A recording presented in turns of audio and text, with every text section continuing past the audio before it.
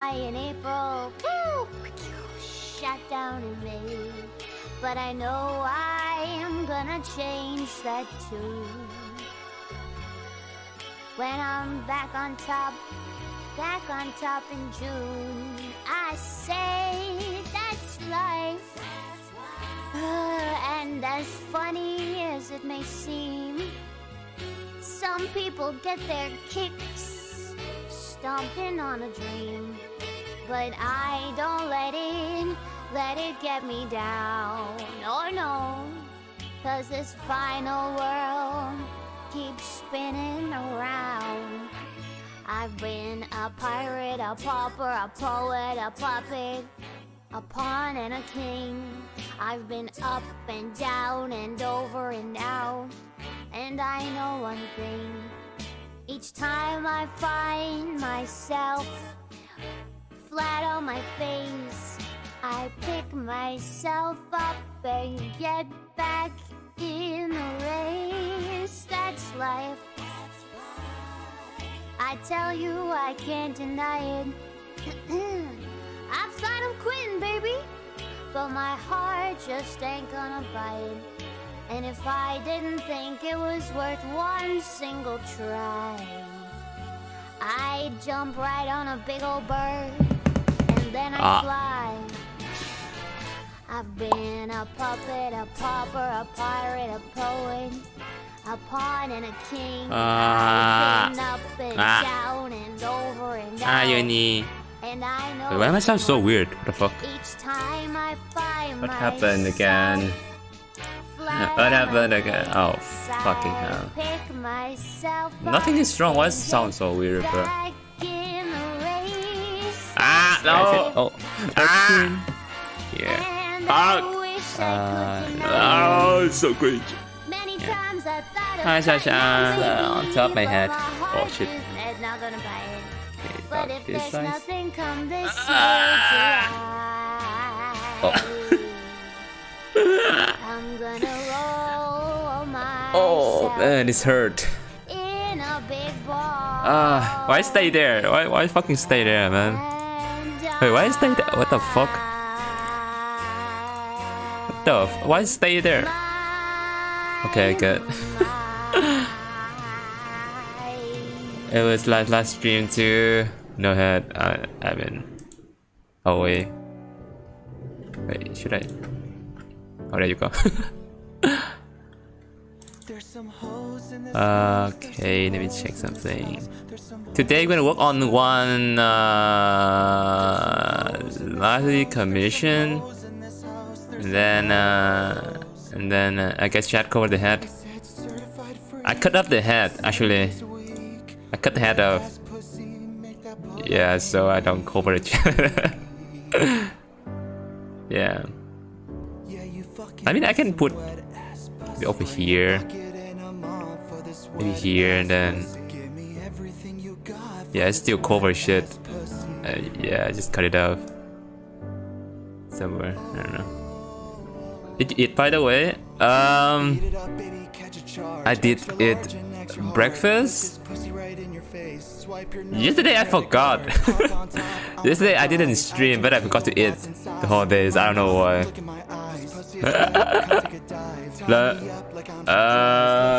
Lunch. I'll eat dinner instead. It's too late for lunch now.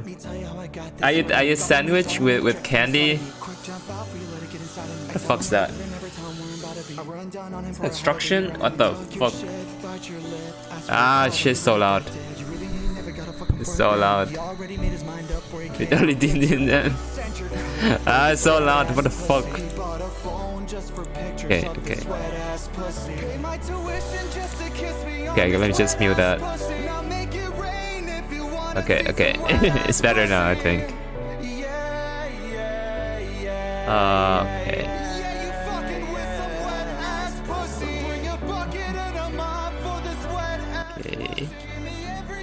Okay.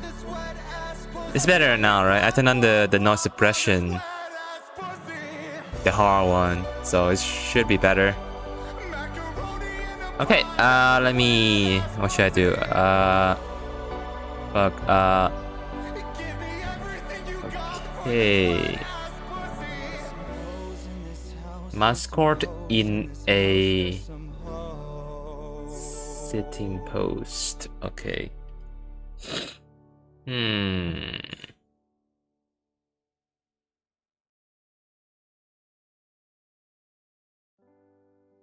Fuck. Here, nice. I mean, it's been so long since I like start doing like commission. It's almost like it's more than 1 year, but I still don't know how to like do the pricing and stuff. I don't know how to charge my commission, and like even now feels so weird. Sometimes I feel like I charge too much, but then when I do it, I feel like I charge too little. A lot of times, it's just annoying. I don't know how. Yeah. Okay, let's get the reference in here. We download them maybe. Do I have to? Da, da, da, da, da, da, da.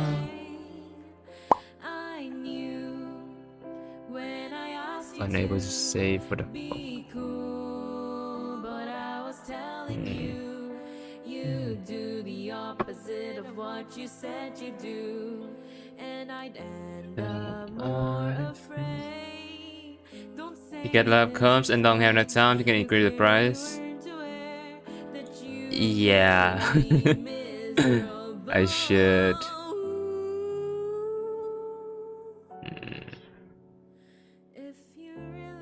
I'll try to figure this out somehow.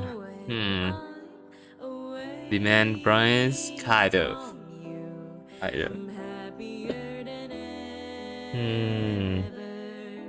Wish I could explain it better.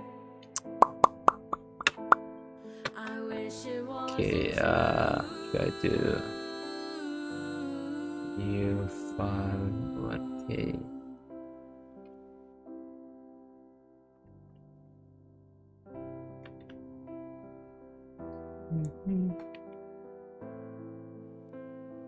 Reference. You call me again, drunk in your Benz, driving home under the influence. You scare me to death. Hi, Wolf. Welcome. Just getting some reference right now. Okay, let's see. Sitting pose for expression. Okay.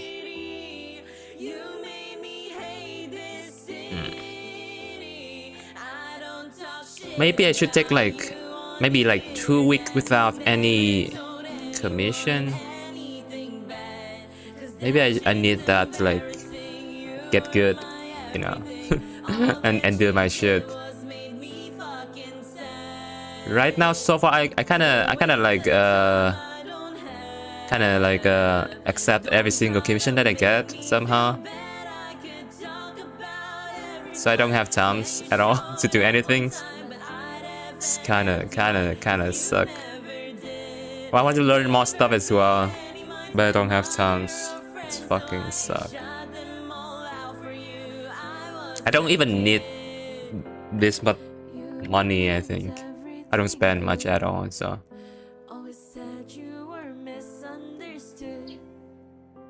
Yeah, I probably should increase my pricing and then take less commission somehow. I don't know how. Save the money. Yeah.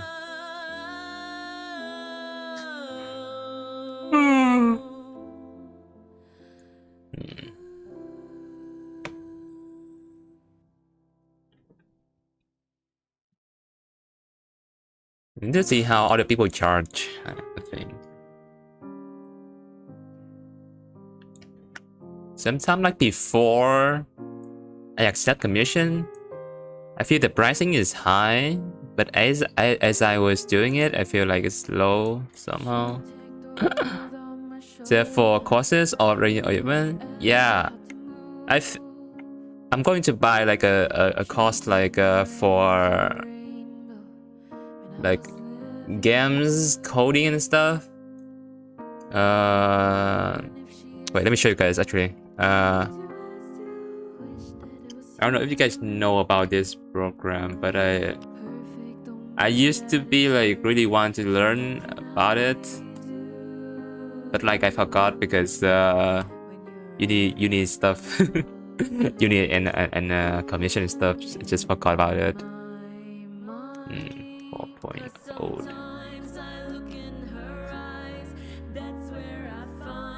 Oh, it's Go Dot. Yeah. Maybe this one. Yeah, it's Go Dot engine. It's like a game engine, but like I think it's simple compared to Unity and like Unreal Engine. It's free and it's lighter. I mean, Unity is free as well, but it's kind of confusing. Also, there's a cost thingy. I think of buy the thing, the cost and stuff, but it's not this thing.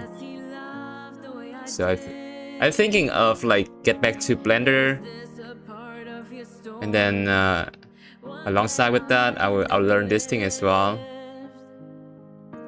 So then, wait, how do I check the costs? Wait, fuck. Let's learn. Where's the cost out? I forgot where I.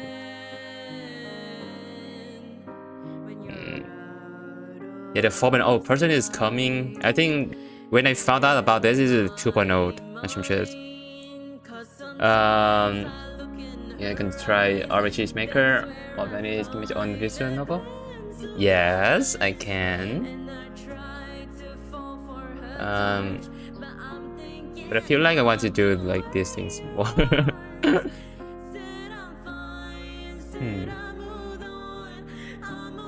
I don't know, just learn it, just learn it for fun. It's not like I want to like make games like money and stuff. I just wanted to learn it for fun, so just find something to learn. Yeah.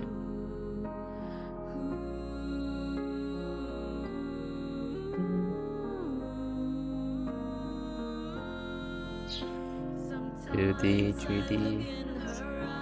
Yeah, I think they improve a lot of shit. Last time I said it was like 2 years ago. Yeah. It's pretty fun. Putting it away is good. Yeah. Hi Razor, come in. How you doing? Yeah, so I think I'm learning this shit. Yeah.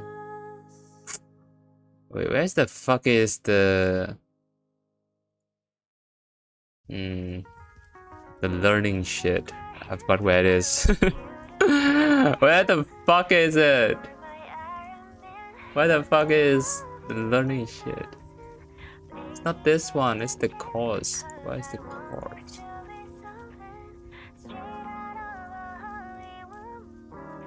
Where's the course? Oh man. I forgot where it is. Look, it's at 4 AM for you. Why are you still awake? Why are you still awake?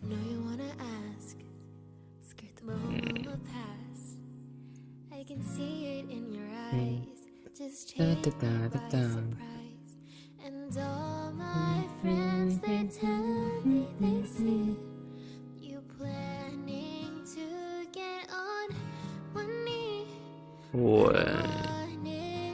Where is it? So make sure I have no clue when you ask, baby. This looks fun to make. But I think like in Unity, I think there's a features for Live2d thingy as well. I don't think this have that. Yeah, I don't know, bruh. Anyway, where's the course thingy. Baby, you're my winner. What did I click to? Wait. You're thinking about the aisle. It reach in your pocket. Emotional lucky. Horse. And before you could ask, I answered too fast. Oh, it's different. Oh, it's different website. Yeah, I'm thinking of buy a bundle. It's still expensive, but like if it there's like 50% off right now. Also, like I live in Vietnam, so like there's a region thingy that gives you 50% off regardless. So it's not that expensive and a lot of things to learn. So it look fun. This look fun. Wait, this is including the.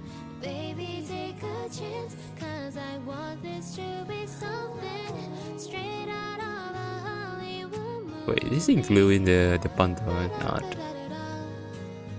No spoilers, please. No spoilers, please. Baby, take my hand. I want you to be my husband. Cause you're my Iron Man. And I love you 3000.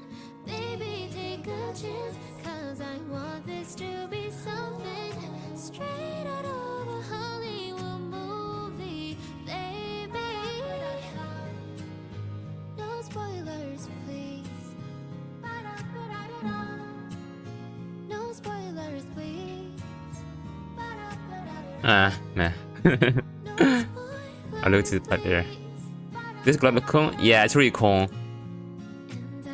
I think it's a lot simple compared to Unity and like Unreal, I think. And a lot like lighter. I feel like the community is better now compared to before. Before it's really small before, but now I think it's better. I knew about it like 2 years ago. It's got a lot better.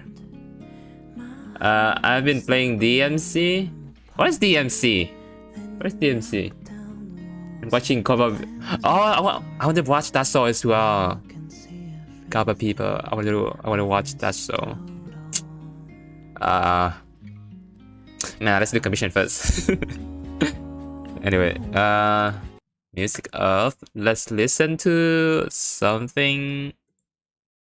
Which one? Okay. Interview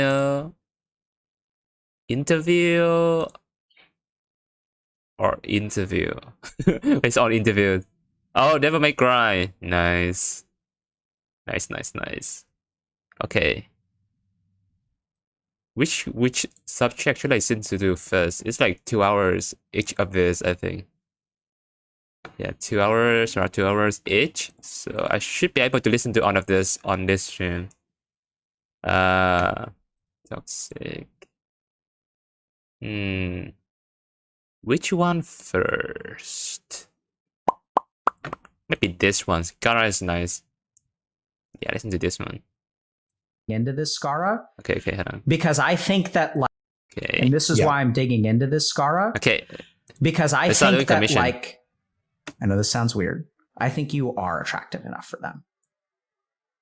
And I think the real sad thing is that it is your belief that you're not attractive enough for them that is actually like becoming the self-fulfilling prophecy of like the current romantic state that you're in.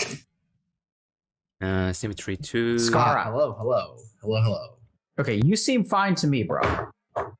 So testing 1, 2, 3. Still scuffed? Am I delayed? Fixed. Okay, so little story chat.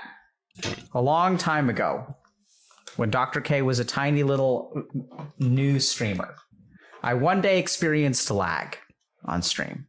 And I talked to this person named Felix XQC. We were lagging on stream.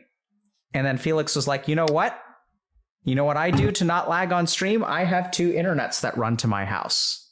And I was like, that's crazy. You have 2 internet connections? And he's like, yeah. So we decided to get a second internet connection and we just swapped them. Oh. So hopefully that's fixed. Anyway, I think thanks for being patient, Scar. I really appreciate it, man. It's no problem. Like I have literally like all day. I've been looking forward to this talk for a while. Oh, really? What I've been have you lurking, looking Bassassin. Have a forward to? wonderful stream. I think Thank you. it's that Thank you. I hear a lot of people speak highly of you. I watch stuff that you do, and I think that you're kind of a very interesting person, especially in this space. And so, I think it's something that it's like a very unique, I guess, moment for me to be able to talk to you. Sure. Well, I hope you get something out of it, man. Oh, I'm sure I will. Is there something in particular that you were thinking about talking about? Well, I have a bunch of things. I think Sure. there's a lot of things that are easy and some things that could be like a little bit harder. Okay. The easiest things might be like the problems you have generally streaming for such a long period of time. Stuff about like,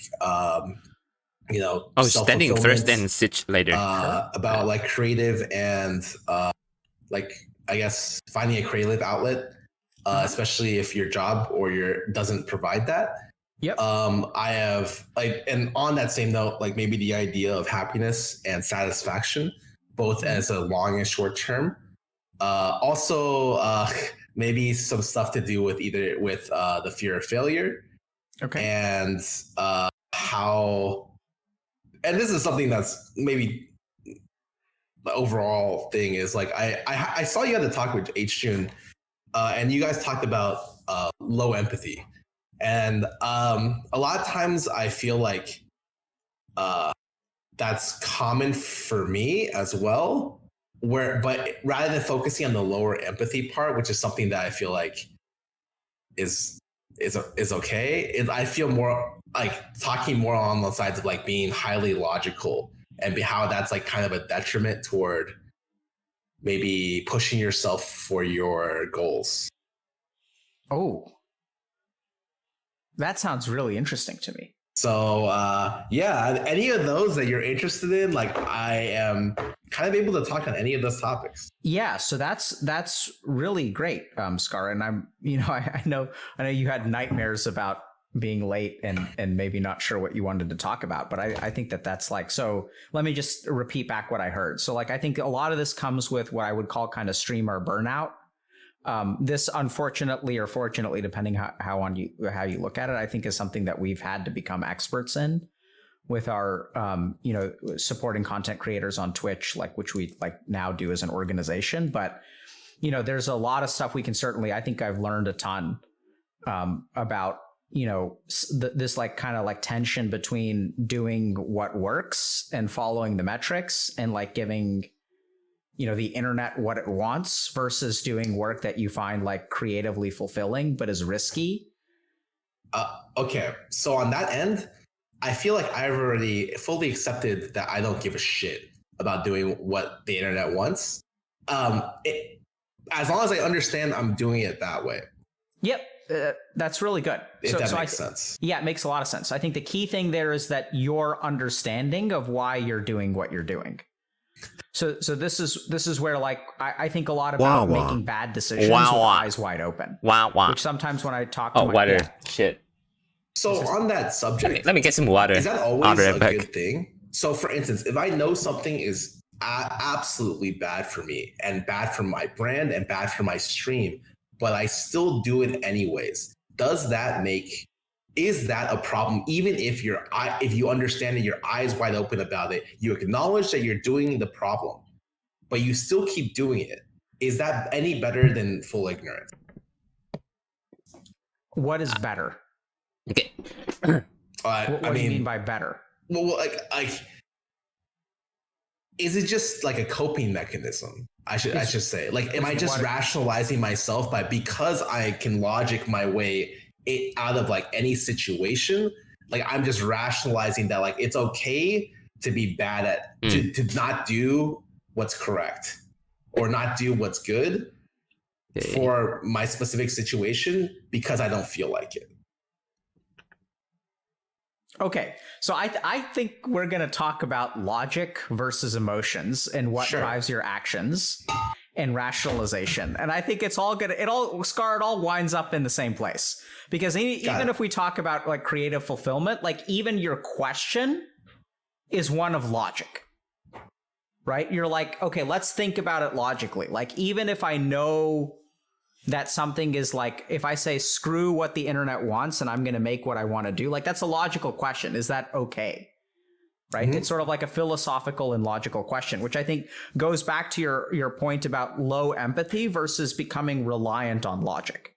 Because I don't think, I mean, just some of the stuff I've talked to some people who I think know you, and I don't, based on what they say, I don't think you have low empathy at all. I think you actually, at least in terms of the way that they speak about you. Now, I wonder if it's cognitive empathy, and I'd be really curious about what that reaction was that you just had. I think it's because they don't talk to me a lot. Okay. I think when they interact with me, the me I put out in that scenario is like fully on all the time in the sense that I try to always be very, very like Skara, if they talk to you more, what would they discover? I feel like there's just a lot of or there's some moments where I feel like I guess it wouldn't align with what they think. I feel sure. Like because whenever I interact with people, especially with my friends, I tend to value their time and the conversation very highly. And although I will make mistakes here and there, like recently I made one, there will be situations where like I tend to like try to think ahead of time and try to make it so that like when they do meet me or interact with me, like they always take away with that was a good moment, you know, because that's like what I try to do with my friends. I feel like that's just really normal with everyone, right? Mm-hmm. But for me, to like a larger extent, it's like, well, I value those moments quite highly because those are the things I look forward to. You know, a lot of times when you're in the streaming thing, it's very routine, especially during COVID, right? You're not going out. Like I'm not seeing anyone. I'm not really like, you know, actively looking.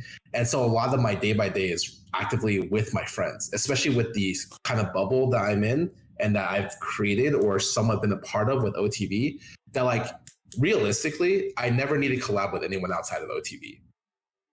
Just on a sustainable level, like it never needs to happen because the group is so large at this point that only collaborating within my bubble is enough to like solidify my brand, my future, as well as like put myself and keep myself like near the top, right? Not at the very, very top, right? Because I think at that level, you'd have to wig it up, right? And go to like alternatives where you go toward like collaborating with a bunch of different people. Yeah, what's up? We're going to stop you there for a second. Sorry to interrupt. Yeah, no, but you slipped. I talk a lot. You slipped away from me. So you said that, you know, I mentioned that I've talked to some people who have found you to be very empathic and supportive. You mentioned that those are moments that you really look forward to and value. And then you also said that like the reason they think that way about me is because they don't spend enough time with me. Yes. I think I tend to be able to be very objective about my faults. Sure. I can kind of now look at the mirror. So when you look in the mirror, what do you see? A person who's trying to work on it. Work on what? Empathy. That's something that was like kind of a goal for me in the last 2 years. Can you help me understand that?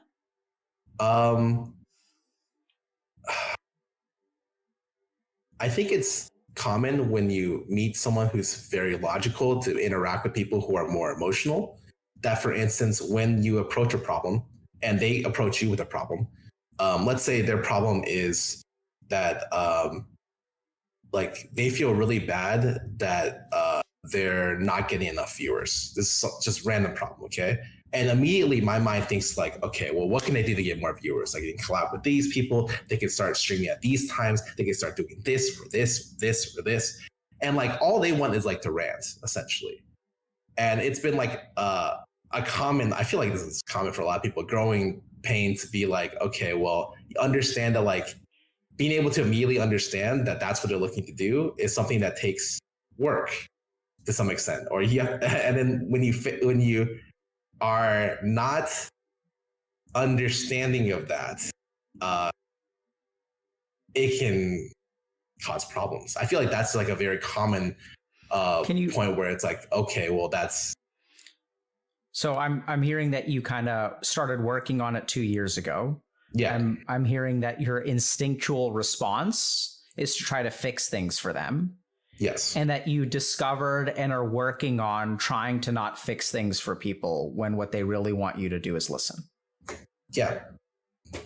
Can you tell me what things were like before 2 years? I didn't interact with many people.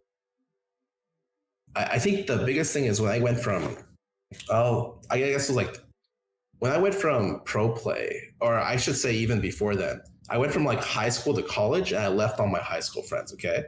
So in college, all I did was play video games. Like, that's it.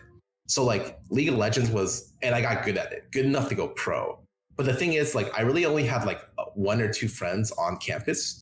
And like, I would literally spend my entire life grinding the game. And then like, I left them, don't really talk to any, the 2 college friends anymore. I went to LA. So like, essentially I had no friend. And so going from that moment where like, I had no friends into like meeting Dignitas people, being friends with them, leaving that and still having to make new friends, it was kind of a situation where like, yeah, before those 2 or 3 years, like I just didn't talk to people. So when I started OTV to like partially hang out with people I thought were cool and make content together and find new friends, like I didn't have to go through, I guess, some of the growing pains I should have earlier if you had more friends. How did it feel to not have many friends, like back in college? And honestly, I didn't really care because I think I was so addicted to games. Like it sucked sometimes where it was like, oh, well, you know, it's not a. I guess this is one of the things where before then I would like kind of logic it out and rationalize that like I didn't need to meet new people. Cause like for me, it was like, okay, if I stay inside and I raid World of Warcraft or I play League of Legends with my friends, like I'm always going to get like an 8 of 10 experience for the night. Like it's going to be sick. But if I go out to drink or I go out with my friends, like sometimes like the people I meet are kind of weird. Like the situation is kind of lame. And like maybe the average is like a 6.5 or like a 7. So like just from my extent, because at that point I didn't value like new experiences very highly. I was just like, it's not worth it for me because like the averages are just so different. You know, it's clear, like if I just think about it, like mathematically, like I should just stay in and play games. That was because my evaluation of new experiences was not worth much. But later I learned that it was worth everything. How did you learn that? Growing older, you tend to learn that new experiences are kind of the way to find what you want and the way to find, I guess, grow. And I think it's like everyone knows that. They might not know that, but they've heard people like repeat the words, even if they don't actually How know. did you get to know that? I got a lot of new experiences. So when I played professional play, I didn't realize at the time, but I visited multiple countries. Like I went to multiple different places, experienced a lot of different food, a lot of different cultures, a lot of different people, got to meet great people, which I feel like are amazing and are super like funny or super like talented at what they do. And I realized that like meeting new people and having those new experiences were things that shaped my life. So in hindsight, I look back on my like kind of formative years when it comes to early League of Legends as like League of Legends actually made me the person who I am for all the good and bad. And who did League of Legends create? Who is the person that you are?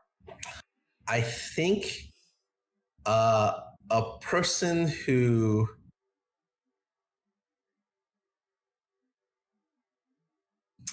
I think when I was younger, I used to always chase happiness. And so I'll put it this way. And this is, I think everyone does this, right? This is Pursuit of Happiness is a fucking movie, right? But when I was given those early forms in middle school where they're, what is your future profession? And you write down your future profession. I was a little kid, I wrote down happy. And I, to this day, still think that small version of me was still way smarter than who I am now. And I think I've been trying to chase what that means and how that like translates to what I do for a long time. And I realized that like League made me happy. Working with people to a goal made me very fucking happy.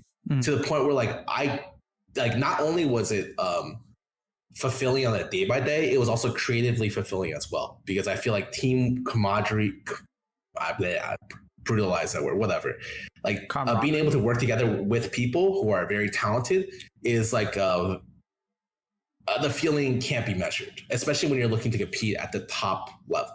At least in the top level of North America, right?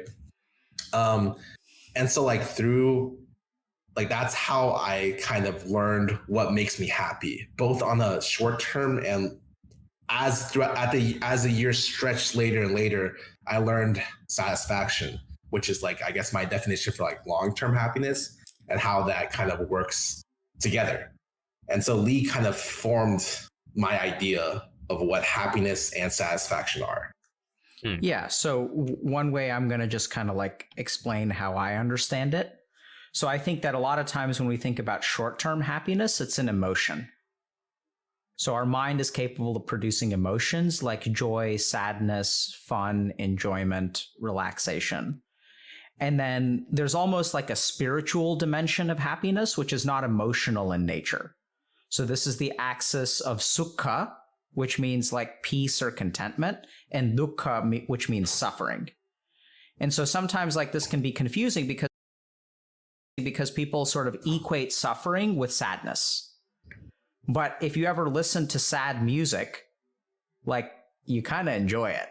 And like, why do we listen to sad music? Why do we watch sad movies? Because in those moments we feel negative emotions, but there's like a peace or joy or contentment, which implies that actually that the axes, like the spiritual axis of sukha and dukkha, or contentment and suffering, is independent of the axis of emotion. And that emotions tend to fluctuate relatively easily from day to day. But what you call satisfaction, I think, is on that other axis of sukh and dukh. It's sort of a more cosmic sense of contentment. I don't know if I'd relate cosmic contentment and put those words together, but I do understand the general gist of what you're talking about. And I agree.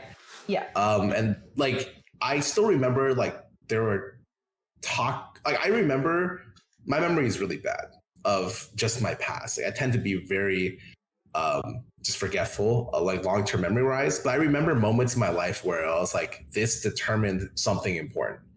So like, I remember way back in the middle school when I first learned how to play tennis, I had a private instructor, and we were playing tennis, and I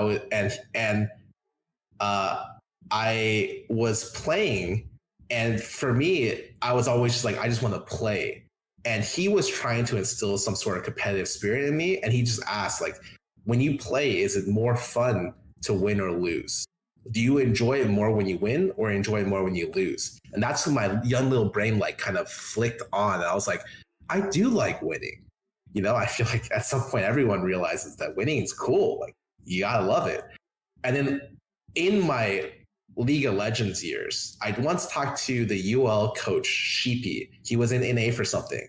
And he kind of talked to me about satisfaction. And he used very League of Legends terms for it. He was like, okay, a good example of happiness versus satisfaction is if you go to Worlds, like, and if you're playing with your team and you're enjoying like the moment you play with your team, the wins, losses, you're making playoffs. But if you don't make it to Worlds, are you satisfied at the end of the year? And I just thought about that, and I'm like, I'm probably not. You know, regardless about how I do at Worlds, if I don't make it, I'm not satisfied. And for me, that was like a very easy League of Legends way of putting it, or like esports way of putting it, of like how to determine between like satisfaction and happiness for myself.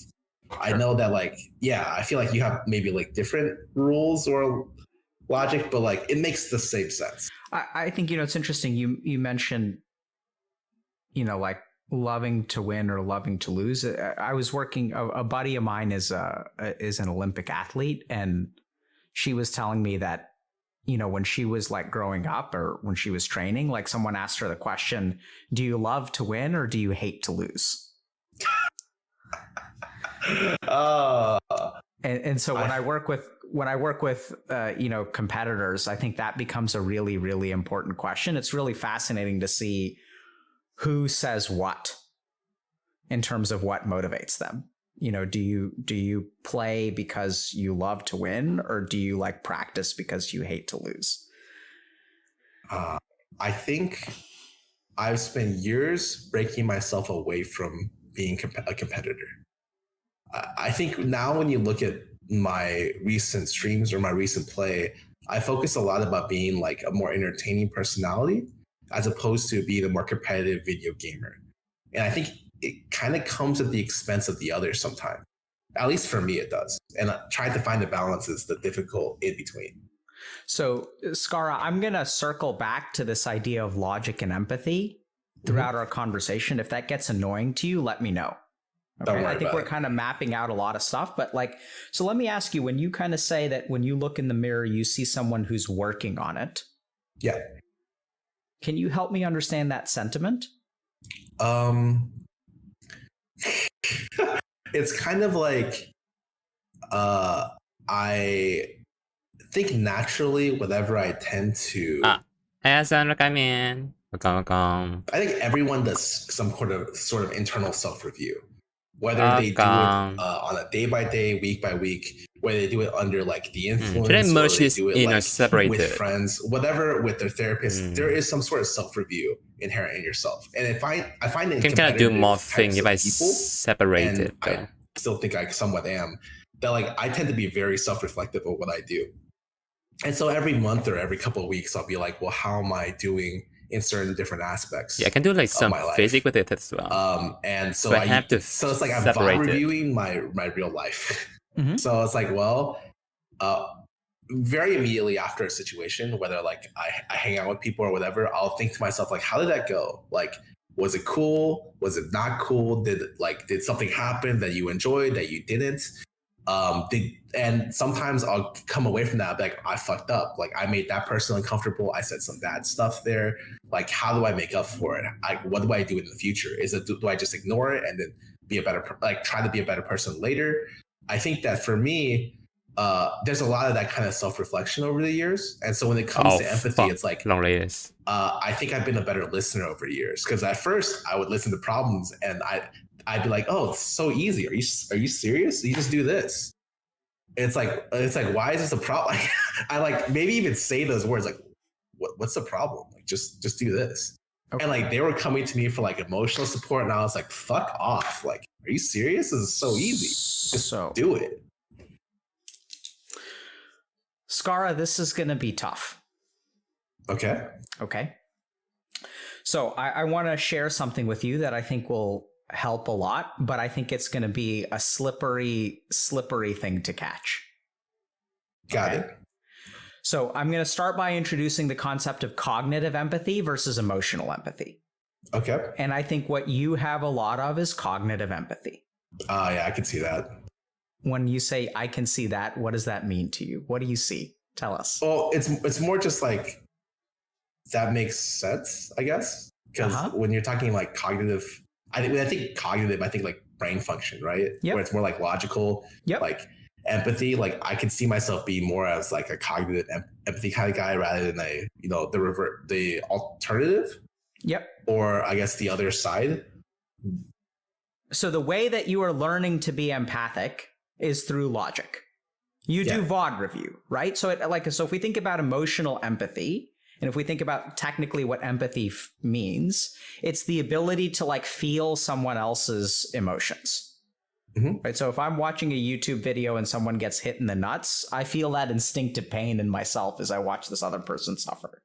It has nothing to do with cognition. It has everything to do with an empathic response. And I'm hearing that you're becoming socially adept, but I'm not sure that you're becoming more empathic. because I think what you're really enhancing is your cognitive empathy. You're looking at this like a game that is played that has rules. You're looking at relationships like chess. And it's like, if this person makes this move, what is the right move for me to make? Problem solving is the wrong move. Listening is the right move. How do I listen? Okay, let's listen. Oh, that went well. Good job, Scara. You're working. How do you feel about that? I feel like there's a lot of truth in what you said, and I may not agree with everything that you said, but I'm willing to listen. So, what do you disagree with? I feel like I may have explained it to you too logically, because there's no way. Okay, I find it very hard to believe that people think specifically like that logically about stuff. So I even though I explain it that way, I don't necessarily think or feel that way completely. Okay, but good. I do agree with you that like that could be the case and highly true. So now we get to the slippery part, and this is what's going to be hard. Is when I ask you questions, your answers are logical in explanation. But I think that we're missing something because you skirt very quickly over something to a logical explanation. Okay. So I'm glad that you recognize that you explain something logically. So I'll give you just an example. When I mentioned that I talked to some people who consider you to be like a very good friend and very empathic and emotionally supportive, what was your response? I didn't think I feel like it's overplayed. I guess that's my initial response, but that's because I have very there it is low... again. Slippery. Okay. Slippery, right? That's because. So one is an emotion, and then the second you say that's because, you move into a rationalization. Slippery. I find that the best way to talk about these things is relatively rationally, if possible. There's Why some do you think people who can't. That's the best. I feel like it's easier to break down and digest when you can do that. And I found that, especially when I approach someone like you, that I feel like does that a lot or can do that it becomes easier to talk to when it's completely logical or like mainly logical. Yes. So I would concur to you that it is I understand why you say the best way, but I think what position did you play in LoL when you were playing competitively? Mid lane. Okay. So like, I think that's a very, like, if you think about, winning a game, you can be mid lane centric, right? Like you can think about the goals of a mid laner, and that's your strengths. So when I ask you, like, I mean, I think you understand this at a higher level because you understand LoL better. But like, if I were to ask like a mid-tier LoL player, or if I go post on the League of Legends like Reddit and I ask, how do I climb? And they'll say like, you've got to play mid and carry the game. Technically, it isn't true, but like, you can certainly see why people feel that way, right? Yeah. Like, and supports will be like, yeah, I tried playing support and it didn't work. And like, I didn't start climbing until I started playing mid. So I think that when you say it's the best way, I think that's because that's the thing that you're the best at. Agreed. So I think that like where we need to work on, because I think it's like subtle. And I'm curious, do you remember what you were going to say when you were about to say that's because, and then I cut you off like a dick. But I think you were saying something really important. Do you I have very low was? opinion of my self-worth. There we go. A lot of times. Yep. So? Yeah. I think that's normal. A lot of times. Okay, so there you go, explaining it, rationalizing it. It's normal to feel this way. Yeah. Right? But like, so what are you feeling right now? That I put myself out there a little bit more than I have normally. You just lost me. That I usually wouldn't say that without some sort of joking connotation to it that I usually would on stream. So I'll ask you this question, I think, for the second or third time, and you may hear it a few more times. Skara, what do you see when you look in the mirror?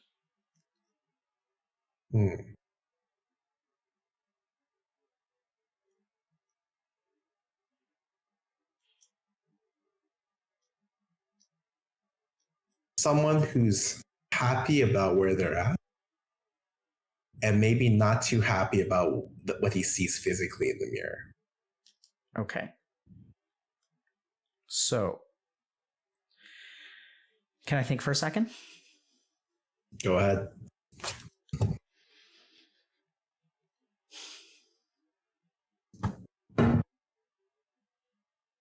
I'm figuring out how to say this.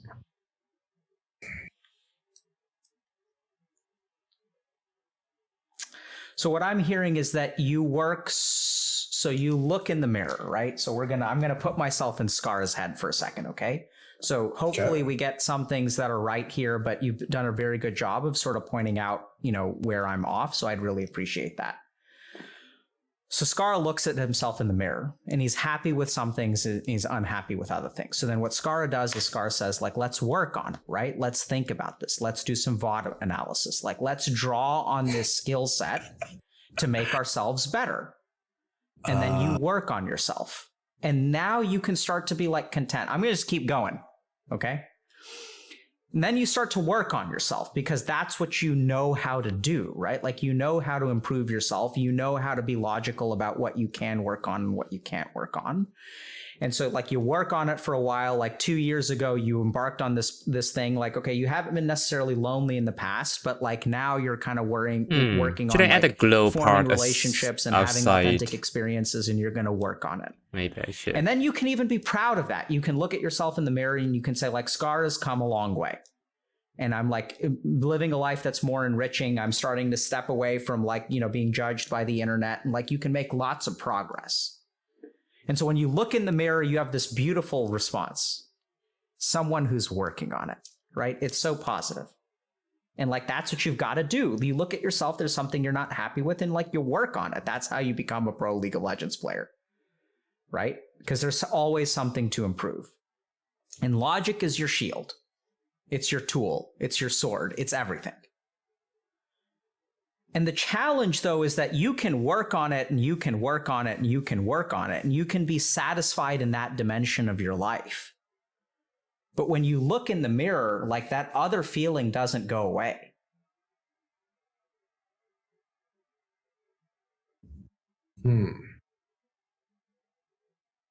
Okay. What do you think about that? I'm trying to figure out what you mean when you say other feeling. So, a few moments ago, you got a little bit emotional.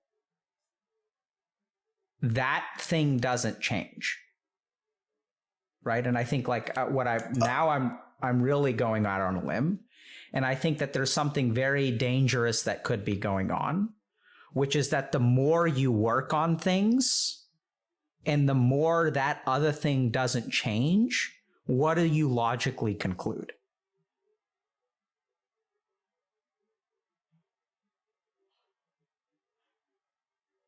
The more you work on your life and the more successful you become. Yes. The more you work on empathy. Yes. And the better you get. And if you look in the mirror, the more that other feeling like continues, persists. I think when I look in the mirror, I think of a lot of things that I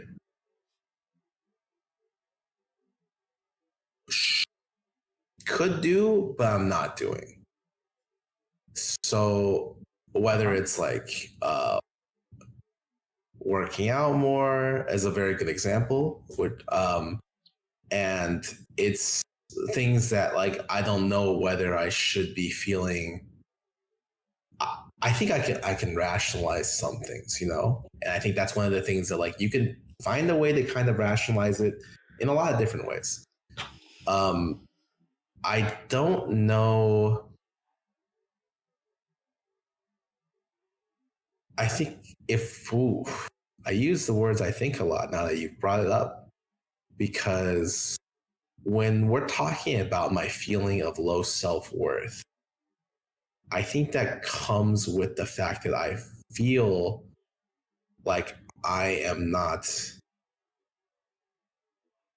flexible or good enough as a person in every situation.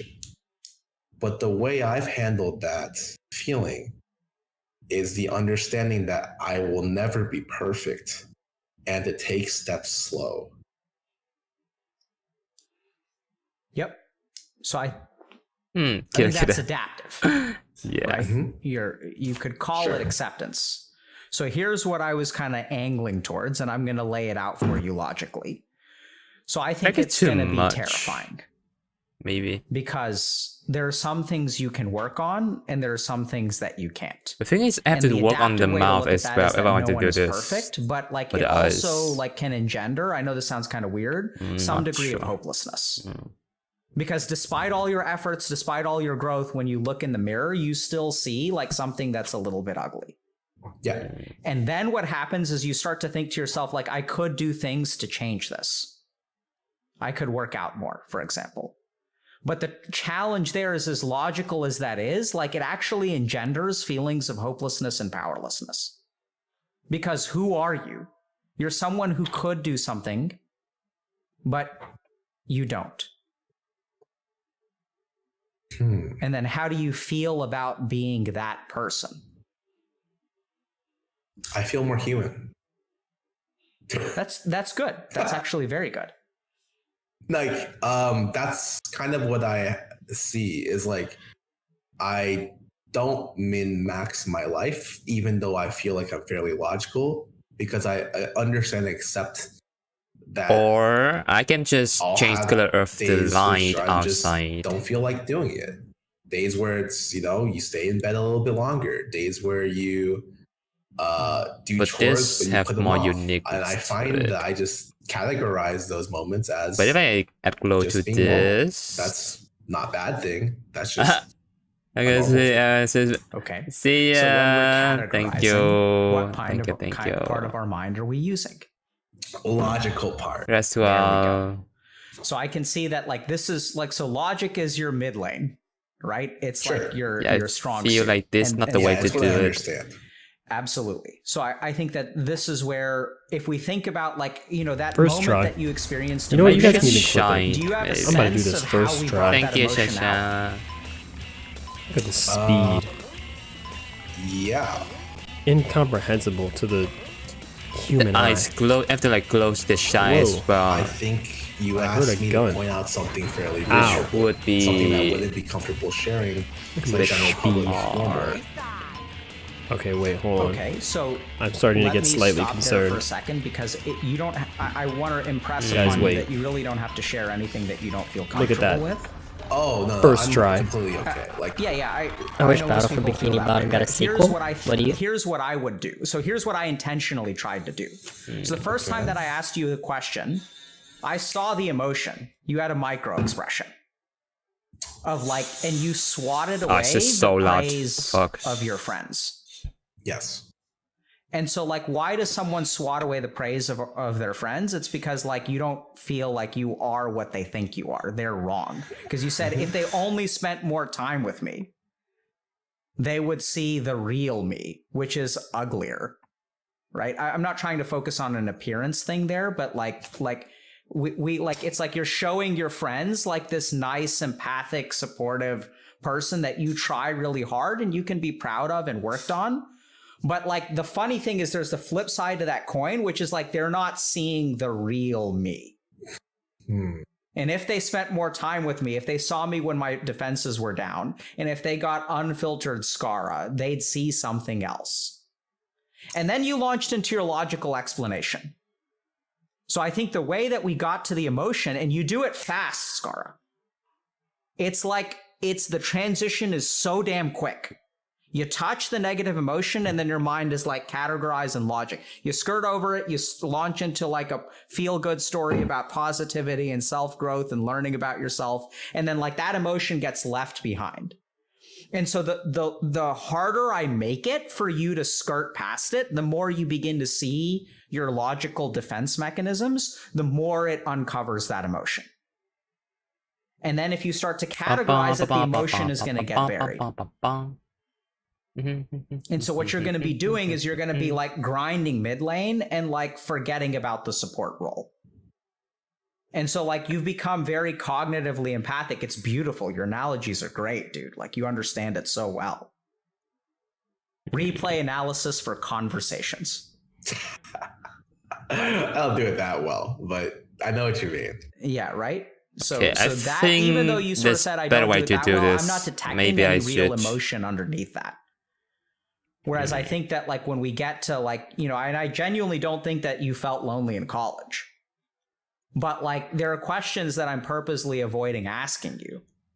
Like because I think that they're We going change the to light elicit emotional responses. And like something. I don't know if like I don't know that we ever need to ask those questions. Different. Because I think the Okay. most important thing to, I'm sure it'll be clip worthy, but like the most important thing is to help you understand like how to access your emotions. Because your emotions don't need to be fixed, Agreed. right? And Yeah. so, but it's hard because you like to fix things. Ah, So like you've learned how to listen to other people and you're starting to sort of learn how to listen to yourself. But I think that you default to problem solving your own life, yeah, I can see that. right? So, you know, what I'd really like to do is teach you about stepping away from your logical mind. What do you think about that? I think that'd be cool. And okay, yeah. So tell me about round 4. What do you see when you look in the mirror? I don't know. Like, if I'm going to be 100% honest, I don't know. I don't really think about it too much. Okay. Aside from the fact that, like, I don't like to see the reflection that looks back physically. What I think well, just like, I wish I was skinnier, I guess. Like, Okay, I sorry. wish I was more healthy, sure. So I'm going to just repeat back to you what you said, because I think we're getting somewhere, but now I'm going to go the logical route. Cool. I don't know what I see when I look in the mirror, except for ... Yes. Right? So like if we think about that response logically for a second, there's like a dominant direction, which is like something negative. I think, yes. So I think I first look at the physical appearance. Okay. And what do you... Yeah, so and what do you think about your physical appearance? That it could be better is one way to phrase it. Yep, good. So now that's your positive adaptive version, Yes. right? So what's the flip side of the coin for it could be better? That I will die before I'm 40 unless I start taking care of myself. That's still a positive. There's a dirtier version underneath. Hi, Bess. How do you Welcome, feel when welcome. you look in the mirror? Out of shape. Oh, it's not dark enough though. Okay. Let me know if I'm digging in like, so I, like, let me share with you, because I'm gonna do some of the lifting for you, okay, Skara? Yeah. So I'm gonna do this because I don't want you to feel bad, and I feel like if I keep on asking you questions, you're gonna feel bad. So we're gonna stay in a safe territory. I think you're a pretty far away point from me feeling bad. Okay. But maybe that's just defensively what I'm saying. But I'm okay. I think that I'm pretty sure. Okay.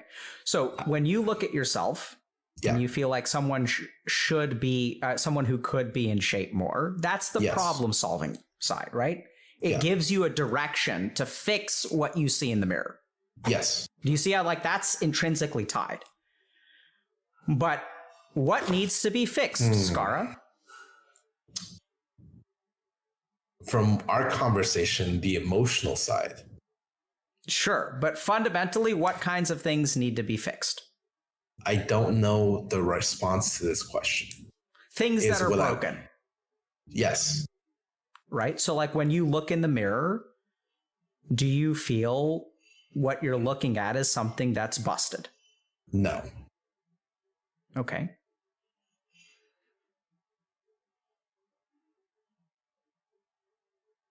Let me think about that response for a second.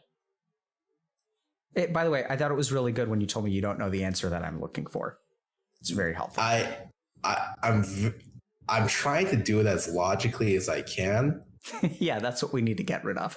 Yeah, but like I don't know how else to do it because when you're asking me what I see in the mirror, I first think like what I actually look at in the mirror, and then I don't remember what I look at. Okay. Like I almost want to go to the mirror right now and be like, "Who are you?" Yeah, that's a good. We'll do that for our meditation. Okay.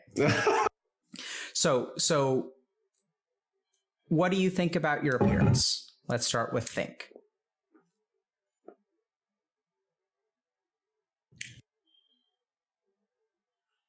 At the most basic level, it's that I'm fat and I could be better. That's it. Okay. So I want to just point out once again that anytime something could be better, the flip side of the coin is that it's not good enough. True. But I think if I go down that route, it'll be so self-destructive that it'll be terrible for me as a person. And that's why. And therein lies your problem. Yes. So that's the road, Skara, that you have to walk. Okay. So like your whole problem is that you have deviated away from that road for so long. It kind of comes back to like not recognizing like the value of experiences. And this is where like you have to walk the dark road. Like you have to step away from the adaptive road. And you know, you should walk it with care because you're logically correct that oftentimes swimming in that ocean leads to self-destruction. Yes. But like, you know, you have to walk that road. And you try so hard to not walk that road. And like, as long you can stay as adaptive as you want to, but that thing will not be fixed. Yes. Usually it's like I tell my stream this, that usually a lot of problems get fixed because self-hatred. I just hate it. My self-hatred overcomes my laziness. So eventually, like if I have a problem, like I'll hate it enough to where it overcomes my want to not do anything about it. And then I end up fixing it or trying to fix it or working on it. I think that we rely on negative emotions a lot to spur us forward in life. Right? So when you say self-hatred to overcome laziness, that makes a lot of sense to me. And I think that like what we've got to do for you to be happy, because I don't think that you can be happy in your whole being as long as like that darkness or that little ball or whatever that is there. Like you can adapt around it. Like you can, you know, build roads around it. You can build walls around it. You can do all kinds of things. You can work on other things. You can learn how to be like proud of yourself, which I think you genuinely have. You actually come across to me as like a relatively like confident and secure person. I think it's because I know a lot. I feel like, you know, when it says with age comes wisdom, you tend to find out more about yourself as you go older. And for me, that means I've kind of, done that, I guess. So my weaknesses, my strengths, my faults are things that I have a bigger understanding of as I've gone through multiple different situations. Okay. I think that understanding and wisdom are good things. Do you feel angry at yourself, Skara? Right now? Or about certain things? Or yeah, sure. I usually feel I want to have like a separate more so than anger icon for the texture instead. Right now it's the pencil, the pen, I guess, and It's the brush. I should have something a common thing for will be like if people play with me, texture. I tend to want them to feel good about it. Like even if they don't say it afterwards, like I can tell if like the mood was good or it wasn't. So if I do a poor job, I bring like bad energy, or I just don't accommodate them well, then I feel frustrated or bad about it a lot of times. What are you frustrated by? My inability to make them have fun, because I think a lot of the times I can do that. I know I can do that. Tell me about that. So if I'm in a, let's say it's very simple. So like OTV has a lot of friends, okay? Like whatever. So let's say I bring in like just OTV. So we all play together. I mean, it's just like looking out for people and making sure they're having fun. If you could kind of tell if they're not having a good time, and like if that's happening, usually you'll see this very commonly, that like someone reaches out and like tries to talk to them or get them more engaged into the game, or to like kind of work with them, or just like, you know, shoot the shit so that they feel like they had a good time. That's what I strive to do when I play with friends. So what are you frustrated by when that fails to happen? When it fails to happen, and I think sometimes I'm frustrated because there were moments where I feel like I could have been able to do that. And sometimes it's completely impossible. Like they're just having a really fucking bad day. And like, it's like really impossible to fucking do that. But most of the times I feel like it's possible. Okay. Can you control the emotions of another human being? I wish. No, but you can make it, not manipulate it, but kind of guide them towards certain emotions. Kind of like what you're doing right now. Okay. A little bit. Yeah. So, but I mean, you try though, right? So here's what I'm hearing from you. Yes. You accept responsibility for other people's enjoyment. Only when I feel like I could have made it better. Does that make sense? Yes. So that's what's so damning. So let me just repeat back to you what you just said. I only accept responsibility for other people's enjoyment when I don't do a good job at making them feel joy.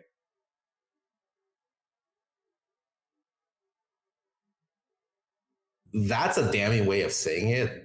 I usually agree with most of what you say. I think in that scenario, it's more like there are certain scenarios that will play out, like certain moments during the session where I'm like, oh, I could have said this to help out a little bit more, you know? Or this, I could have done this instead to help out a little bit more. What's as your opposed resistance? to that. So Yep. So I think here's what I'm going to draw for you. Okay, Skara? yeah. When I shared with you, so this is like, okay, I'm going to explain it. I don't know if this is going to go in the right direction or the wrong direction, but instinctively, I'm feeling like going for the throat emotionally here is like a big mistake. Okay, so I'm going to play on the rational level. Okay. So, yeah, I'm just not, I feel like, Texture. yeah, It's up to you. I'm running into your rational defense mechanisms, and there's a part of me that wants to pull out my sledgehammer and like smash them apart. But you can do it. I if know you want. say that, but I'm not gonna do that. Okay. Understandable. So here's the thing. Like there's a part of you that I think you don't feel like you're good enough. Yes. Okay. So like, and it's interesting because it pops out in weird ways. And like, I think what you've managed to do is like adapt around it, which is very good. It's like what most people do, right? Like you learn how to compensate for your weaknesses. It's kind of like you've got a bum leg. So you like figure out, you know, like how to walk with a limp, and then you grab a crutch or a cane or whatever. You do whatever you need to like get by. And then what I find is that like a lot of our adaptive behaviors over time become maladaptive. And this is where like the question, like I'm really curious about your like romantic experiences. It's something that I'm steering a little bit clear of. We'll get there. I'm going to ask you because I've mentioned it now. What are you feeling now? I'm feeling that I commonly steer away from relationships. A lot of the times I feel scared to pursue them because of I feel like there's a large part of me that considers my friends and my friend group like my family. And so I feel like there's a lot of, even if they don't have this, a lot of judgment that we're going to stop you there, right? Okay. So the reason I'm going to stop you there is because it happened. So I mentioned romantic relationships. I didn't even ask you about it. And what was your first response? What was the first thing that came out of your mouth? I really just do not remember. It was oof. Yes. It's because I haven't been in a relationship in years, I guess. Yeah. So like that is the emotion.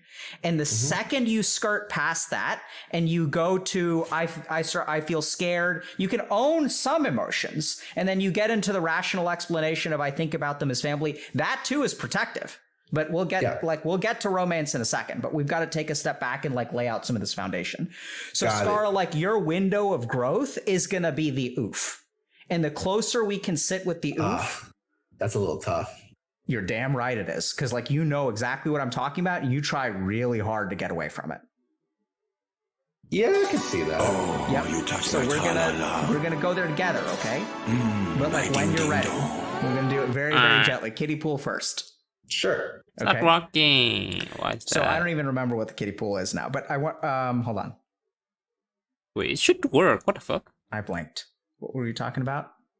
Okay, it's one. You said you wanted how's you? You wanted to talk about the oof. Yeah. And you'll get into working on a small commission. Yeah. You start with before I get back to my son. Yeah. Before all that.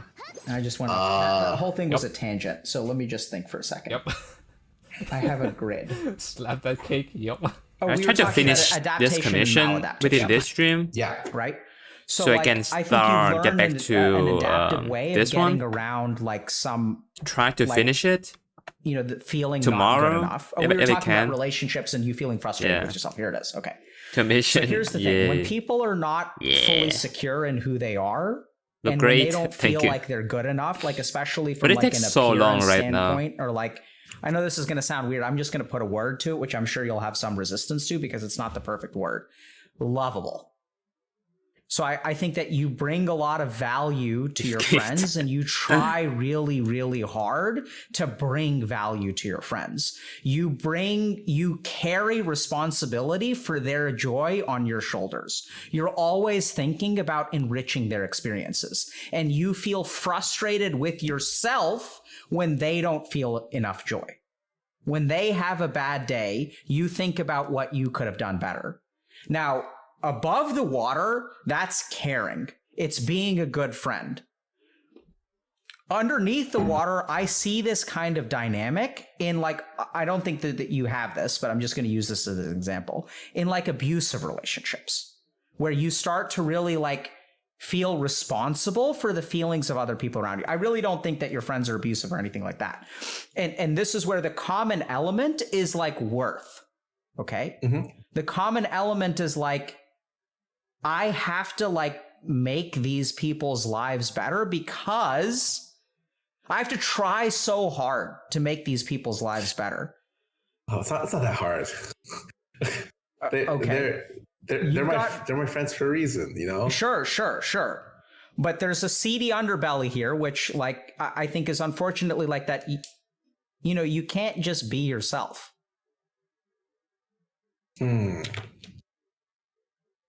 Like what I'm noticing about your social interactions is that they feel very effortful to me. And this kind of gets back to this, like, And just because you've gotten good at it, Skara, gets back to like your original statement, which I'm sorry, buddy, but you impaled yourself on this, which is like they only see me part of the time, which tells me that like there's front-facing Skara. It's had to look like pen. Yeah, and it there's is. like back-end Skara. It is. I don't think it's that different. But I do agree. Sure. Right. So now what we really have to get into is like, what is back-end Skara? Right. And this is where like when we get to romantic relationships, we're going to find all kinds of weird things that your mind does to keep you from like protect you from like all the feelings that you have. So I'm going to give you a hypothetical example. I do not think that this applies to you. Sometimes the reason that people think about friends as family is because they're afraid of what would happen if they have romantic feelings towards their friends. Okay. Right? So that's just an example. Okay. So there are all kinds of adaptations that our mind will do to to protect us from some of the feelings that we may have. Now that I agree with. So like questions, thoughts? No, nothing. I think it's like I understand why you bring up the first part. I agree with you with your statement. Yeah, that's I don't have many thoughts on the matter, I guess, until we approach a different topic. Wait. And I do agree. I feel Why isn't that my a OBS lot of don't the have? talk Wait. right now is like Fuck, just hold on. trying to target the things I've built Wait, safety I do mechanisms have- around to dodge. Better TV, but why it's not working Oh. here? Oh, you're not? Yeah, sorry. Yes. So I think that But it's work for. Wait. I do That's spend a weird. lot of time. I guess I built the safety mechanism a lot earlier because it was there to make it so I guess dodged negative feelings or negative points. Yep. And rather than focus on like a lot of my negative stuff, I would just find ways to make it productive and focus on how to enrich my life. Yes. I do now understand that some of it, if not a lot of it, is, I guess, built in deeply to the point where it's difficult to shake from. Yep. So we're going to start that process today. So I'm going to share a couple of things, okay? And then Okay. I want you to give me a Okay, let's put direction. this in order. Okay. So the first is that we've got two options here. And this may be like a two-parter kind of thing, but like not, it doesn't have to be. But I feel like we probably should separate out the content of what you're protecting from the mechanism with which you're protecting it. Okay. Can Okay. I take a minute to use the restroom? I Yes, literally drink the absolutely. whole thing. Okay. Yeah, go for I'll it. be right back. I need Okay. to use the restroom. Okay. Something is missing here. Maybe I should add some light. We're doing good, chat. Some We're green good. light on top. Scar's knocking it out of the park. Which I should have added before I start merging layers. So for the people who are saying almost there, that means we need to back away. Shit. I should have done this before I merge the layers. It's Yeah, fine, dude, he's it's got fine. some wicked. He's like a dodge tank. It's fine though. Just watch the dodge. Right? And like it's really hard to be a dodge tank and like willingly like not move when the blow is coming. It It add goes some against edge over everything here. that you've trained your body to do. Not sure if this is good or not. So that's the thing. I don't think he's too tanky. His evasion is through the roof. Oh, We're just using I heard video that. game analogies. Yeah. my evasion's through the roof. Yeah. I heard Yeah. that. All right. What I was explaining to Chad is that, you know, it's hard for you to get hit. But anyway. So here's the thing. So like the mechanism, so we've got two options. We can dig into the content of what you protect yourself against, or we can kind of focus on that mechanism of like forcing you to sit in that space and like take the hit instead of skirting past it. So let me give you just an example, okay? So you say that like when it comes to like we could talk about the content of romantic relationships. I'm pretty sure that what we'll uncover is that you have these negative emotions which like prompt you to do certain actions, and we can kind of dig into that. Or we can see like the mechanism through which your adaptations have formed. Does that make sense? I think the mechanisms might be more helpful for me. I think so too. I think it'll be safer as well. Yeah. So like I'm going to ask you hard-hitting questions, but like there's a different direction that I'm going to go. So when I ask you a hard-hitting question, I'm not going to follow up with another hard-hitting question. You're going to dodge, and then I could follow up with another hard-hitting question, or we can just see how you dodged and see what you dodged away from. That's the most important thing. Okay. So like, tell me about how you feel about romantic relationships. I guess really scared. I think when you're in the public eye, you read a lot of bad things, and I constantly feel like either I won't be. Yeah, I guess I'm really worried about what another variable would introduce to my life that's already in a good position, and then there's already a lot of variables attached to it that I'm scared of. Okay, what are you scared of?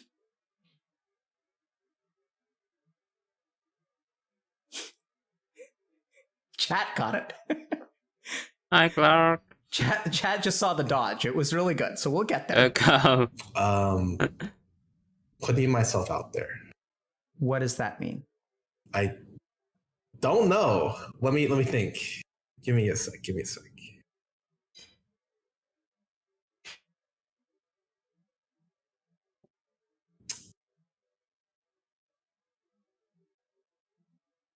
Maybe being afraid.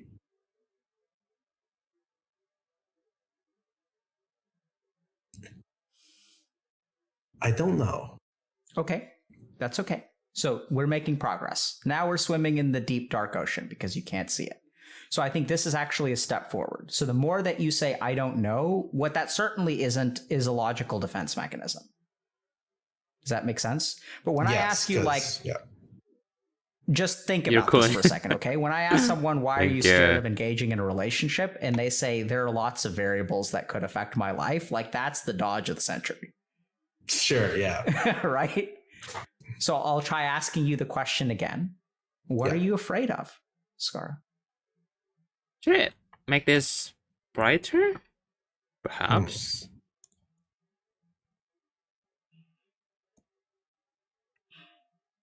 Add some gradient to it? Being not good enough for someone else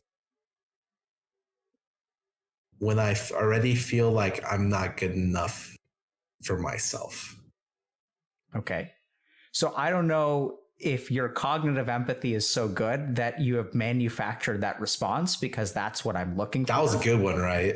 It was a really good one, right? I don't know either, I'll be honest with you. No, I think it was genuine. I think what you're learning how to do is like vocalize how you feel, right? And your logic is working for you now instead of like protecting you.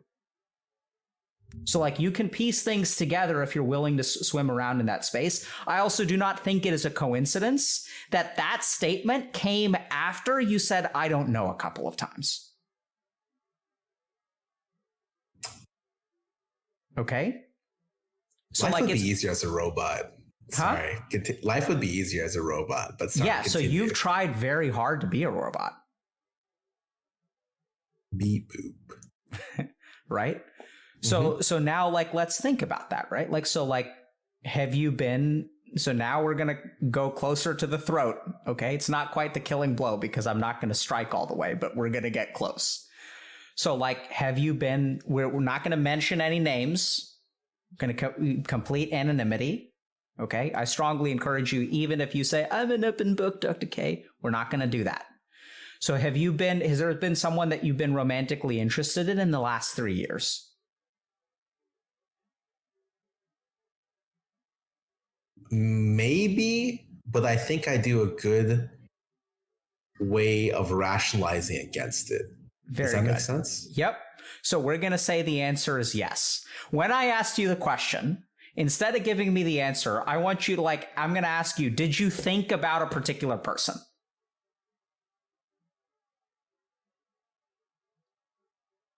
I don't know. I'm going to say that the answer is yes. I don't know, and that's my serious answer. Let me continue. Let me think about it. Okay, I'm thinking right? So I know we said we weren't going to say it, but I need you to think it at least. You don't have to tell a damn soul. I've certainly crushed on someone before. Sure, but good. So think about the last person that you crushed on. Okay. And if the last 3 years, I find it very hard to believe, although I'm willing to be wrong, but we're not going to ask you. So we can't, you got to have crushed on someone in the last 3 years, bro. Sure. Yeah. Right. So just think about that person. Okay. Okay. So when you think about that person, did you ever entertain thoughts of being in a relationship with them? No. Yes, maybe initially, but immediately no. So how to help us understand initially what your thoughts were? It would be complicated. That's where my thoughts went. That's where they went. Where did they start? Okay, how do I change the post from here? I think they started with the simple idea that I thought that I wasn't attractive enough for them. Okay. And then it ended at the thoughts I said prior. Yep, good. So that's I think we all know that by now, right? I think you don't have to be Dr. K to figure out that's what's happening. So now here's the challenge, okay? And this is why I'm digging into this, Skara, because I think that I know this sounds weird. I think you are attractive enough for them. And I think the real sad thing is that it is your belief that you're not attractive enough for them that is actually becoming the self-fulfilling prophecy of the current romantic state that you're in. Oh, that I can agree with.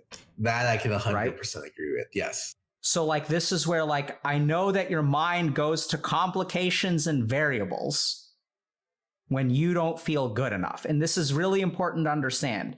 The mind loves complexity. Right? So let me just ask you, this is another read my mind question. So if I'm working with, let's say I'm supposed to meet a partner for a school project and they show up an hour late and they give me 15 reasons why they're late. Yeah. What happens when they say the first reason? What happens to my bullshit meter the more reasons they give me for why they're late? At some point, I would just assume they didn't care. Absolutely. And if they give me one reason, if they just say, I overslept, I'm so sorry, versus I overslept and then my dog pooped and then this happened and then I got a flat tire. I think it's more truthful, yes. Right? So the more your mind comes up with variables and complications and the more variables it adds to the equation, the more BS that your mind is engaging in. Yes. With you. And so this comes back to now we get to the real problem, which is, oh, fuck, I don't even know how to ask this. I'm trying to ask this in an open-ended way, but so you don't think you're good enough for them, right? Yes, to some extent. Sure. I feel like if I'm not good enough for myself, there's no way I want to bring that to someone else. Yeah, I'm with you there. Okay. So like that makes a lot of sense to me. So Yeah. and this was where we get back to, what do you see when you look in the mirror? And I think you see something that's not good enough. And so then the question becomes like, can you act without being good enough? Absolutely. Wait. Really? I don't know how you define act. So so specifically, I guess what I mean is like, can you ask someone out if you feel like you're not good enough for them?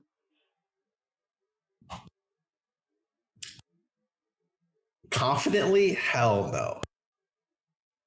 But you can. It's possible. Is it though? I don't mean theoretically. I mean for you. Oh, no. Okay. Right? Oh, wait. I thought you meant like theoretically. Because like... No, but like... Yeah, but like, yeah, I mean, sure. But that's the problem, right? So like, once again, we see it, which is like your mind like gets to this theory. Like when I ask you a question, it's just like, because bro, at some point, like you're going to crush on someone again, right? Yeah. And I want you to chase love, bro. Right? And this is where this is where like a nice, there's emotion. I can see it. You're laughing. Yeah. But like, what are you feeling? No, I think that'd be nice. I think... There's negative emotion. I don't see niceness in your face. Oh, when I tell you to chase love, how do you feel? It would be nice as a projection of the logical mind. Yes. It would be maybe. Nice. I feel like it will happen.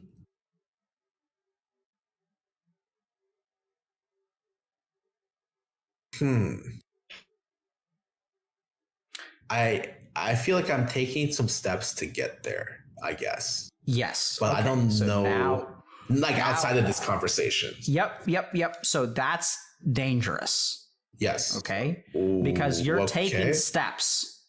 Yes. Right? So like now you're waiting for preparation. You're going to get yourself in shape. You're going to learn to be good enough. And then you will ask someone. I don't know if you're bisexual, heterosexual, homosexual, pansexual, whatever. So like when you ask someone out, like you're like, it'll happen one day when you're ready. I understand the danger of that. Good. Logically. What is the alternative? That's also very good, because what I'm hearing in that statement is, I think when I ask you, like, I want you to chase love, I think what you feel is abject terror. Fear is definitely one of the emotions that comes up. What else is there?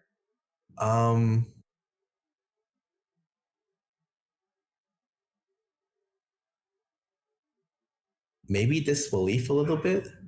Like, especially during COVID, my ability to socialize. In fact, I think with a lot of other people are similar. Is probably through the floor. But sure, I think COVID is causing lots of problems, and I think if COVID wasn't happening, your mind would find another excuse. Yes, absolutely. I'm really good at that. Yes. So this is where like you will. Like this is where like Scara, like I want you to think back to that early phase when you were crushing on someone and like what got in the way.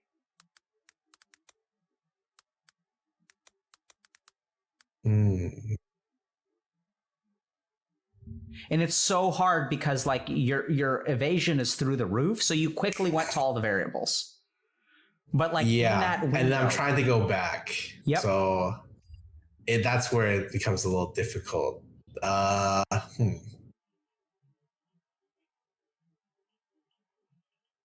Can you? So I don't want to mess up your life. Maybe at all. Maybe a little bit of fear of rejection, but I guess it's like fear of the unknown. Maybe a little bit. Yeah, I think fear of rejection makes sense, but like I know this sounds kind of weird, but like. Do you feel comfortable telling us a story about someone that you were attracted to or crushing on? Because I think this is where, like, if you tell us the story, we'll be able to discover the emotion. Because you don't have to look for it, because I think it's hard for you to see.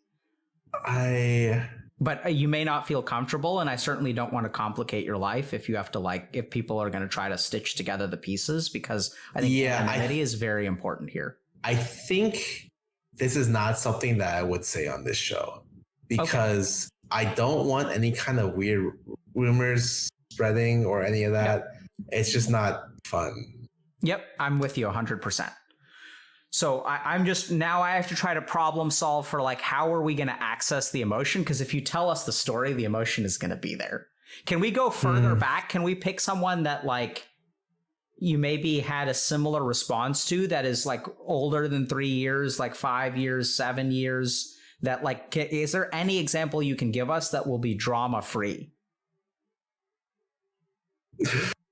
Ooh. If you can't, that's fine too. I can't remember. That's the thing. Sure. I don't know if it's repressed memory, but just in general, it's difficult. Why am I so slow? No. It's I know it's difficult. That's why sometimes when people are having trouble with memory and accessing emotions, oftentimes they can tell a story. But right? So you can tell a story, you talked about, for example, traveling all over the world and things like that, and then we can dig at the emotion underneath if we can get you talking. Now it's just a problem because I don't know. I think this is this self-esteem, not being able to risk. It's too late to cook now. Giving a shot at love is we gotta fix, bro. Defrozen the thing in the you fridge. Fix something. It's you gotta try to love. You gotta. What should I eat? Take that chance. Maybe I'll go out and I think the problem is that you don't want to take the chance because you don't even think it's a chance. You think it's I will go out and buy something near my house. Yeah, I would agree with most roughly of that statement. the good way, maybe. So what are we gonna After do I about finish the model, I will go and get that. Trying to figure it out, and which is why I'll go back and do the rigging. Think out and loud. Then if I have time, I will draw something for the model as well. So yeah, I'll be watching. Thank you. I'm trying to remember ways that don't sound like deflection, and just I deflect. We'll pick you apart. Don't worry, Scar. Yeah, I don't know. As much as you want to. There's just a bunch of random things why I feel good. Can you share them with us? Please. I think a lot of based on what I do every day, as well as the contract I signed, that I don't have. It's difficult to balance, I guess. Working on my relationships with my friends, as well as working on a relationship with myself, and then with someone else. That makes a lot of sense to me. Yeah, I agree with you in the fact that I definitely put romance aside for stuff, and it's something I've been very frank about with people. It's yes, I did do that to pursue a career. I definitely put career first. Yeah. And the lot of scary parts about being especially kind of an older person in the space, I would say, because a lot of my peers are in their 20s still. So I think that a lot of the times when I feel it's difficult to meet. It's impossible to meet someone if you don't put yourself out there. And purple here. I can't. I'm definitely not putting myself out there by streaming every day. Except for maybe to fans that message me and tell me they're. What is happening here? 20, and I immediately block them or don't fucking interact with them. That's fucking weird. What's weird about that? Oh, there we go. I think the age gap is crazy, and I think the power dynamic is crazy, and I would not want to be in that hole where I've seen a lot of other people get absolutely destroyed it's not something I want for myself, not something I want for any of my peers. Sure. Yeah. You mentioned your age a couple of times. Do you mind if I ask how old you are? Oh, I'm 31. I almost had to think for a sec because I'm either 30 or 31. I can never remember. I think I'm You know 31. the rule, right? The random rule 7. that doesn't make any sense, but yeah.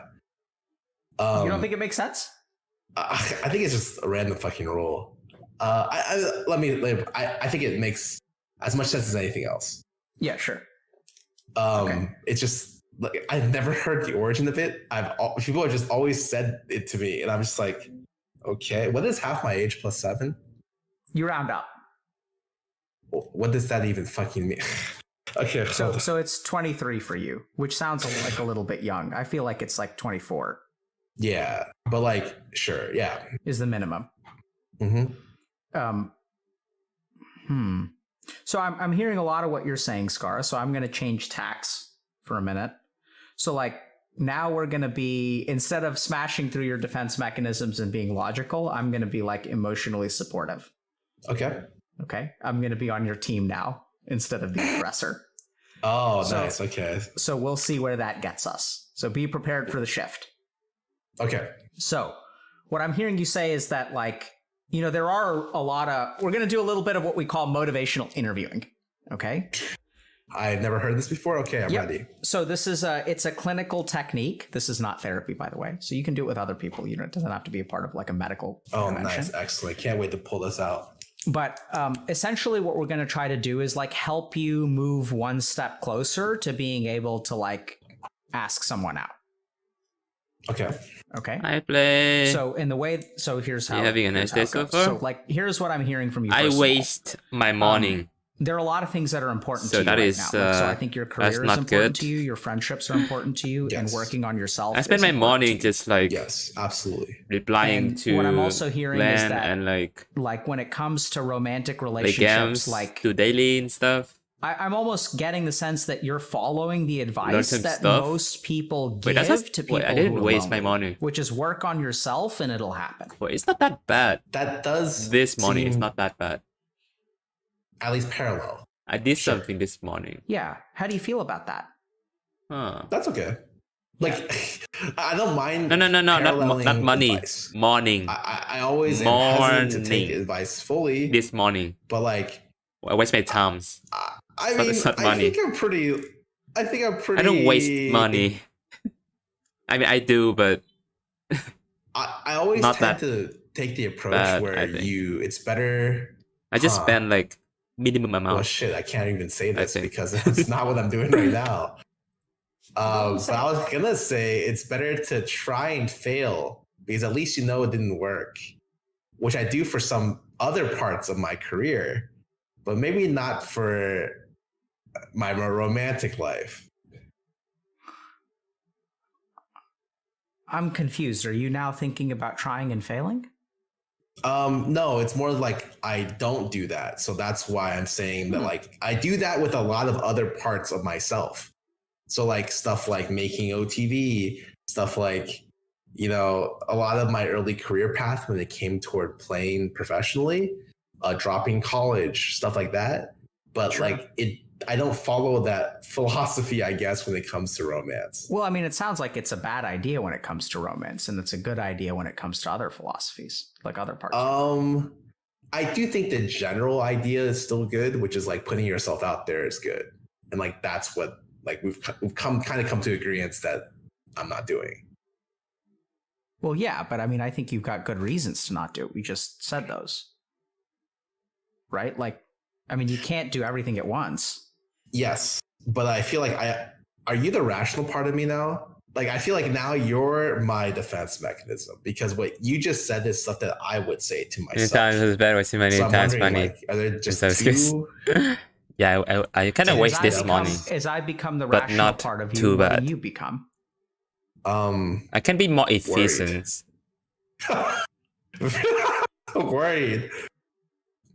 I think I spend too much time doing things that you did say you're switching, I don't need to do. But I am now worried because I have to now take your position you were just in.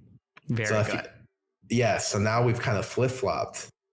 So, And that's motivational interviewing. Excellent. Right? Because here you are. That happened way faster than I expected it to, but well done. And you saw through it. And I sort of, because it's interesting, right? Because like here I am taking your side, and then suddenly you're talking about, oh, like I do this in other parts of my life, but I don't do this in romance. Mm-hmm. And if I said that to you, what would you have said? Why? You would have asked me why. No, if I said to you, oh, Skara, you are willing to fail in terms of career and friendships, but you're not willing to fail in terms of romance, what would your response have been? A bunch of reasons I already gave. Exactly. You would have dodged. And now Yeah, you're sure. feeling weird because I think like you're beginning to like gain insight into the fact that you're not doing the right thing.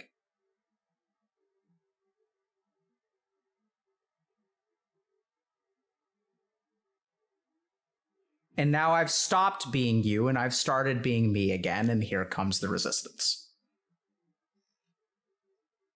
So let's go When you back. it's just when you say statements like you're not doing the right thing, I kind of take that as like an attack on my personal whole, as opposed to just an attack on what we're talking about. So I had to wait a second to kind of disjoint the two. And now I'm okay. Yeah, Whereas so like, have you felt personally attacked by me before during this conversation?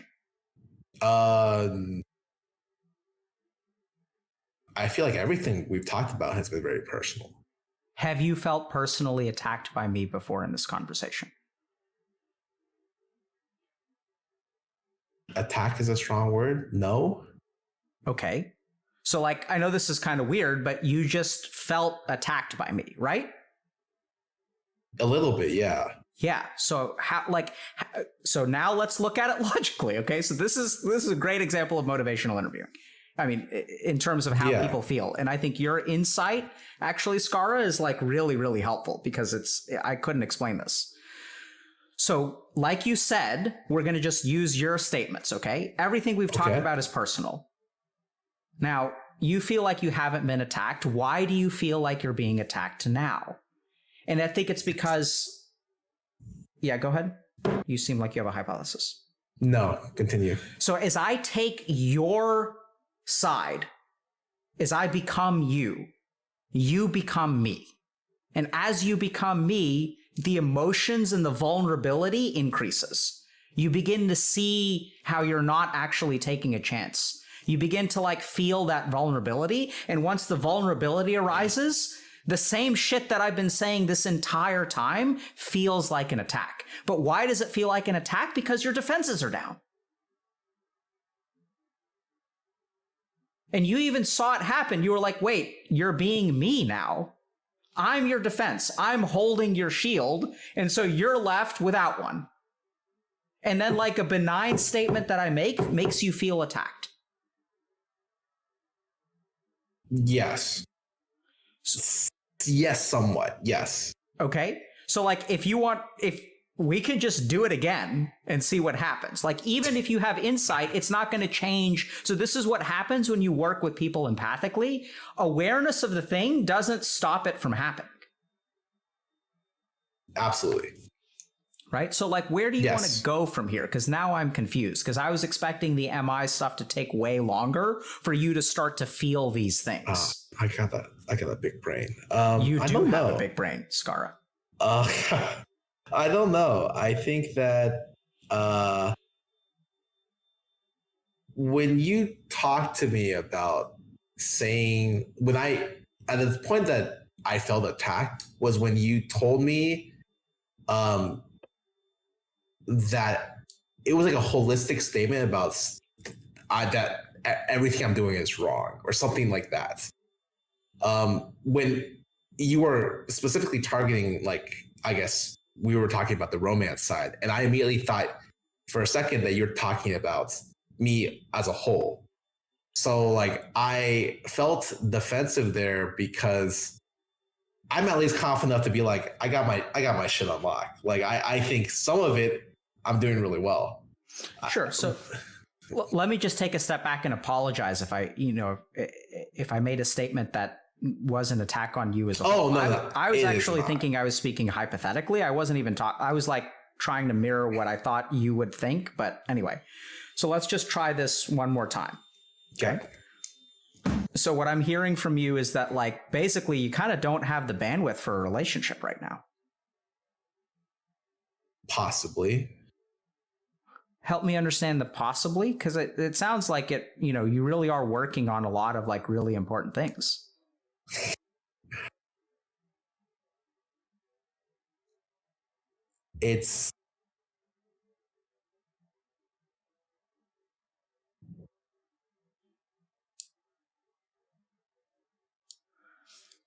I think on some empathetic level, when I look toward what I do with my friends and that sometimes I fail, I wouldn't want to date someone where that could happen. But maybe that's just fear in general of the situation. Sure. I mean, but I see where you're coming from, right? So like let me know if I'm hearing you correctly. So like here you are, and sometimes your friends, like you have interactions with people that you care about, yes, where you end up like not being able to give them the experience that you really want them to have, or maybe they deserve to have. Yeah, I mean, that's just when it comes to games, but yes. Yeah. I mean, like you want to care about your friends, right? Like you want to enrich their lives. Let's put it that way. Sure. Yes. And it sounds kind of like premature to me to engage in a romantic relationship if you're not able to consistently do that. Because what if you are not able to enrich their lives? It's not my job to do that. But I'm confused, Scar, because I thought that like that's how I feel, but I logically understand my job isn't to fix all problems. Does that make sense? Yeah, sort of. But like I'm confused. Okay. Now I'm confused. Yep. And this is the point of motivational interviewing. Oh my fucking God. Right. So now what we're doing is we're breaking down all of your logical conceptions, which are no longer holding. So now you're in the question mark zone. Sure. And like, if we think about motivating you to date, I could give you 1,000 reasons and you would swat them all down because you're in the no zone. And as we move from the no zone to the yes zone, what do we have to pass in the middle? Hell. You're damn right, which is the question mark zone. Because now you don't know. Maybe you should ask someone out. Because hold on a second, it's not your job to make them happy. Correct. But when I ask you why you don't ask someone out, you're like, well, when it comes to my like friendly relationships, like I'm not able to consistently like make them feel good and create like positive experiences. That does sound like a weird excuse now that you mentioned that. No, bro, it's not a weird excuse. Like it makes sense. Like, just like we're training up. You're leveling your relationship skills before you start dating someone. Sure. How does that not make sense? I think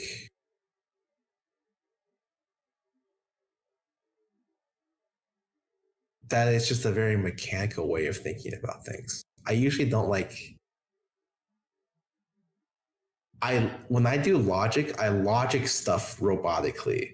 But I don't actually think completely in that regard. So help me understand what's wrong with thinking logically about this?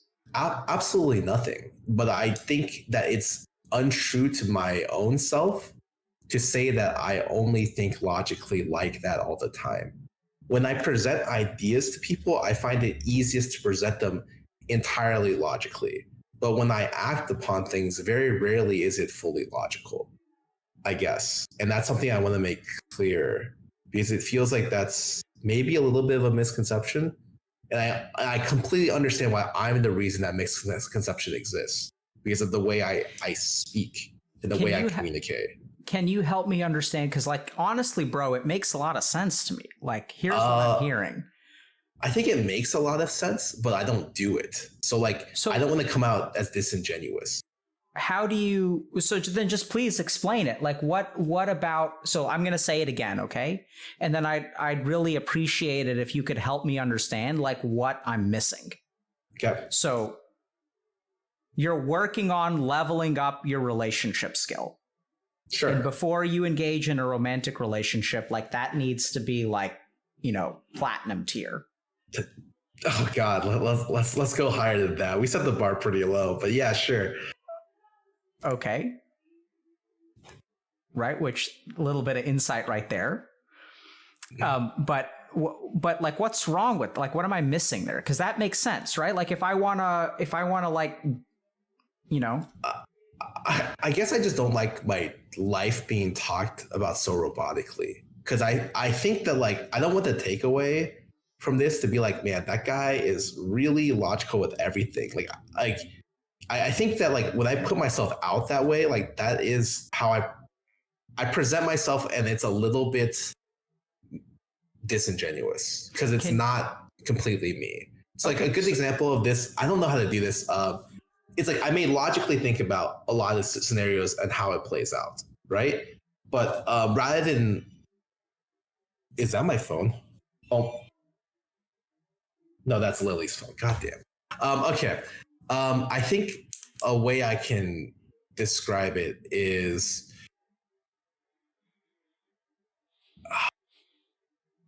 can I ask a question? Yeah. So just help us understand, like, I don't think you're an all logical dude. Yeah. Can you just fill in the non-logical part of this?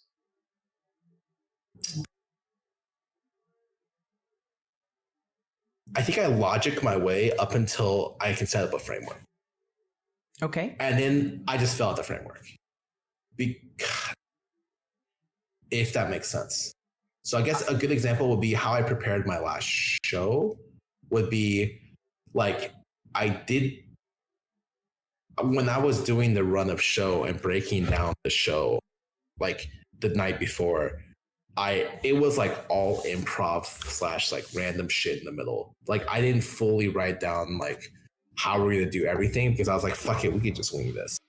But, like, when I present stuff, I don't present it like that. I present it like, oh, we calculate all of these, we did the fucking metrics and the numbers, I converted this and I ran it through the Pythagorean theorem. I think people think that, and I may have misconstrued myself by presenting myself that way.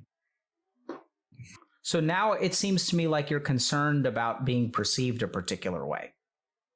Yes, a little bit for the people watching, but a little bit to you, because I just don't want to come across as disingenuous. Or I feel like if we're going to try to, like, talk about me, I want you to know that, like, that's not like I just want that to put that out there. Okay. So how do I signal to you that I don't think you're disingenuous and I don't think you're a robot? Oh, that's fine. No, we're good. You can keep going. Okay. I think while I was in the middle of talking about that, I was like, fuck it. You probably know what I mean. So, like, I kind of already figured it out myself. So you can keep going. Okay. Kind of pranked you. I'm sorry. No, that's fine. I think there's something important there, but we're not going to dig into that right now. But anyway, so I'm just noticing, like, we could take a third stab at motivational interviewing if you want to, but, like, I'm kind of concerned a little bit about how taxed we may be. What do you think, Skara? I'm okay, but I want to let you know that, like, I have probably, like, 18 minutes, unfortunately, because I have to go to a shoot. So I don't think that's unfortunate at all. I think that we're given. Well, it's unfortunate for me because I feel like I'd like to talk to you more, but, like, I understand the, like, yeah. So if you've got to shoot, I think that we've covered a lot of ground, and I also find that talking for, like, longer than 2 hours at a stretch tends to have people rewriting the early part. Oh, I can see that. So in my experience, 2 hours tends to be the limit Yeah, I would eat productive at around insight before you after I start. finish this. It's like your Actually, RAM capacity, after I finish and then you gotta the hand, write it to the hard disk, yeah, and then you can kind of revisit. I'll go and eat something. So I'm kind of curious, this- if you've this got about hand. 18 minutes, 17 That's it. minutes left, can you share with us what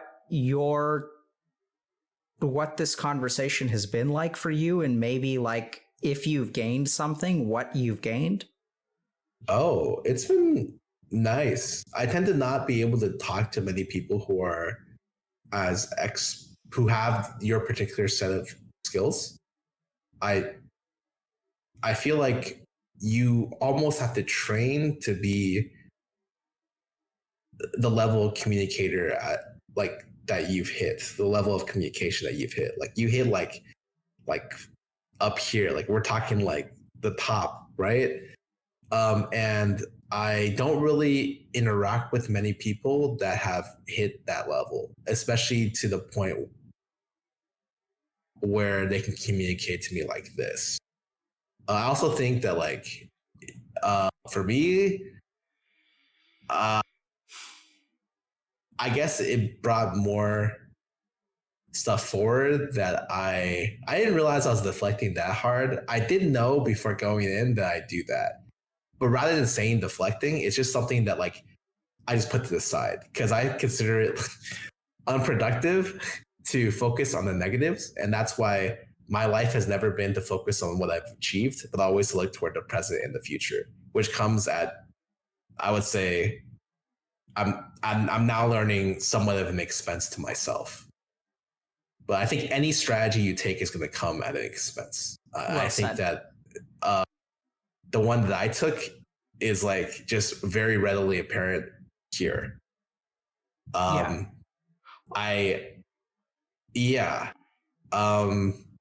Aside from that, I think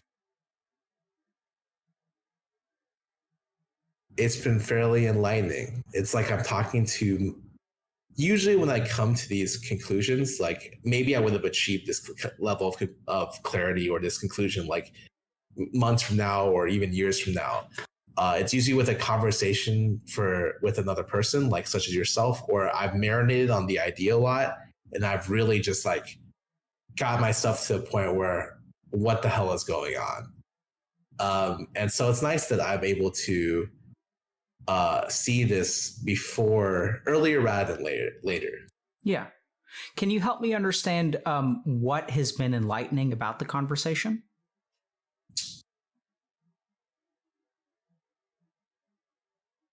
It's like peering into a door that you thought you knew what was inside, but it's a little bit different than what you originally thought. Like I thought that like it was maybe like the door had a house inside, but I'm slowly starting to realize that the house, it's a full damn mansion, you know?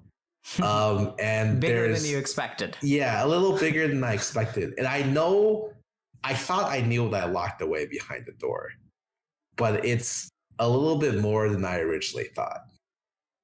Okay. So I appreciate the high praise in terms of my communication skill and stuff like that. Like I think it's thank you very much for saying that. I don't think I would. I mean, you're one of the people that when I used to have this high school teacher that would use big words, but wouldn't make me feel small about my intelligence level. And I think she was one of the most brilliant people I had ever known. She went on to do really good things, but she was one of my favorite teachers ever.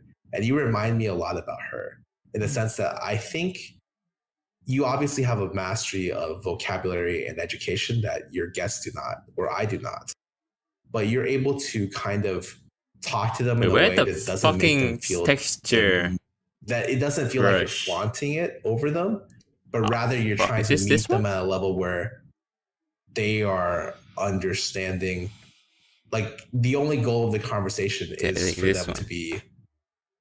Okay, that should involved. be it. I should Yeah, say. this should be it. Hi, Uncle. I need a moment to think I'm gonna about go how and I'm going to respond to eat this. lunch, dinner. No, I guess. Oh, So here's my response. How the fuck, Skara, do you think that you would not offer something amazing in a romantic relationship? Where the fuck does that...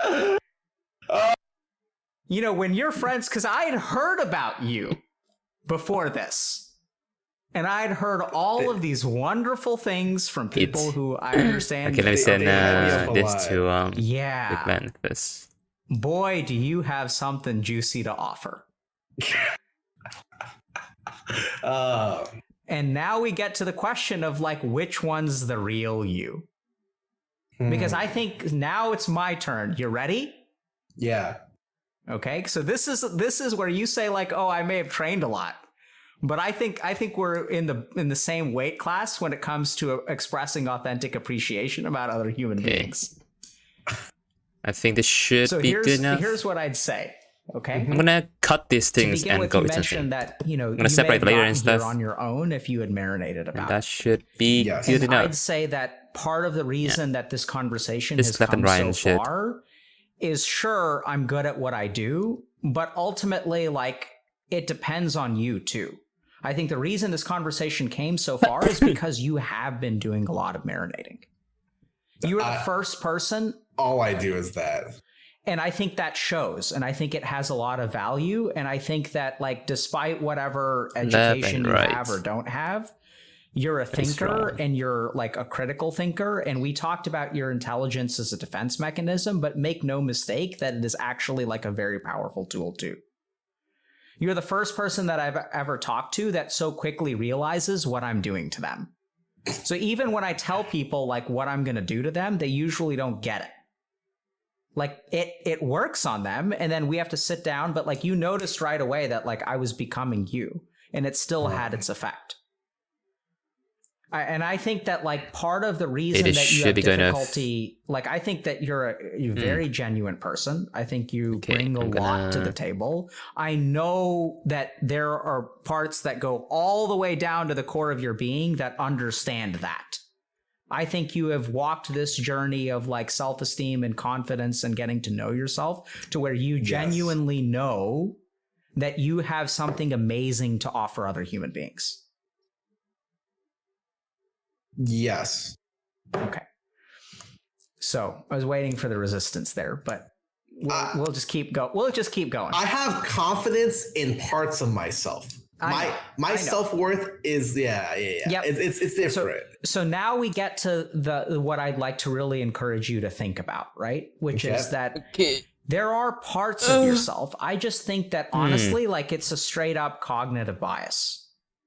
Where like it's something weird happens 10 more in your minutes. mind where when you start to think about so I can finish this or not necessarily romantic relationships. I think it's just like deep relationships that you care about, which don't have to be romantic. Yeah. That something gets in the way of recognizing the value that you bring.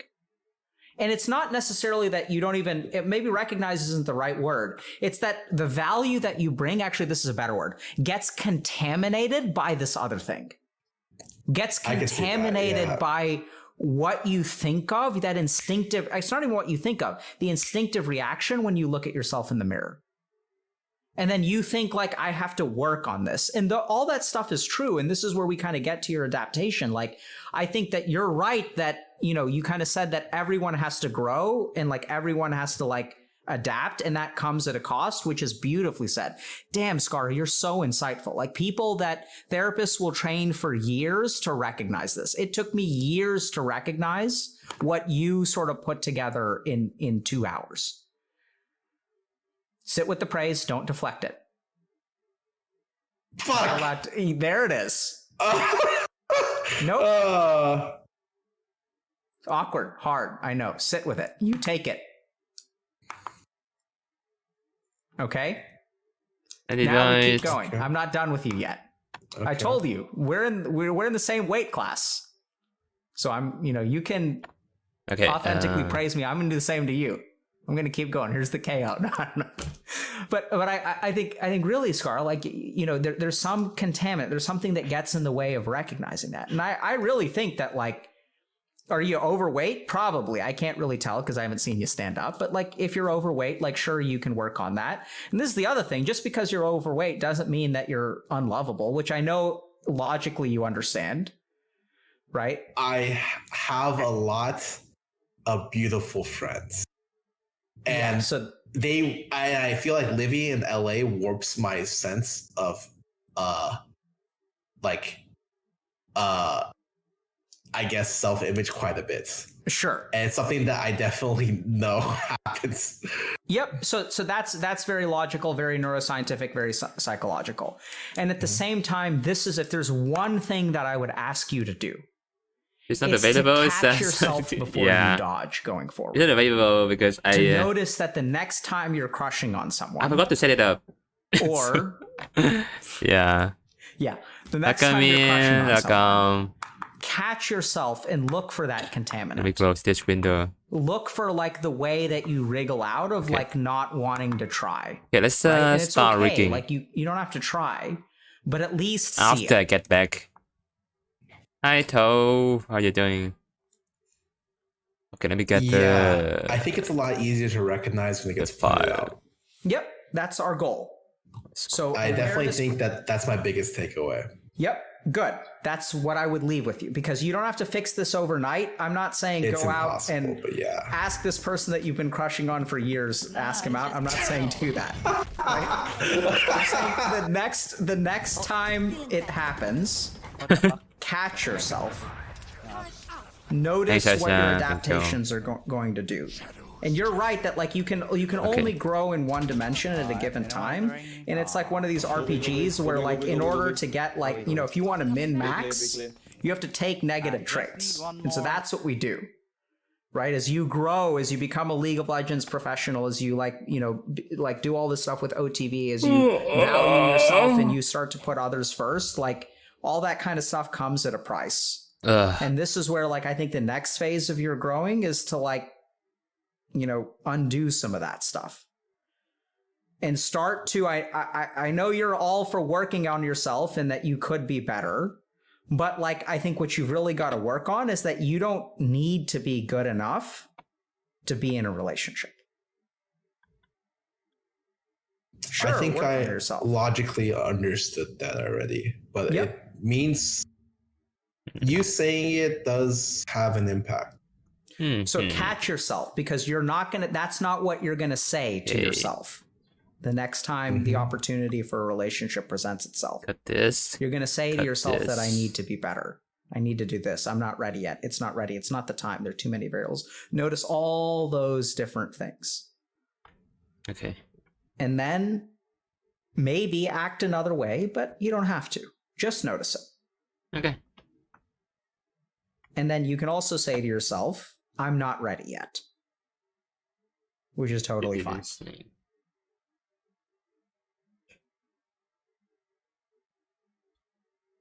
Thank you. You're welcome. Can I give you It's one? like- Yeah, go ahead. Yeah.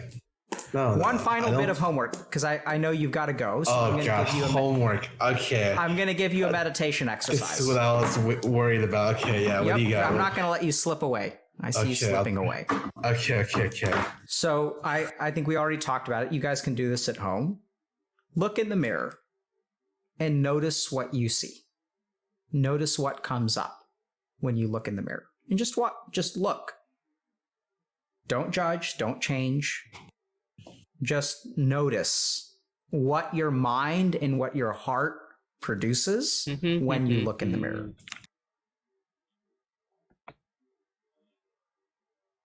Okay. Okay? Yeah. Your turn. Last word's yours. Scarapog. I said my last words before, so I'll just think them again, say them again. Thank you. I find that it's really nice to talk to people. And in COVID, it's been difficult to talk to new people. So this has been a very enjoyable I don't know how to. This is sounding very like professional. It's been really nice. Okay. I think I don't know how to phrase it any better than I have before. That's fine. But I think that when someone helps you understand themselves better in a way that isn't out of a destructive act, it's hard to give, especially in such a constructive way, it's hard to give better praise. Yeah. I think it's coming. I think what you mean to Oh, I convey, forgot it's I'm feeling. Fuck. And maybe the remainder missed of one. it can be conveyed Shit. through a hug if we ever meet Yeah, I in real missed life. this one. Yeah, maybe at the 2022 TwitchCon, whenever it comes back. Rain check. Rain check. Okay. Take care and good luck on your show or whatever. All right, thank you. Thanks for coming on, Skara. No, thanks for having me on. Okay. Chat. Skara's great. I'd heard such good things, and he doesn't disappoint. Man, such a good dude. Okay, there's one more thing. There's the wings. To bring it down, I think. Wait, what the fuck? Oh man, it's not the wrong one. Okay, let's finish this and then I'm gonna go and eat dinner. Okay, I think it exported the wrong shit. Okay, replay the shit. Okay, hold on.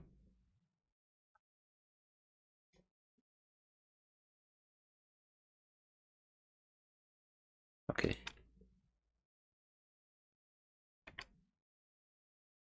Music.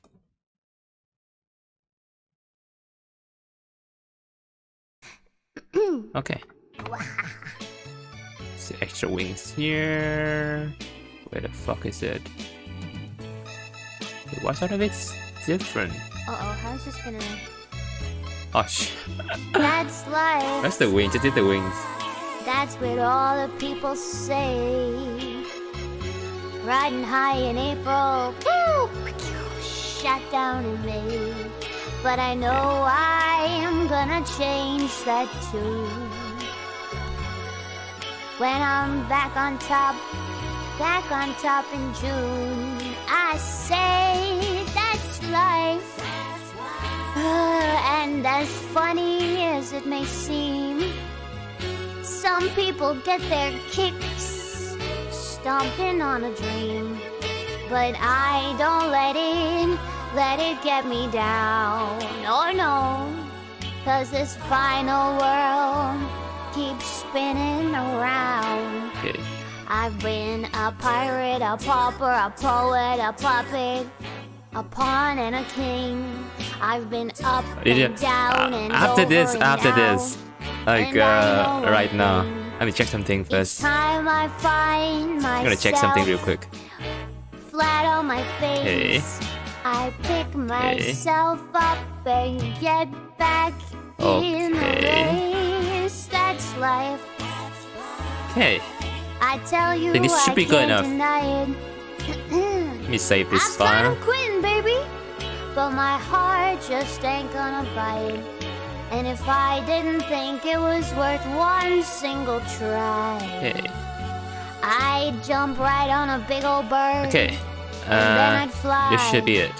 I'll go and eat I've been dinner a now. puppet, a pauper, a pirate, a poet, Back soon.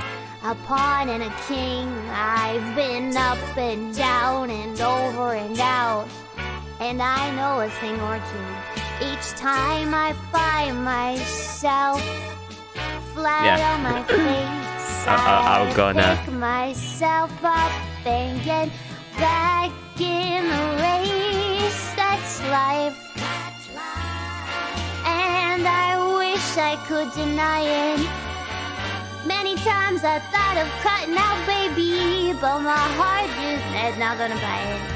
But if there's nothing come this here July, I'll I'm gonna roll myself up in a big ball and die.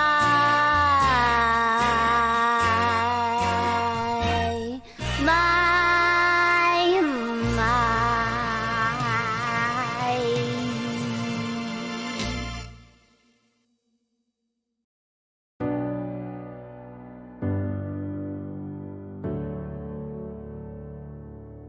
There's some hoes in this house, there's some hoes in this house, there's some hoes in this house. There's some hoes in this house, there's some hoes in this house, there's some hoes in this house. I said certified freak, 7 days a week, wet ass pussy, make that polite game weak, yeah. Yeah, you fucking with some wet ass pussy. Bring a bucket and a mop for this wet ass pussy. Give me everything you got for this wet ass pussy.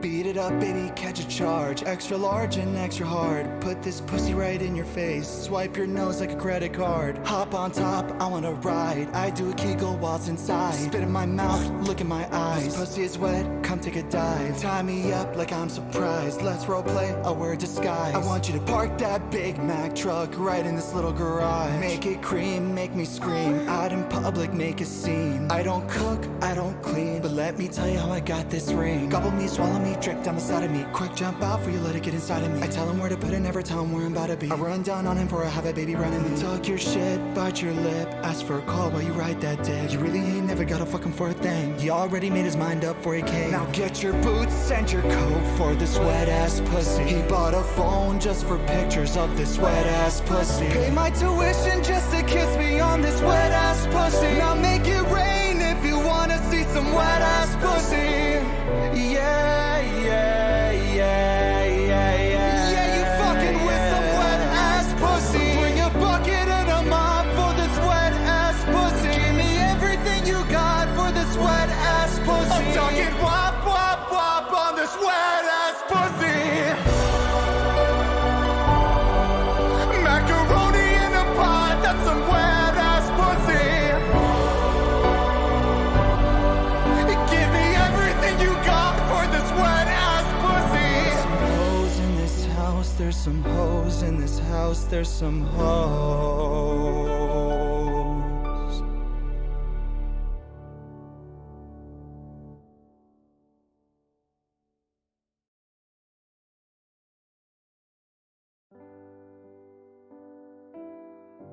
When I'm away from you, I'm happier than ever. Wish I could explain it better. I wish it wasn't true. Give me a day or two to think of something clever, to write myself a letter, to tell me what to do.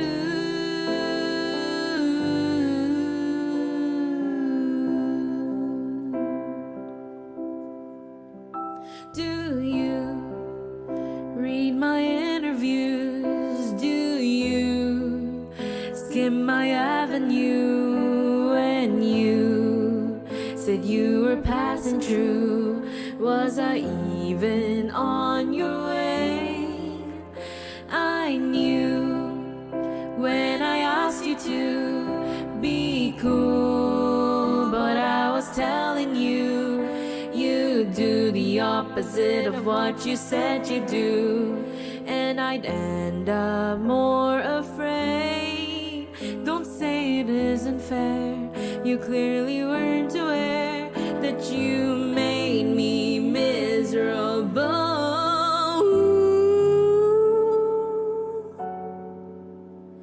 If you really wanna know when I'm away from you, I'm happier than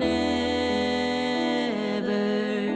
Wish I could explain it better. I wish it wasn't true.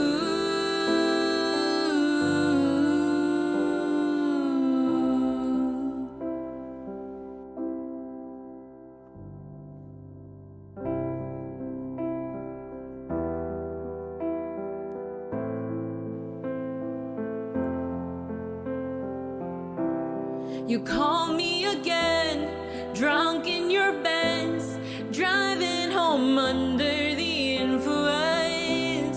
You scare me to death, but I'm wasting my breath, 'cause you only listen to your fucking. I don't relate to you.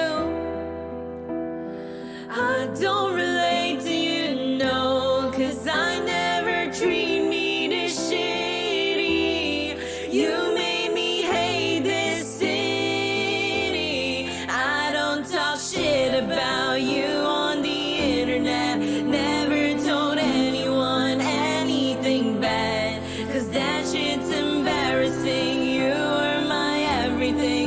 All that you did was make me fucking sad.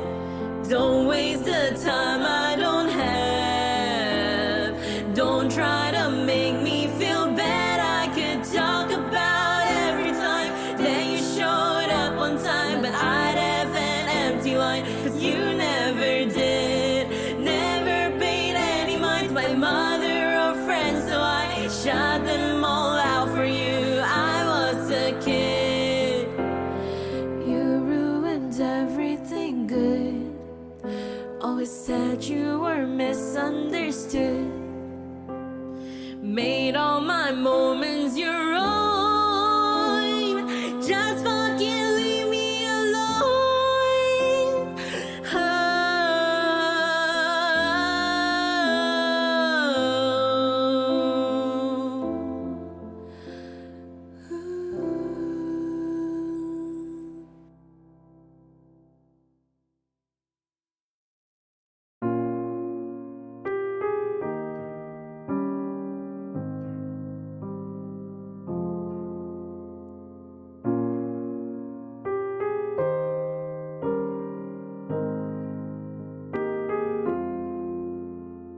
She'd take the world on my shoulders if it was ever hard to move.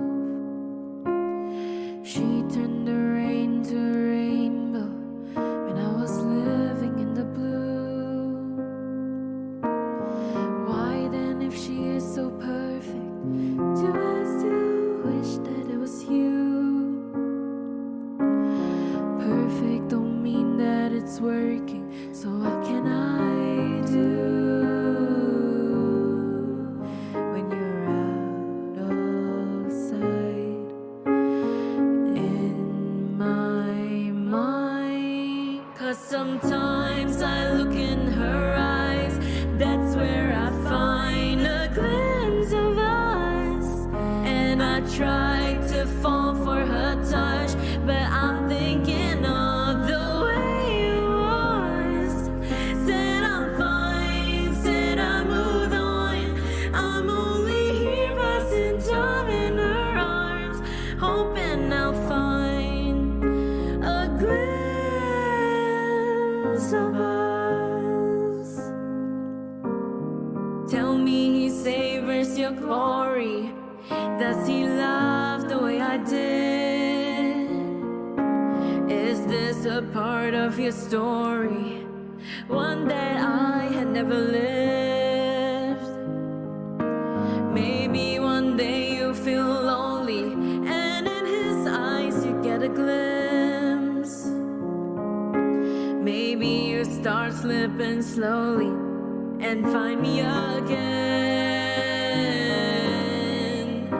when you're out of sight in my mind. 'Cause sometimes I look in her eyes, that's where I find a glimpse of us. And I try to fall for her touch, but I'm thinking of the way it was.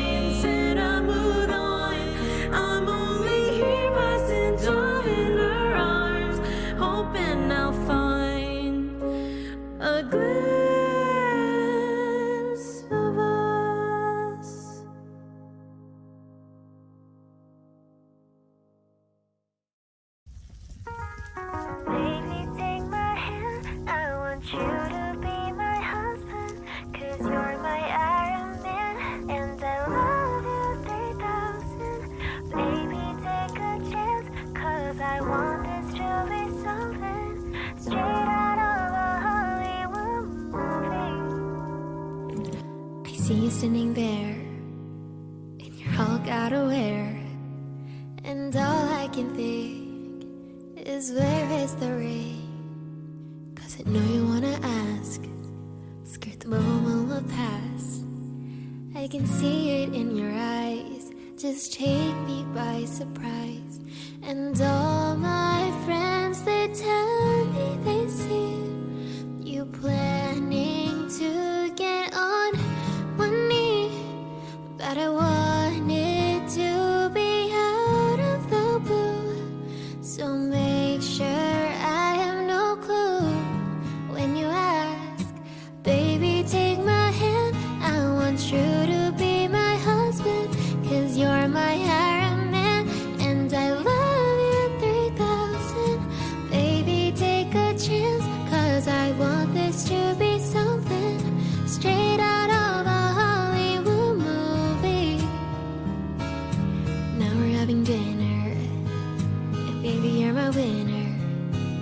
I see the way you smile, you're thinking about the aisle.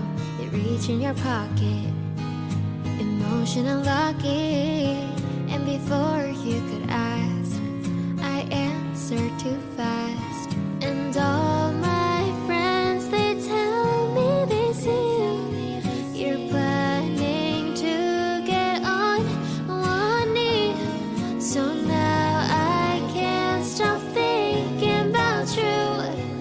I figured out all the clues, so now I ask, baby, take my hand. I want you to be my husband, 'cause you're my Iron Man, and I love you 3000. Baby, take a chance, 'cause I want this to be something straight out of a Hollywood movie. Ba-da-ba-da-da-da.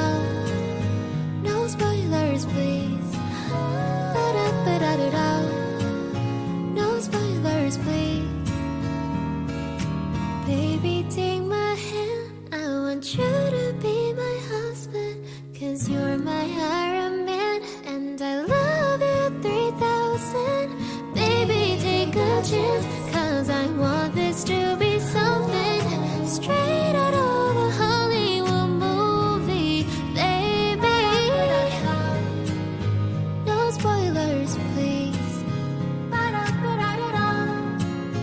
No spoilers, please. Ba-da-ba-da-da-da. No spoilers, please. Ba-da-ba-da-da-da. And I love you 3000. How did I ever get so lucky to wake up with my best friend? Pour your coffee with the milk and sugar and pray this will never end. My heart was like a one-room apartment. Then you knocked down the walls and planted a garden. Now I can see everything I've missed out on. Because you know me better than anybody else. Life was so cruel before I met you. I was so lost. Now you showed me how to take care of myself. I'd end up lonely and bitter if I even considered anyone else. Life's funny when you're with somebody. The days go by so fast. I'll write your notes with your morning coffee, saying, baby, this love will last. My life's been like a dream vacation since you grabbed my bags right at the station. Now I hope I'll never wake up without you there.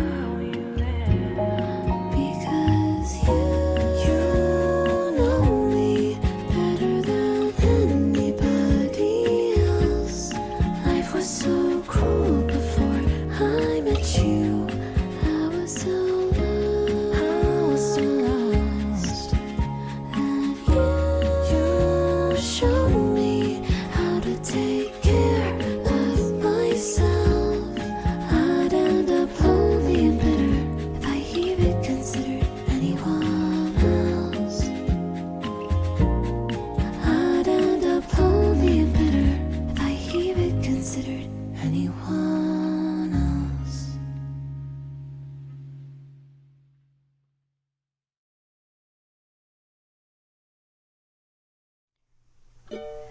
Georgia, wrap me in all ya. I want you in my arms, so let me hold you. I'll never let you go again like I did. Oh, I used to say I would never fall in love again until I found her. I said I would never fall unless it's you I fall into. I was lost within the darkness, but then I found her. I found you.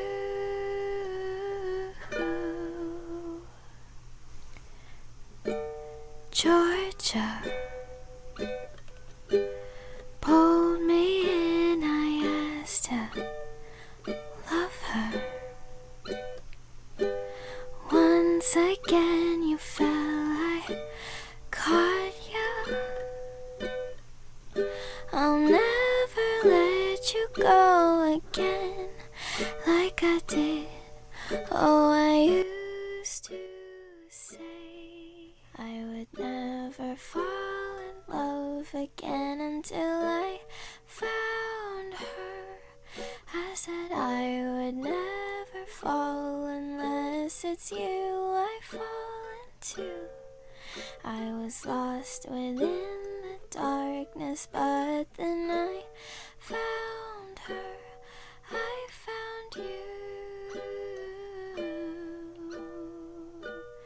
I would never fall in love again until I found her. I said I would never fall unless it's you I fall into. I was lost within the darkness, but then I found her. I found you.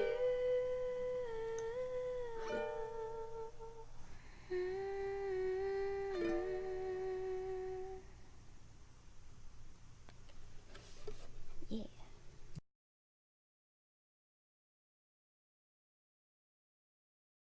I walked across an empty land. I knew the pathway like the back of my hand. I felt the earth beneath my feet. Sat by the river and it made me complete. Oh, simple thing, where have you gone? I'm getting old and I need something to rely on. So tell me when you're gonna let me in. I'm getting tired and I need somewhere to begin. I came across a fallen tree. I felt the branches of it looking at me. Is this the place we used to love? Is this the place that I've been dreaming of? Oh, simple thing, where have you gone? I'm getting old and I need something to rely on. So tell me when you're gonna let me in. I'm getting tired and I need somewhere to begin. And if you have a minute, why don't we go talk about it somewhere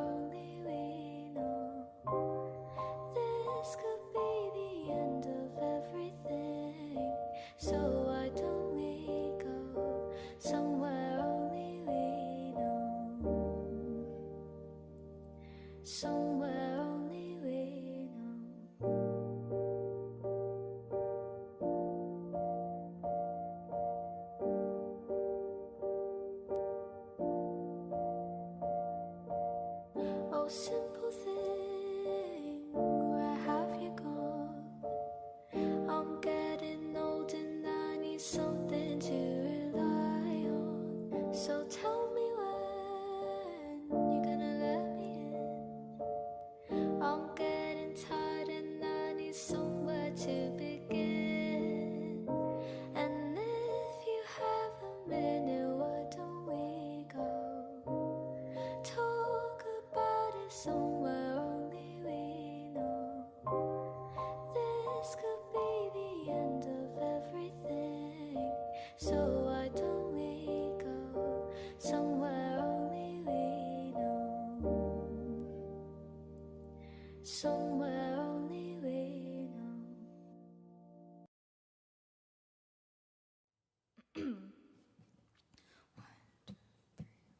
Fly me to the moon and let me play among the stars. Let me see what spring is like on Jupiter and Mars. In other words, hold my hand. In other words, baby, kiss me. Fill my heart with song and let me sing forevermore. You are all I long for, all I worship and adore. In other words, please be true. In other words, I love you.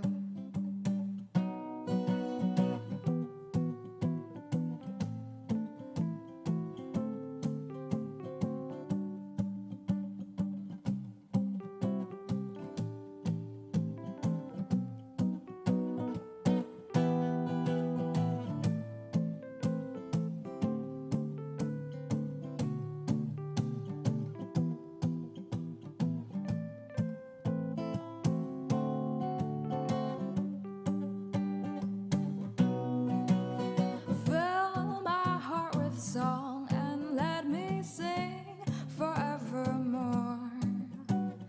You are all I long for, all I worship and adore. In other words, please be true. Oh, in other words, in other words, in other words, I love you.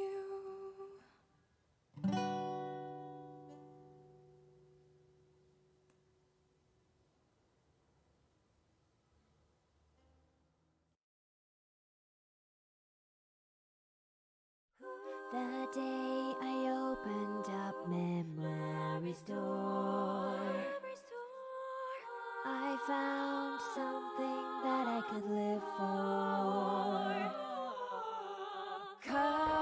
Curtains shook as you opened my eyes, and light came rushing inside. All the colors of the night and the way they help you hide. I'm learning what it's like to love and be alive. Oh, there will always be a tomorrow. You'll never have to be alone. Diamond City lights illuminate what's inside, and all the love I feel by your side. Decoding these emotions, you're the ocean I wanna dive into tonight. Rainbow colored skies invite us to take a ride. I know time won't wait, 'cause it only leaves behind.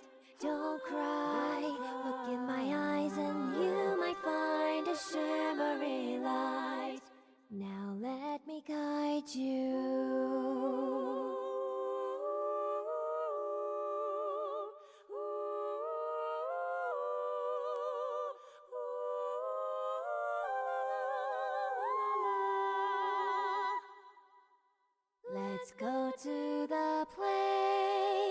Let's go to the place.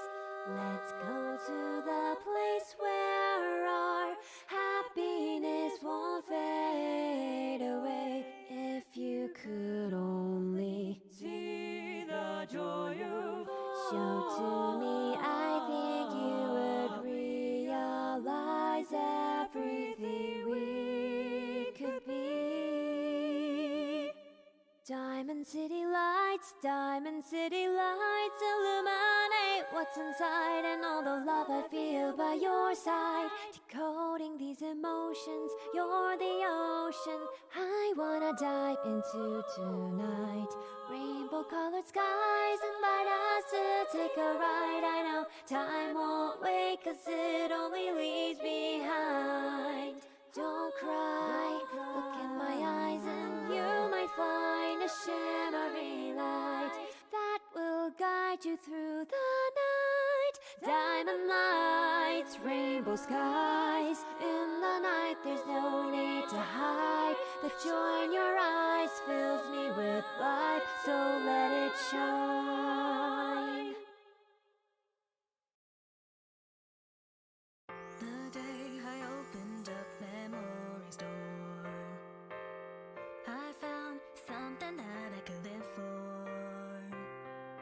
Curtain shook as you opened my eyes, and light came rushing inside. Data behind my heart's encryption key. Can you see? Listen, and you might hear a melody. Your fire spark, the passion that keeps burning. Magic that helps me to believe. All the colors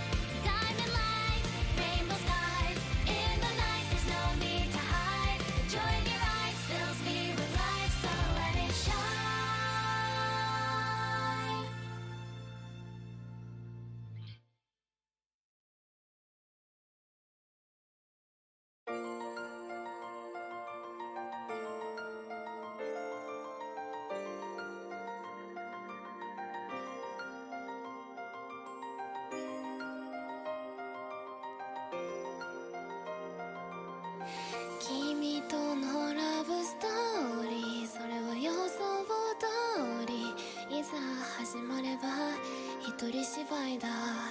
ずっとそばにいたって結局ただの観客だ。感情のない I'm sorry それはいつも通り慣れてしまえば悪くはないけど、君とのロマンスは人生から続きはしないことを知った。もっと近い設定でもっと近い関係で出会える世界線選べたらよかった。もっと近い性格でもっと近い価値観で愛を伝えられたらいいな。そう願っても無駄だからグッバイ。君の運命の人は僕じゃない。辛いけど否めない。でも離れがたいのさ。その髪に触れただけで痛い。いやいやでも甘いな。いやいやグッバイ。それじゃ僕にとって君は何。答えはわからない。わかりたくもないのさ。たった一つ確かなことがあるとするのならば、君は綺麗だ。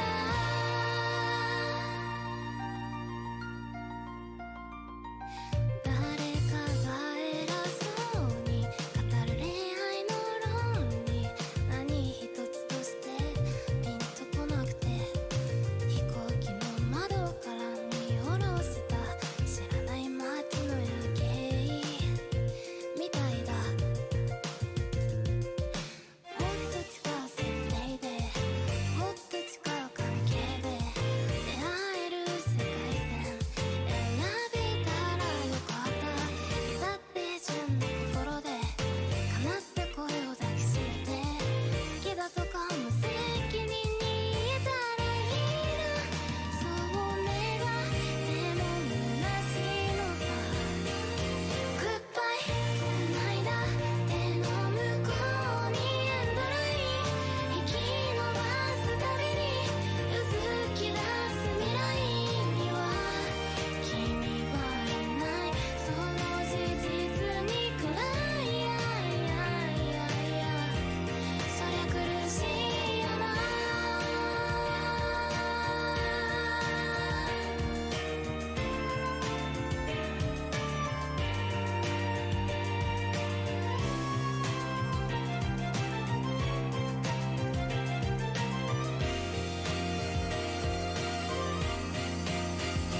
グッバイ。君の運命の人は僕じゃない。辛いけど否めない。でも離れがたいのさ。その髪に触れただけで痛い。いやいやでも甘いな。いやいやグッバイ。それじゃ僕にとって君は何。答えはわからない。わかりたくもないのさ。たった一つ確かなことがあるとするのならば、君は綺麗だ。これもロマンスの定め。悪くないよな。もうないけれどとても綺麗だ。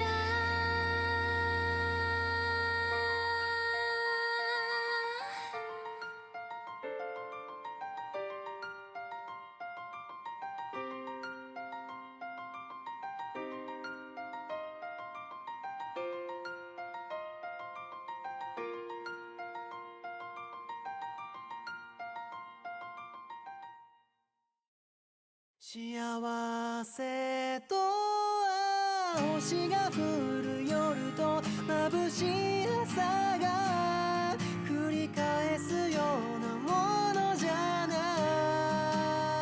く、大切な人に降りかかった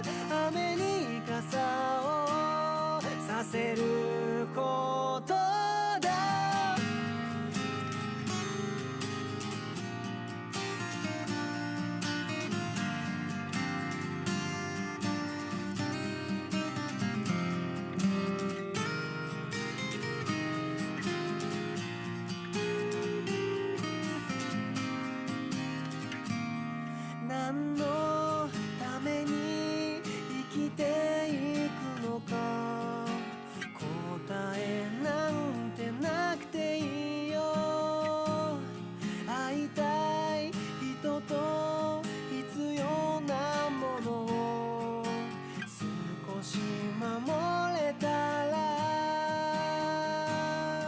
背伸びもへりくだりもせずに僕のそのままで愛しい気持ちを伝えたなら幸せと星が降る夜と眩しい朝が繰り返すようなものじゃなく大切な人に降りかかった雨に傘をさせることだ瞬きもせずに目を凝らしても見つかる類のものじゃないだからそばにいてほしいんだ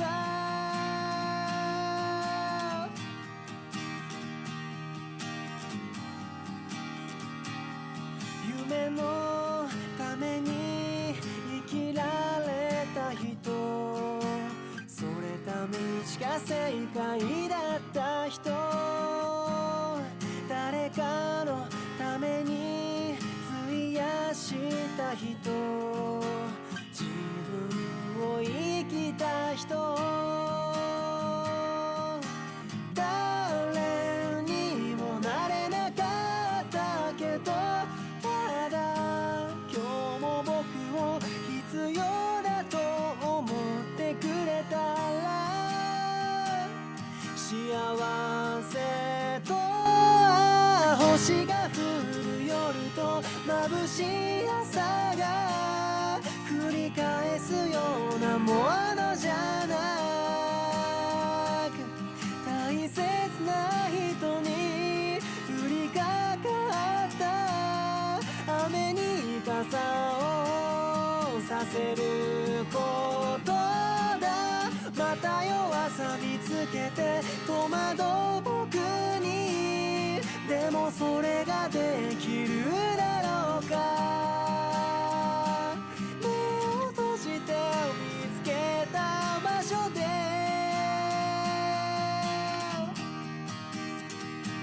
おー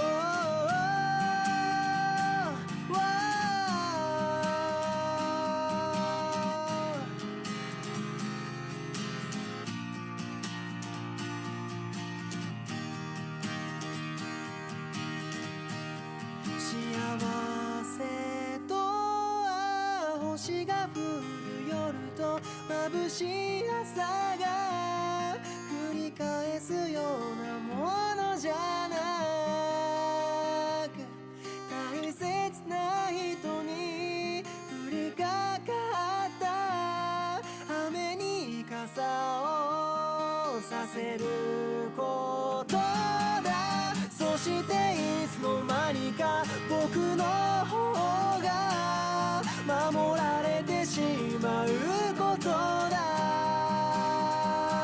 いつもそばにいつも君がいてほしいんだ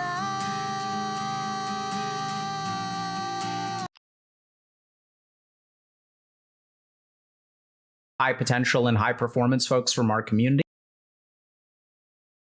Coaching spots open for those of you guys who are interested. We opened up a lot of spots on November 9th and then again on November 16th. So if y'all are interested, you know, the kinds of stuff that we're going to be talking about today is really the kind of stuff that we also work through in coaching and especially in groups. But it's more longitudinal. So I think people dig in a little bit deeper, but without further ado, let's jump in. But okay, let's just do this. All right. Sorry about the delay, guys. You know, I swear, like this is, you know, it works every week and then one week it just stops working and it's not like we changed anything. But welcome and thank you all for coming very much. First of all, yeah, really, thank you guys for showing up today and helping us talk about toxic masculinity. Do you guys want to start by just introducing yourselves and maybe tell us a little bit about you? You're welcome to use, Discord, like whatever your internet name is or real name or whatever. Just let us know how, what you want to be called. And then we'll sort of talk a little bit about toxic masculinity and what your experience of it has been. Who wants to start? I can go. Do you want me to like give a rundown of like my experience with toxic masculinity, Sure. or why don't you tell okay. us who you are and what your experience is? Yeah, so my name is Shay. My experiences with toxic masculinity. So I grew up in a very like kind of old school household with like gender roles and stuff, and the ideas of like what you're supposed to be as a man. A very athletic, like physical, very like hyper masculine family. I've spent probably close to a decade. I might not look like it right now, but like as a deep in the sport of like powerlifting, bodybuilding. I currently work as a bartender, and yeah, I've been deep in like the hyper masculine culture. That involves like both on the ends of like partying and like that lifestyle, but also like abusing steroids and like things of that nature. So I've seen quite a bit when it comes to how far it can go. Yeah. Cool. Thanks for sharing. And welcome back, Shay. Thanks, bud. Appreciate it. Now, if I remember correctly, you had trouble sitting with other people's positive sentiment last time. It's rusty. No, What I was had it? problems with ego and issues of like being how I care so much about how I'm being perceived. Okay. Your advice to me was expose yourself. Okay. Cool. So then welcome back. Thanks. Hopefully you didn't, wind up in jail because of my advice. But No. All right. So who's gonna go next? I'll go next. I'll Yeah. go next if that's all right. Yeah, go for it. Oh, no, you go first, please. Okay. Lemon, why don't you go? Hi, my name is Quentin. Okay. I'm 20 years old. I grew up in a household that was fairly accepting, but I always felt like my dad was kind of disappointed that I wasn't necessarily into sports or into the more masculine things. And so as I was growing up, mostly in middle school, I found myself sort of having hatred towards people that would sort of express those values, I guess, or express those interests. Mm-hmm. Yeah. Interesting. Okay. Yeah. And then you want to, I think the other person wanted to go. Yeah, okay. So I'm Ed. I'm 22. I'm a postgrad student studying in the UK. Yeah, I guess my experience with toxic masculinity as a whole is I've always been an pretty extremely introverted person. And where I grew up, we were quite deep in the countryside, and I think me and all my siblings, it wasn't like we lived isolated lives, but we weren't part of any sort of traditionally hyper masculine culture. But when I decided to sort of go to university and things like that, that was when I was exposed to it more and started to, especially when as well when I was gaming, but other things when you're drinking and partying, whatever. I could see myself displaying some of those traits as well, and it was really really freaky and something I've been working on for a while. Okay. Thanks for sharing, Ed. Who wants to go next? I can go. Hi, my name is Omer. I'm 21 years old and studying philosophy and psychology right now. I guess my experience with toxic masculinity has been kind of like, for most of my life, I feel like I've been kind of pushed away from the identity of masculinity because I don't really fit the idea of it. And it caused me a lot of struggle with like my identity, I guess. Okay. Interesting. You're definitely think owning it's that just me. beard, bro. Trying to. Sorry, go ahead.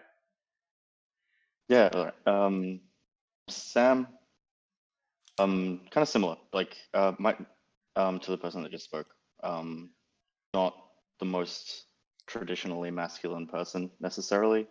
I grew up in a pretty family with pretty traditional masculine values, like kind of emotionless, or aggressive, like, yeah, not really expressing kind of emotion in any caring or positive way, in a masculine sense. And then I went to like an all boys school, and that was just a really toxic place for me. And so I really felt pushed away from identifying in any masculine sense, because the only examples that I had were really toxic. So I had to kind of try and find my identity outside of a societal, like, gender role construct, which Okay. like I think ended up overall being healthy, but that was really hard to get there. Okay. Thanks a lot for sharing, Sam. So first of all, thank you all for being here. Let me just kind of lay out a couple of ground rules. So rule number 1 is you don't have to answer anything that you don't feel comfortable answering, right? So if I'm recognizing that there's been a lot of challenge, struggle, possibly hurt in some of the topics that we're talking about, and you're welcome to draw a boundary wherever you feel is appropriate. And just to kind of lay out, that's really the only rule, is that you guys dictate the conversation and you get to, stop it wherever you feel comfortable, or wherever you feel uncomfortable. In terms of just framing the conversation, so I was kind of thinking about a couple things. First is like, let's try to define this term, toxic masculinity. So maybe we could talk about that for a second. And then the second thing to sort of think a little bit about is that it seems like each of you sort of has an origin story about your experiences with masculinity, either identifying with it or not identifying with it. And I think it could be really helpful to hear what your experience was. And then the third sort of area to kind of explore, there are a lot of also good tangents. Like, for example, Omel and Sam said that they were sort of pushed away from a masculine identity. And so, we can definitely explore what that means or what that feels like or what that looks like. And then the third thing that I think we can kind of touch on is, how does your understanding of masculinity or toxic masculinity affect you today? And, how does it affect your relationships? How does it affect your identity? How does it affect the way that you move through the world?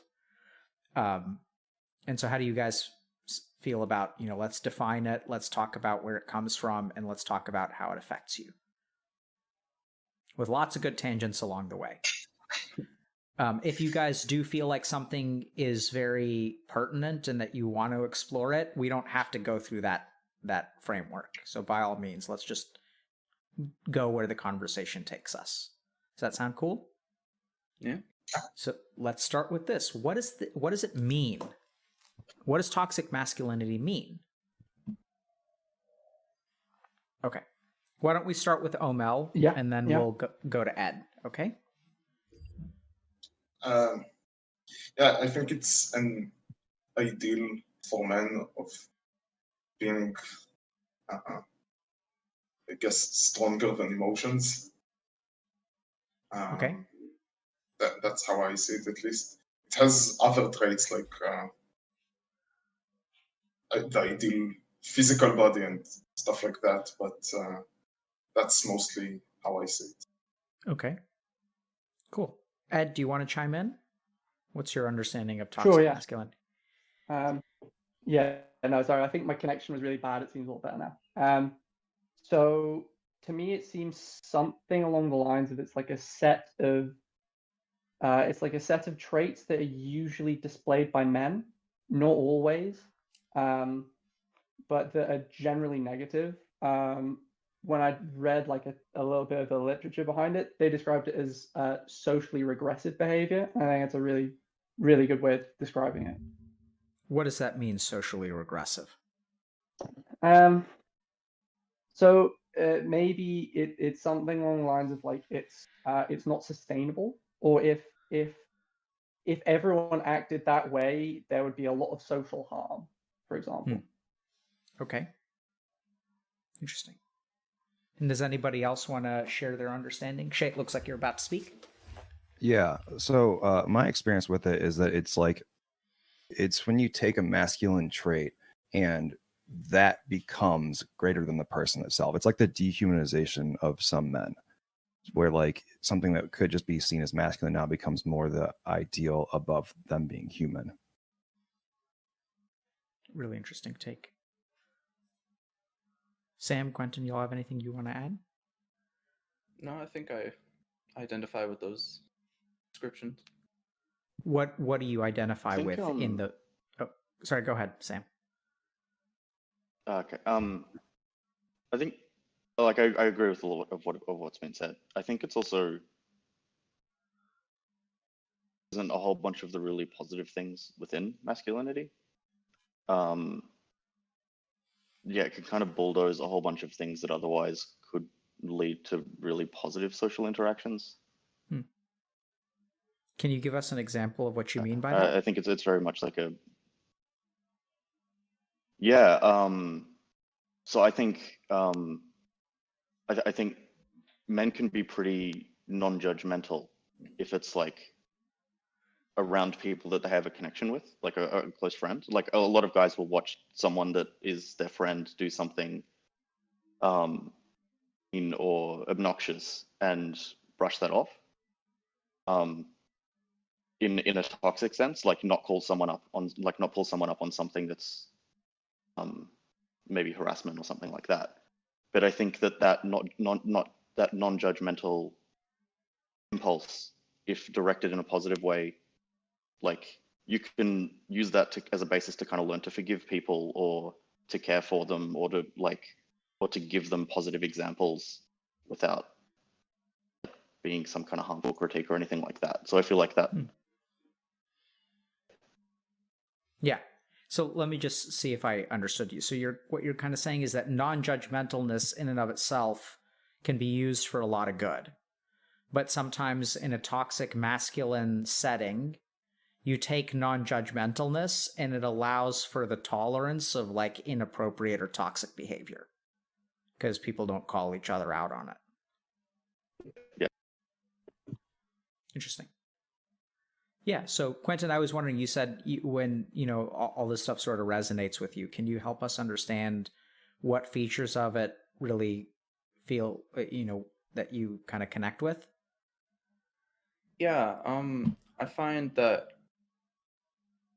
when I was in school, at least, I found that even when I was with, my friends, and we were just having a good time, a lot of people around us would get almost offended by the things that would go on at the table where we'd meet up. Like what? Can you give us an example? I'm not. Specific example would be when face swap apps were a brand new thing. We would go around and sort of just take pictures of random people and it would swap their face. We thought it was pretty funny, but the girls that were at the table next one over were not too happy about it. Okay. Yeah. So another just kind of suggestion for how we're going to run this is I encourage you guys to interact with each other. So ideally what I'll do is launch, I'm going to launch a boat, but then I want y'all to row. So I'm going to ask you guys now about origin stories. And what I'd like y'all to do is that instead of having me play referee, if someone says something that you can relate to or that you had a similar experience, to actually jump in and just say, hey, that resonates with me a lot. Here's what my experience was. How do y'all feel about doing something like that? Sure. So who wants to kick us off? Tell us your origin story and what your experience of growing up with a masculine or toxic masculine identity was. I can go. So sounds good. Yeah. When I was like 6 years old or something, I realized it was an option not to cut my hair. So I wanted to avoid cutting my hair because it was annoying. And when it became long a few years later, everyone started saying I look like a girl. And at the start, it didn't bother me that much, and I still kept my hair the way it was. But a few years later, when I got to 6th grade, my family started telling me, you should cut your hair. It's better short. So I did. And for most of middle school, high school, I was with short hair. And I think it's kind of like, it's not about the hair, it's kind of the idea. Something about me wanted to be a certain way, but the ideal of being a man said otherwise, and I caved into that. I've got a thing on hair, I think. When I was like 15, 16, I started to grow my hair a little longer. I think masculinity, like, it puts up those guardrails on what's acceptable, in a kind of unhealthy, like the way that it enforces that. So I started to grow my hair a little bit longer, and I was in a class, and a couple of guys in that class decided that it would be really funny to just have a pair of scissors and cut off a chunk of my hair. And that, like, because yeah, they didn't like the fact that my hair was, like, it wasn't even long, it was just longer.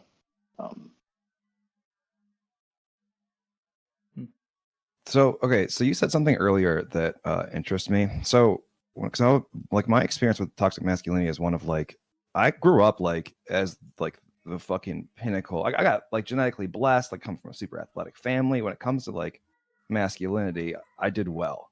And like my very much experience with it is one of like, this is more important than you. And I can't remember your name. What's your dragon? What's your first name? Hello? It's Sam. Sam. You said how it kept you, like, made you feel kept out of, like, when you came to, was it university? You felt kept out of, like, your identity because of the masculinity. And like, that's just something that's really interesting to me because, like, my whole experiences with it is one of like, it was like, it's pushed on guys as being the most important thing. And I didn't really consider how, you can, like, I don't know, like, if you kept from finding like those masculine parts of yourself, because of like, I don't know how intimidating it would be or what, but yeah, could you talk a little bit more about that for me? Yeah, totally. For me, it was that everyone that had those traits, like everyone that was like hyper athletic, really confident, all of that kind of stuff, they were also really oppressive in my life. Like, they also tended to be the people that would bully me and my friends. They just made my life difficult. So like that, naturally, like, I wasn't really a naturally like hyper athletic person or anything like that. And so for me, it's like, here's this example of these people. I really don't want to have anything to do with being anything like that. Yeah. I don't know if that exactly answers your question. Yeah. So are you like, do you actively try to avoid things that relate to those kinds of people?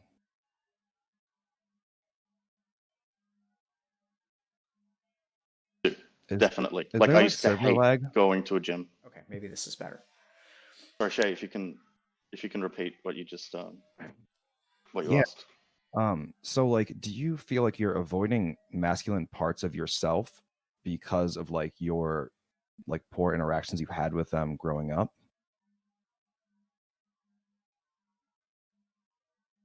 In my life, yes, definitely. A little less now, but still, yes. So I think it took a long time for me to understand how masculinity could even be a positive thing for me. um, just because all of my experiences with it were like just hyper negative. And I also always kind of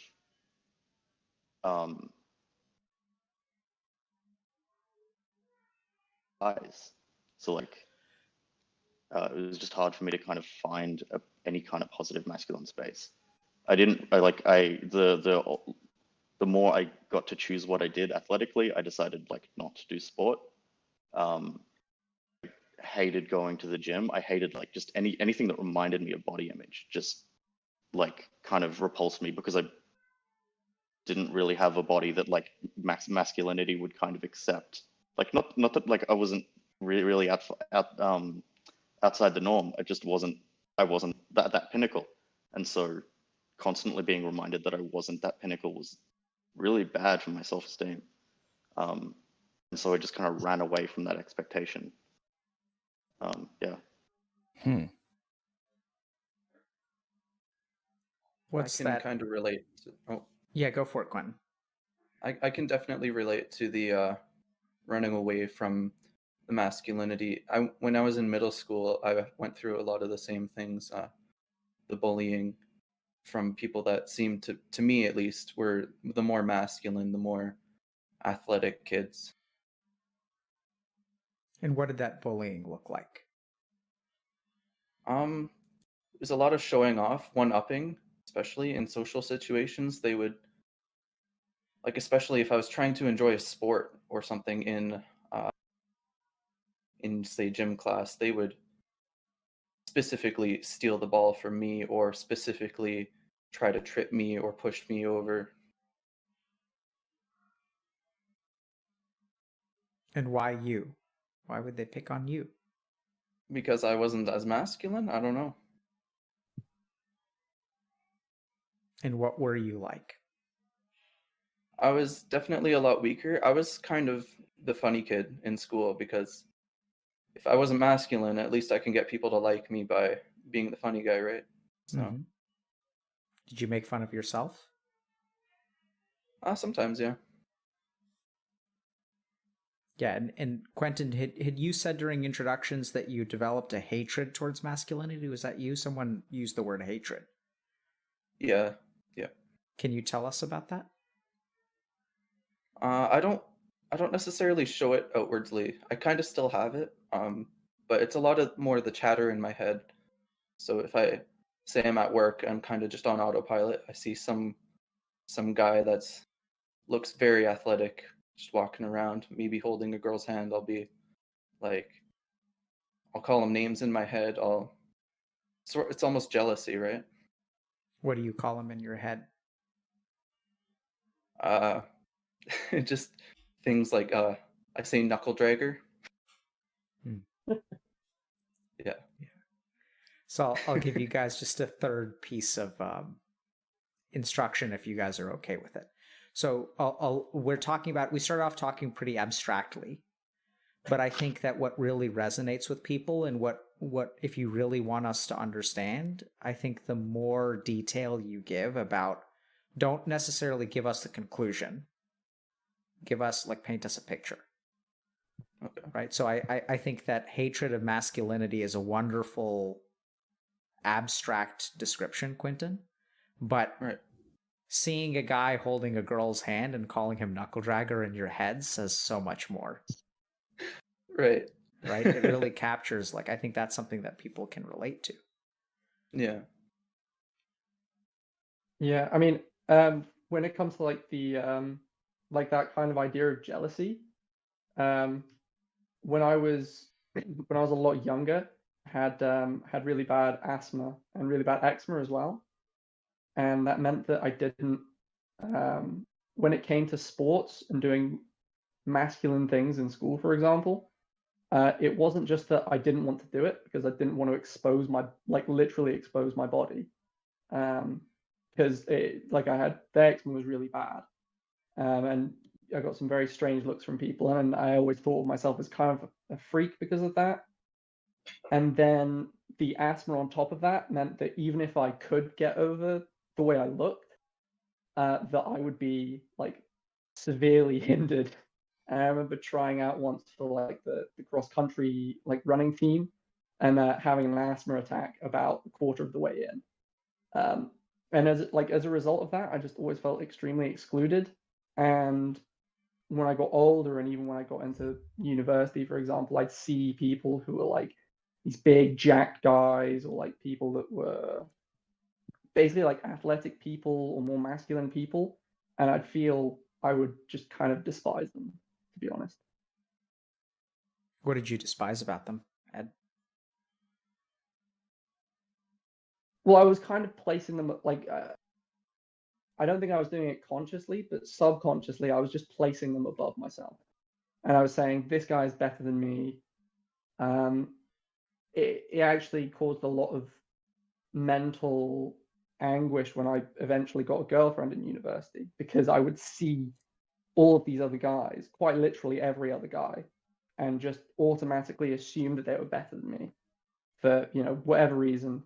And there would always be sort of one masculine element that I could pick out and just be like, yeah, they're better than me. I don't know why my girlfriend's with me, because that person's way better. And I would just kind of hate everyone because of that. And it caused a lot of trouble in the relationship, but as well in just my regular friendships. Can anybody relate to Ed's experience? Yeah. I think for me, it's kind of the same, but more into the social side of it, I guess. Like when I see other men, especially, I don't know, like just naturally being okay socially, it makes me feel like I'm so much worse than them. So I want to tease out one word, which I think is going to say a lot. So Omel used the word naturally. Anybody relate to that? Yeah. I mean, in my case, at least, it felt like they were just literally biologically above me. Like there just wasn't a choice or anything I could do to improve it. It was just they were by default better. So easy for them. Did you guys find yourself having that thought? Yeah. And what was it like for you? Not so easy. Can you tell us about that? Any all? What wasn't so easy for you? Even just social situations for me, I was quite the introvert. So I found that the people that were a bit more extroverted, especially the masculine ones, the guys were, you know, it felt like they were above me. They kind of just had things that I wanted, but for some reason couldn't have. And what's it like to see other people who easily get what you want and can't have? It feels like I got to put in a lot more work. And then I just, you know, kind of burn out. If you're like trying too hard, and then if you're trying too hard, people pick up on that, right? So I'm kind of curious, Shay. So it sounds to me like you actually had a somewhat of a different experience from some of the folks here. Yeah, I'm the easy one you guys are talking about. It was me. I got the genetics. I took it all. Yeah, so tell us, what was it easy on you? What was your experience like? Yeah, it's just weird hearing this because like I'm on the complete other end of all of this, and like, well, you guys are like, man, like look at all the benefits of like these guys just had it all handed to them.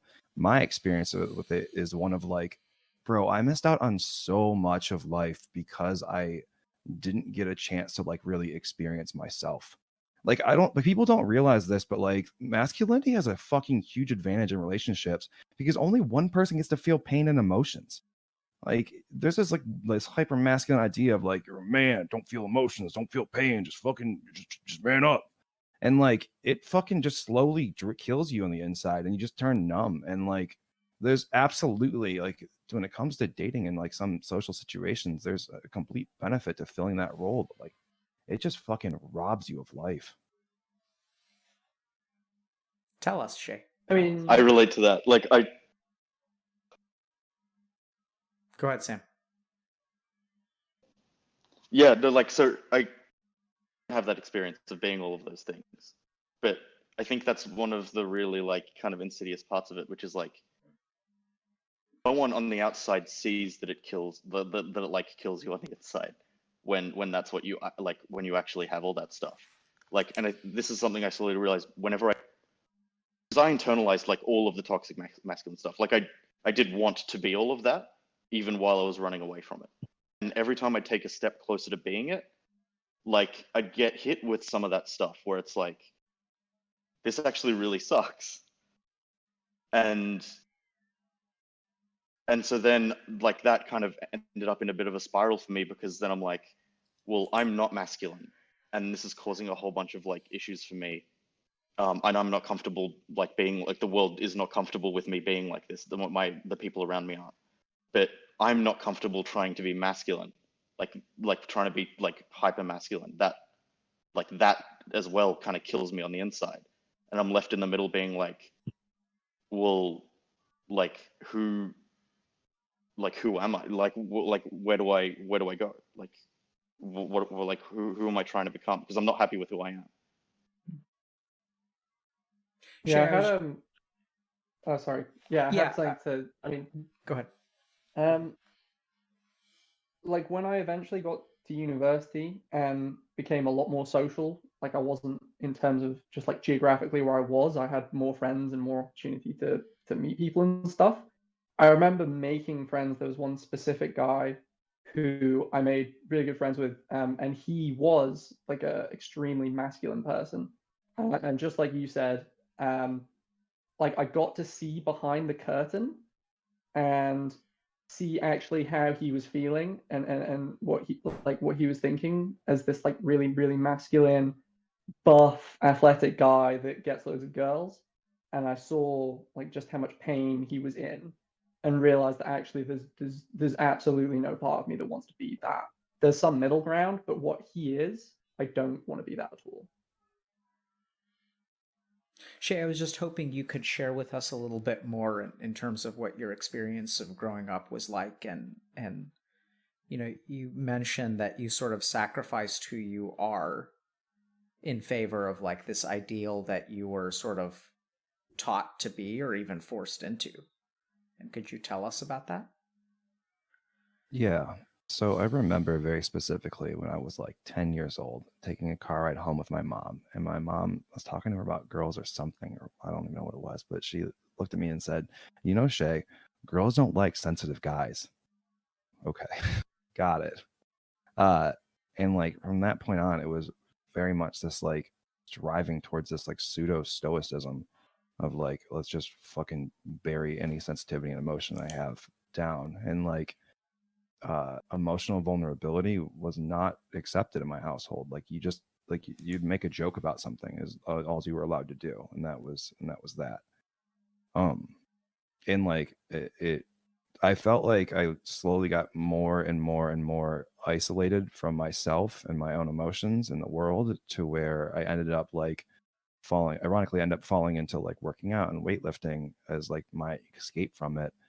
And like, which I don't know, at least with my experience, when you're like that far gone from everyone and like you're only given one thing that gives you like any form of joy, it like suddenly turned into the only thing that I had in my life, and like it became my identity. So I like took on more and more of this like I'm a man role. I'm gonna dominate the world because like I'm gonna display these like hyper masculine traits better than everyone else, and like this is now who I am. So like all the things that like you would associate with like masculinity became like my that was just a heat seeker for those things. So it was like just being strong, being seen as like this like bold figure, like women, it had nothing to do with how I actually felt about any of it. Like at no point did it ever stop and go like, okay, but what do I actually want? It was like, I need to fulfill this role that like, I don't know, I'm supposed to live up to.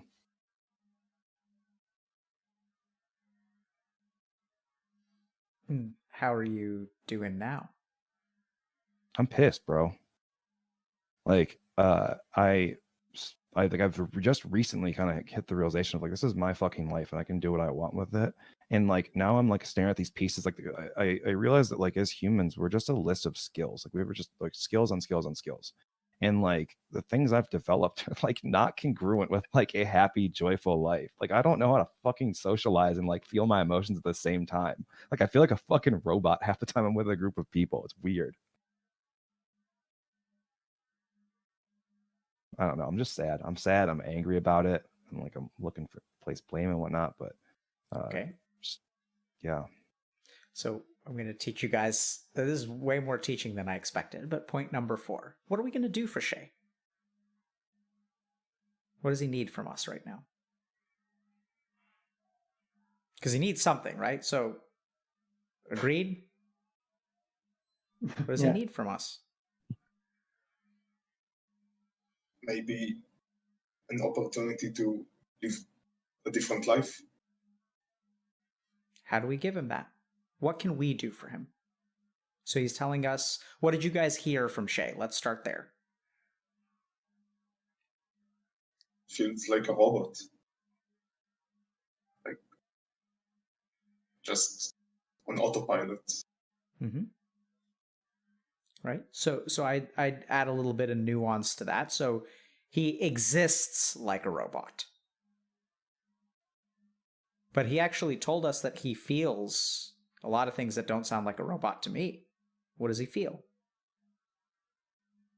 Well, sadness and anger. So how can we help him with that? Well, like as bros, we kind of need to just actually listen. Good. How do we listen? I know it's kind of a weird question. In order for us to listen, what does Shay have to do? We can give him space. Cool. Yeah. Talk. How do we get him to talk? We ask him questions. Absolutely. So what are y'all going to ask? I've got a question. That's all right. Like what percentage of like what you have been do you think you've needed to just scrap and get rid of to get closer to what like who you want to be? I don't know. This is where like talking to Sam, where like you kind of get repulsed by stuff. Is I don't know like where I sit in all of this. Like there's like parts of me that like, okay, do I actually enjoy working out? Is there like is it okay to be somewhat masculine? What parts are okay and what parts are toxic? I genuinely have no idea.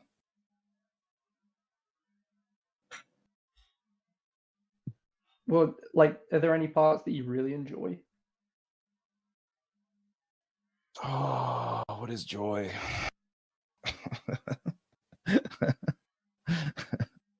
I honestly I don't know, because like there's parts that have like in my brain that have responded to incentive, right? So like if you care about how you look and you put on a certain personality, you can get or like pleasurable rewards for that, but like pleasure isn't joy, you know? So like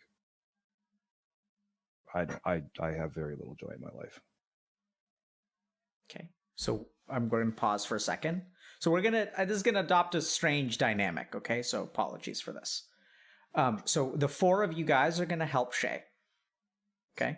We're going to do this. We're going to do this for a little bit, and then we're going to learn how to help other people. So what are y'all hearing from him? Let's start by piecing together what Shay is saying. It sounds like he doesn't know how to go.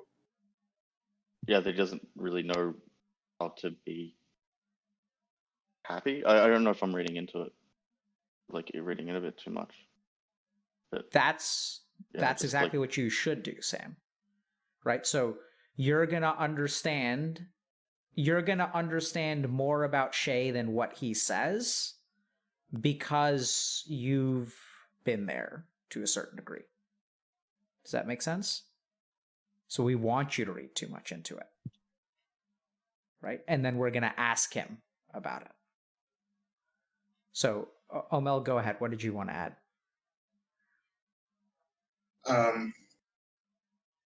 So kind of sounds like he's feeling lost, like trying to find happiness or something else, and what he's been doing hasn't really worked, and now he's looking for something new.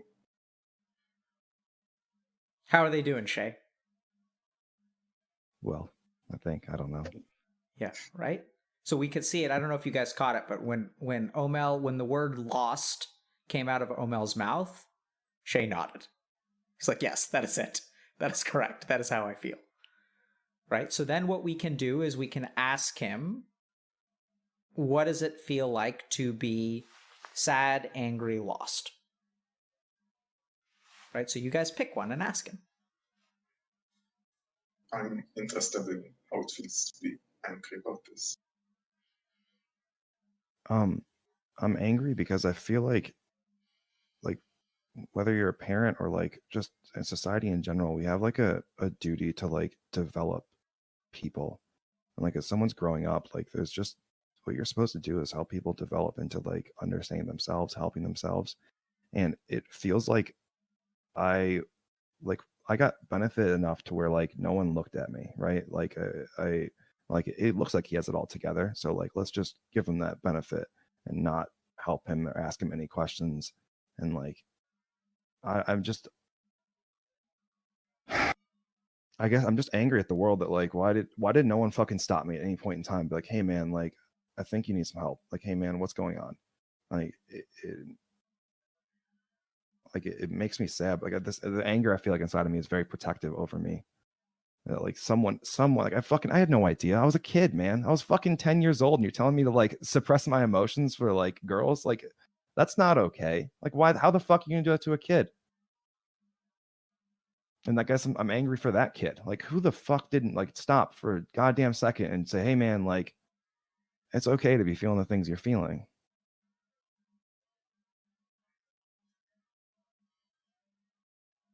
I feel like this is slightly tangential, but I think Shay's description of his anger kind of just hit me a little bit. As I think there are a lot of really negative ways to express anger, and a lot of negative connotations at times. But I feel like the kind of anger that he feels there is a really positive one, like wanting to protect instead of lash out. Like, and like there's kind of like that lash out, like vengeance type anger thing, which can be really negative. But I think an anger that directs to you to protect other people or yourself is something that can be really positive. It's a good point, Sam. I want to go back to what Sam was saying because it feels like Sam has emotions coming up. So we're going to walk y'all through this again. Does anybody have an inkling of how we should respond to Shay now?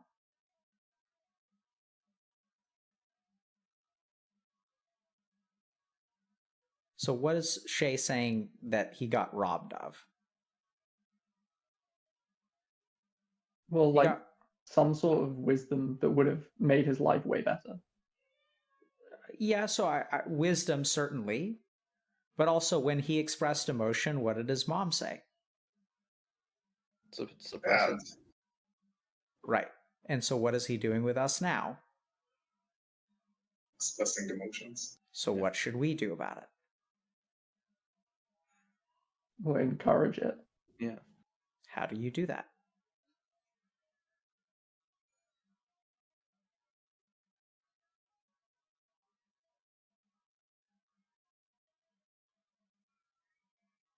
This is such like a guy thing. It sounds really dumb, but if you ask them, I feel like if you asked women this or girls in general, it wouldn't be silence. You know, if you're like, oh well, we support them and we do this and we ask them around to do this, and we're all just completely I feel like we haven't been given the tools. You know. Absolutely. So, how do y'all feel now? Feel ridiculous, kind of. Yeah. Yeah. I'll Like toss inept that. almost. Yeah, good. Right? It's like, so this is great. This is way better than all that theoretical shit, okay? So let me try to explain what's going on. So what Shay, so Shay is like, this is our chance to rewrite Shay's history. So let's think Shay grew up and like literally was told by his mom at the age of 10, I don't want to see that shit. And he's showing it to us now. Right? And we're paralyzed. And we're like what he needs to hear is it's okay to show us this. That's the right answer. Right? Like, I feel you, man. Tell me more about that. I want to hear. I want to listen. Like, you seem upset, or I'm seeing emotion in your face. Like, we could just state things very plainly, because we don't quite understand. But we don't need to understand. All we need to do is watch. Right? Because his mom turned away. She's like, I don't want to see that shit. So we don't have to be competent, we just have to be willing. That's all he needs from us. And now we feel incompetent because we're like, oh shit, I don't know how to do this, because we weren't taught this stuff, right? And even then, like, the great thing is Ed is like, he knows what women would say in this kind of situation. But you guys, like, literally can't bring yourselves to say it. And then y'all did something, but that was beautiful, because look at Shay's face now. What do you see there?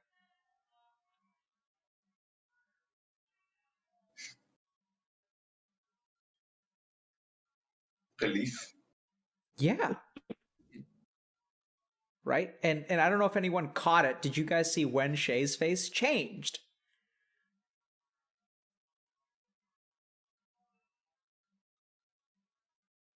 Right? So it wasn't when you guys, it was when you acknowledged that you felt inept. and so like, I think what we saw there is that, like, because Shay doesn't need us to be competent. What he needs us to do is try. And so what he saw is that these guys are trying and they can't do it, but like, it's like when my 3-year-old makes me a sandwich. It's like, it's gonna be a terrible sandwich, but I don't care because, you know, she tried and she cares about me, and that much is clear. And so now we'll ask Shay, Shay, how do you feel right now? I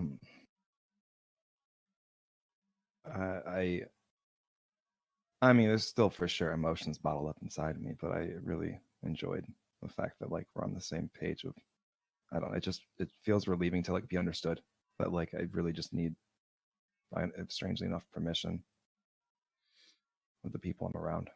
So I'll use 2 words here. One is, I think Shay feels connected. And now I'll ask you guys, how do you think he felt growing up? Disconnected. Absolutely. Isolated. He's like, no one stopped to ask me. Like, no one cared about me, right? What did they care about? What did they want from Shay?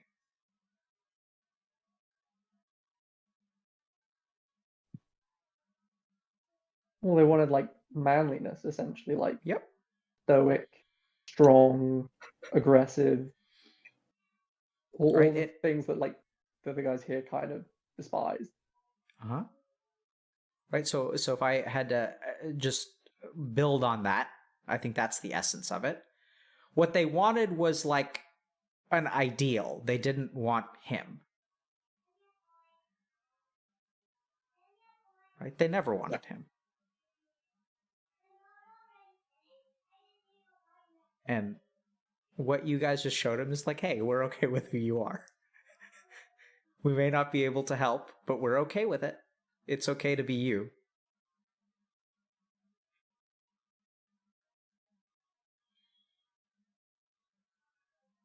I'm not quite sure where to take things from here. Well, I kind of had a question for Shay, actually. Like, how I think a lot of the rest of us spent a lot of time looking at people like you at that age and thinking about you and having a bunch of feelings towards people like you. But was there any of that in the reverse? Like, did you look at people who weren't as masculine and stuff like that? And like, did you think about them at all, or like, what kind of feelings did you have towards them? If I didn't like you, yeah, absolutely, I would neg your masculinity in my own head. But like, if you were just yourself, and there was absolutely part of me that was like very protective and like very much like it's not okay for anyone to put like anyone down because of like just who they are, you know, like it felt it felt so fucking wrong to see anyone like, I don't know, brought down for shit they couldn't really control. And as all honesty too, like there's such an isolating world to like, I don't know, that lifestyle that like you just stop fucking thinking about other people. Like you just like my grandpa used to say, like if you ever go to the gym, like you're always worried about people looking at you, but like, bro, the only way those big guys are going to see you is if you get between them and the mirror.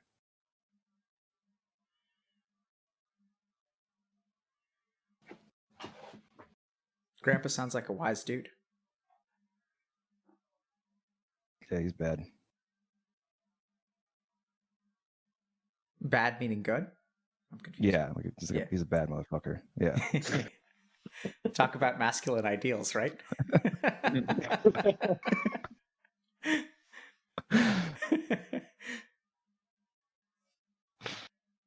Yeah, so let me ask you guys this. What do you guys think was behind Ed's question? That's a hard question to answer. Why do you think he chooses to ask that one? I know for me, it's something I've wondered before. Like, how do they think about me? Mm-hmm. I don't know what it means exactly, but I can relate to that. Well said. How do they think about me? Right? There's them, and then there's us. There are the Chads and the Virgins. And if I want to, really stir the pot a little bit, I think there's actually an undertone of a question, which is, Shay, did you hurt people the way that I was hurt? Someone wondering that in the back of their mind? Yeah.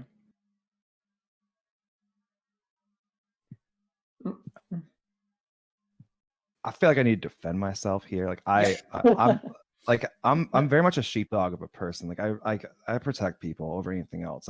And there absolutely are people out there. Like, don't get me wrong, I've been in that fucking world. There are people out there who like hurt people. Like they're so insecure about their own masculinity and like that they use that against everyone else. And that wasn't me. I mean, like I don't, and maybe I'm just a rare example of that. I don't know. But like personally to me, no, I very much did not ever go out of my way to hurt anyone for like the things that I took pride in. So Quentin, when I asked that question, I recognize it was a little bit indelicate. I recognize that Shay could have felt attacked by it.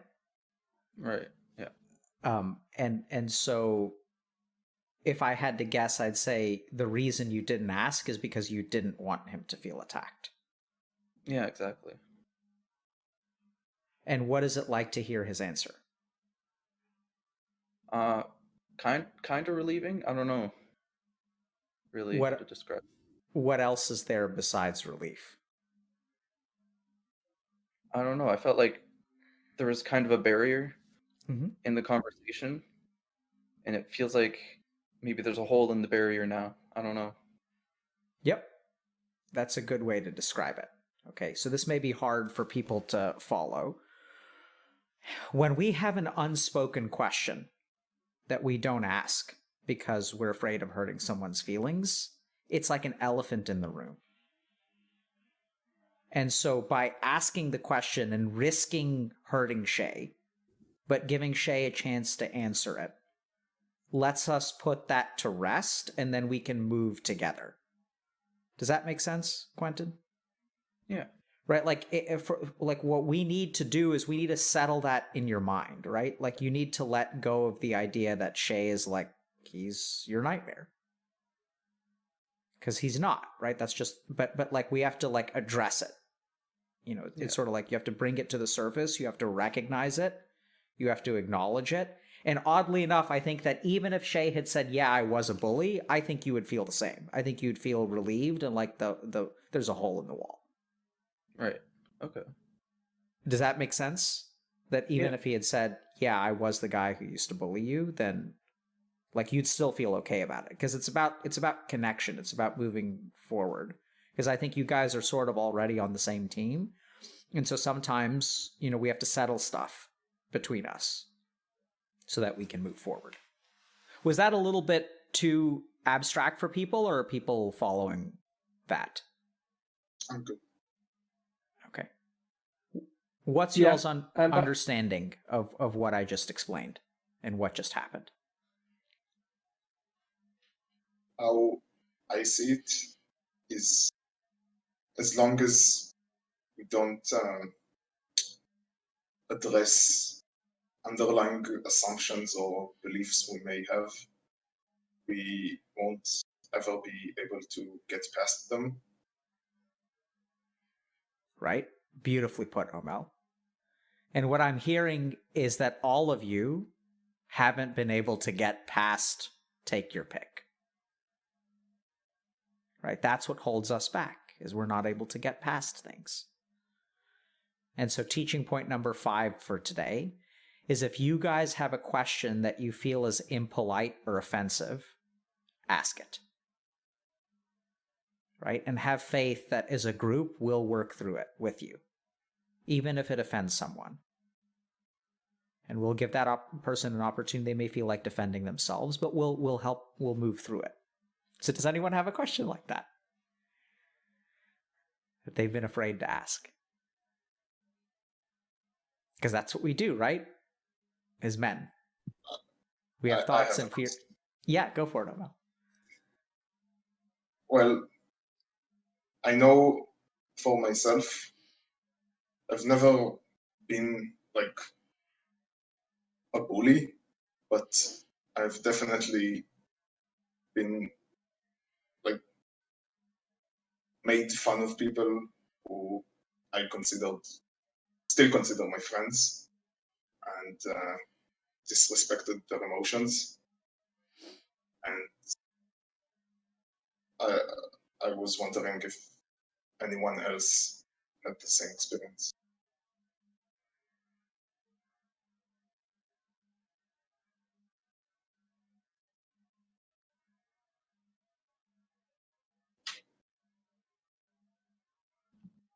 I've kind of had the opposite experience, to be honest. I've had a few friends that in school they would be what I saw as pretty cut off, and but when it was just the two of us hanging out, they would open up more and they would be able to express themselves in a different way. So what did that feel like, Quentin, to have one friend in private and a different friend in public? They felt kind of two-faced at times. And I found if we didn't hang out for a set amount of time, we would become more distant. They'd be less easy to talk to.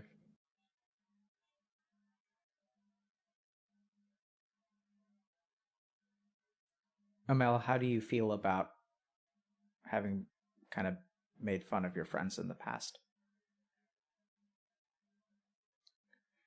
I mean, I've been feeling guilty about that for a lot of time.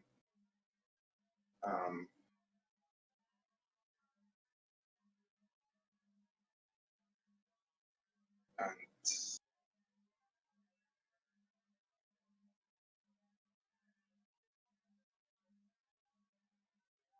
also, I've been really bad at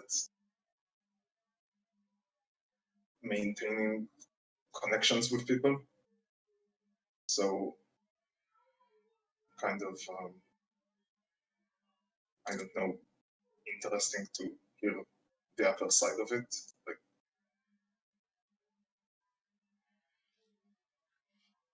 how it feels distant. Okay. So now we're going to do something. I'm going to point out another thing. I guess this is turning into something else. So you guys let me know if this is okay or not okay. Otherwise, we can go with like our original framework, okay? So Omel has now put himself out there. And now we have to be careful because what he wants and what he needs are actually two different things.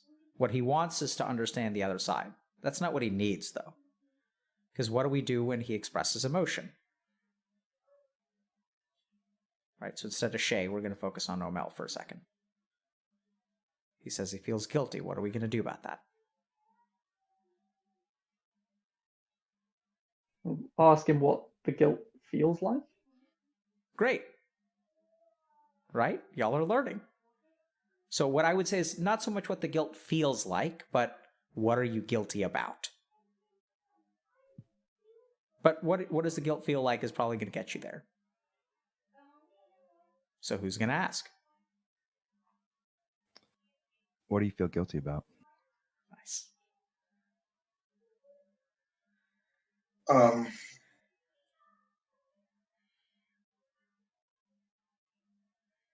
Feel guilty about being what I didn't want to be in social situations.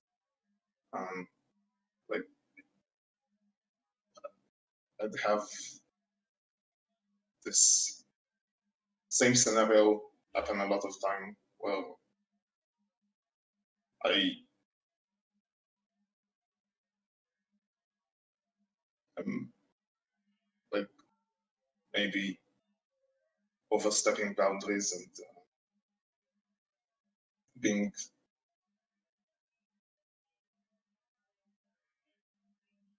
I don't know, like just making fun of people and just I feel very disappointed in myself because I never wanted to be that person.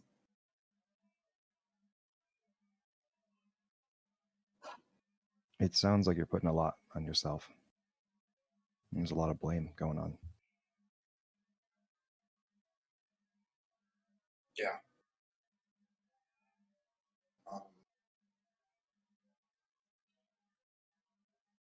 Okay, teaching point number 6. You Go ahead. No, Sam, go for it. yeah, I was just gonna ask, are you scared that's like a part of you? That like yeah. Are you scared that that's like a part of who you are? Someone that can do that. I don't think I'm scared about that being part of me because I already know that's a part of me. I'm more scared that that part of me can win and I can be that person.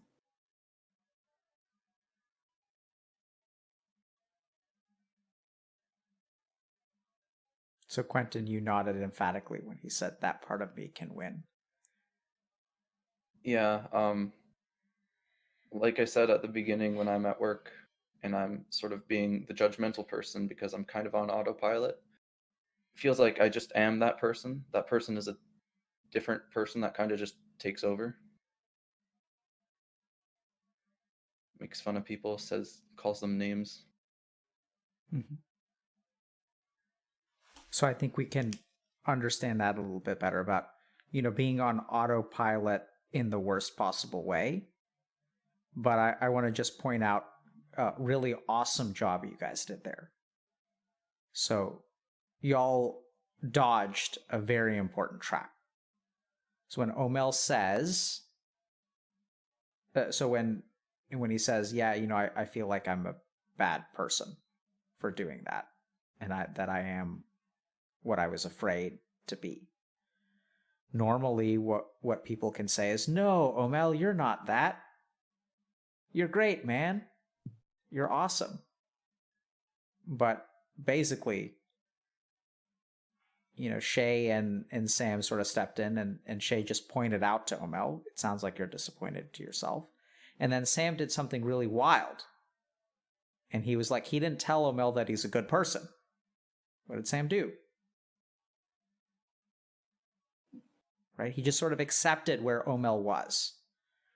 So oddly enough, I don't know if this makes sense, but how do you guys think Omel would feel if you guys said, no, Omel, you are a good person? Like his feelings were invalidated. Absolutely. Right? So he would actually feel disconnected. And when Sam says, are you afraid that that person is real? And he's like, no, I've actually sorted through that. So in that moment, like, we know that Sam and Omel are a little bit closer together. And Quentin's actually like, yeah, I know exactly what you're feeling, because that person does win for me a lot. Right? And now we get to the really wild part, which is that, autopilot for some negative parts of yourself is probably something that Shay can relate to too.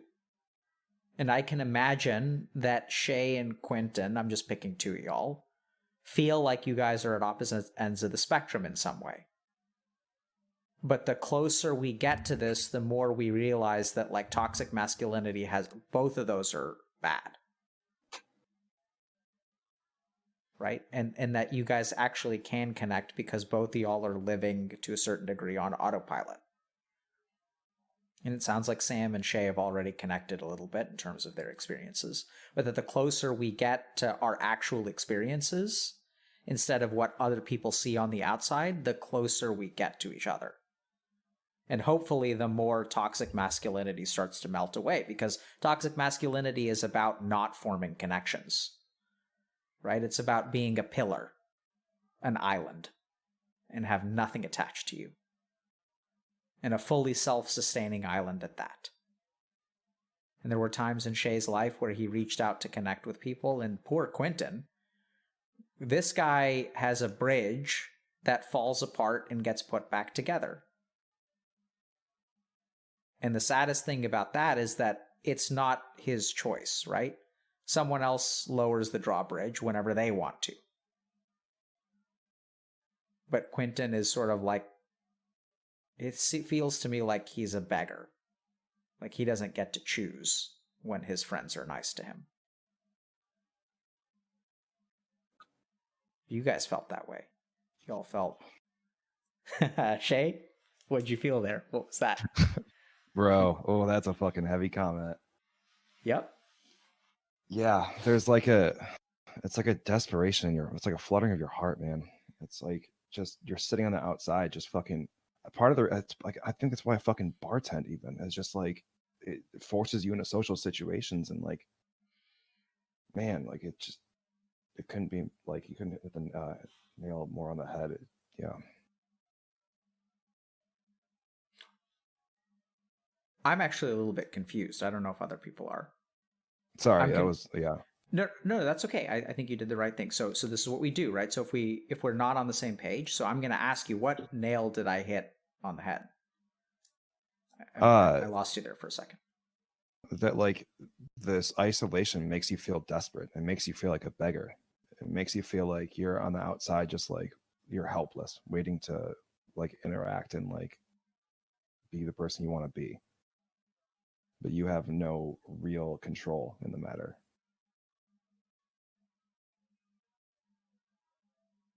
Can anybody relate to that?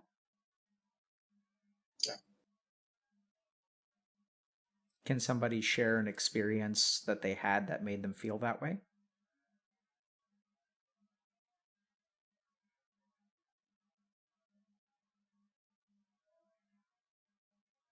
I guess there was a year in high school where I had to move away just for a year, and I sort of lost contact with a lot of my friends, so I was sort of starting from scratch, so to speak. And I definitely felt that disconnection, felt like at the mercy of other people's willingness to talk to me. And what does that feel like, Quentin? Feels like I'm not really in control. I'm not the super outgoing type, so if someone wants to talk to me, it's up to them if we become friends or not, kind of.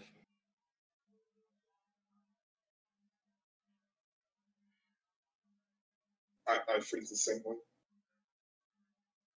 Can you share with us about?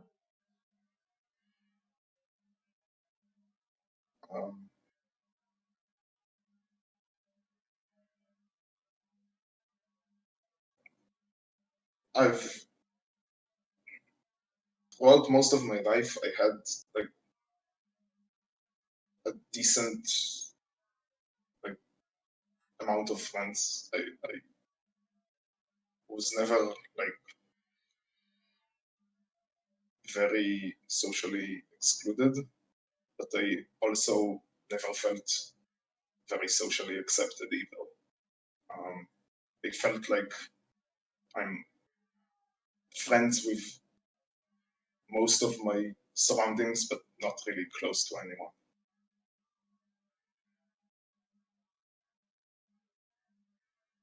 Yeah, I have something very similar to that, I think.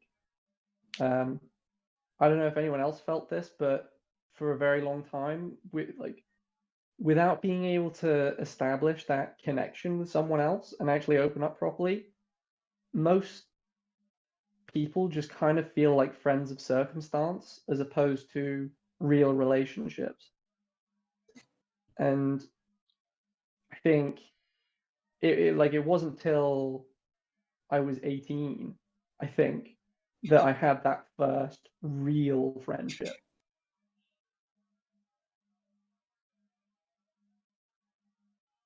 How'd that come about, Ed?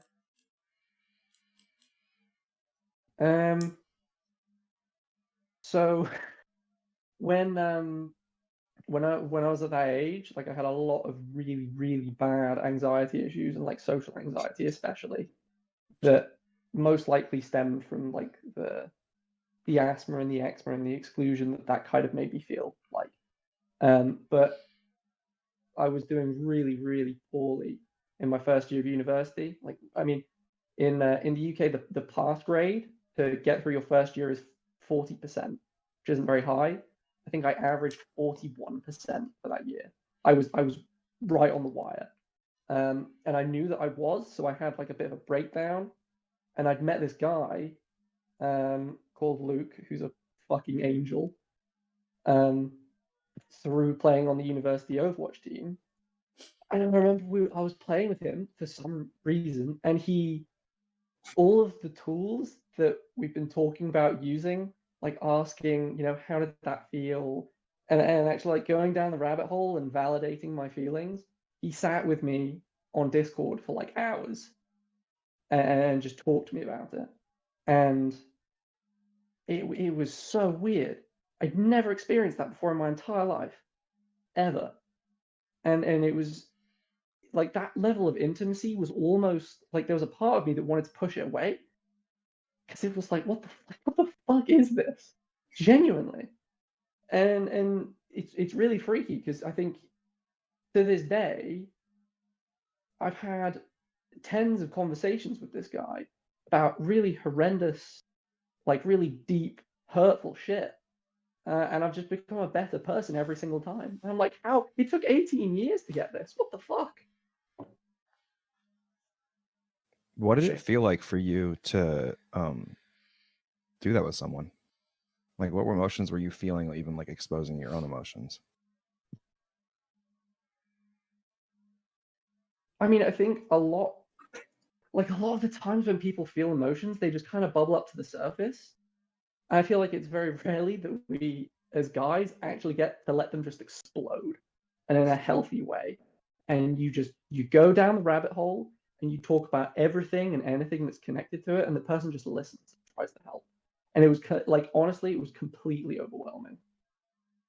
Like, just thinking about it now brings back like so many emotions. I'm so fucking lucky that I have this guy. And I actually, as much as other friends of mine might not want to hear it, this guy is like the like leaps and bounds above any other man I've ever talked to in my life. And it's like completely overwhelming. I mean, if this is, it's like it's a closer connection than I've had with any girlfriend I've ever had. It's like completely mind blowing.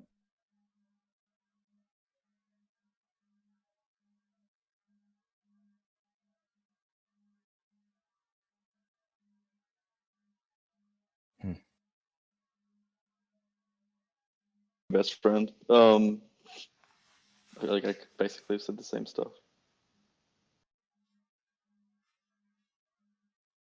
Must be nice. I actually there was a period where I there was like some reason that a friend of a mutual friend of the two of us, I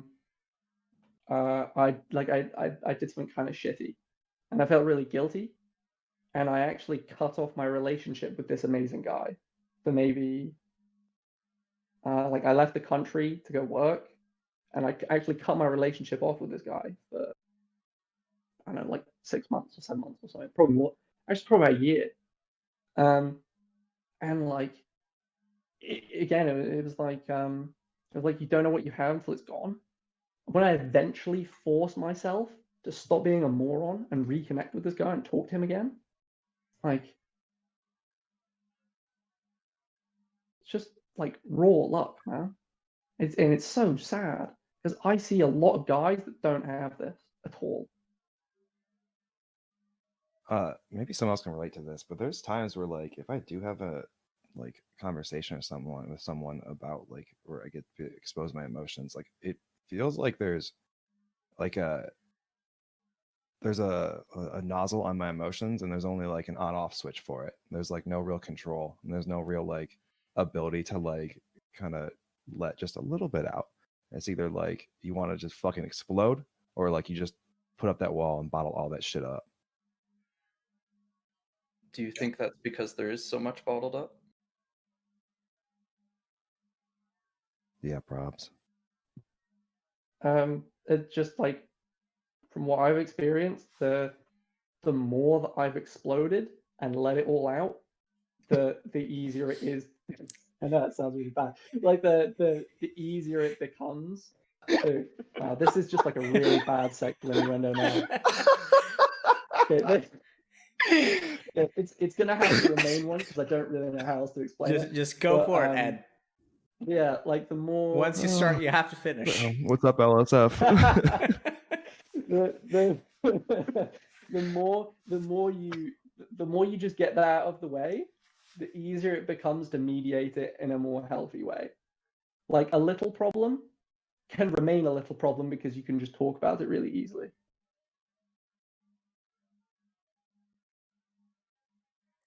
So I just can't leave this on the table. It's kind of like tugging one out before a hot date, right? So you can think clearly. You gotta just unload. Oh, totally. 100%. Seriously, like that's actually a perfect analogy. Like, I'm not even joking. Right, so what I'm hearing from Shay is that he's got a case of blue balls. Bro. like emotional blue balls. That's amazing.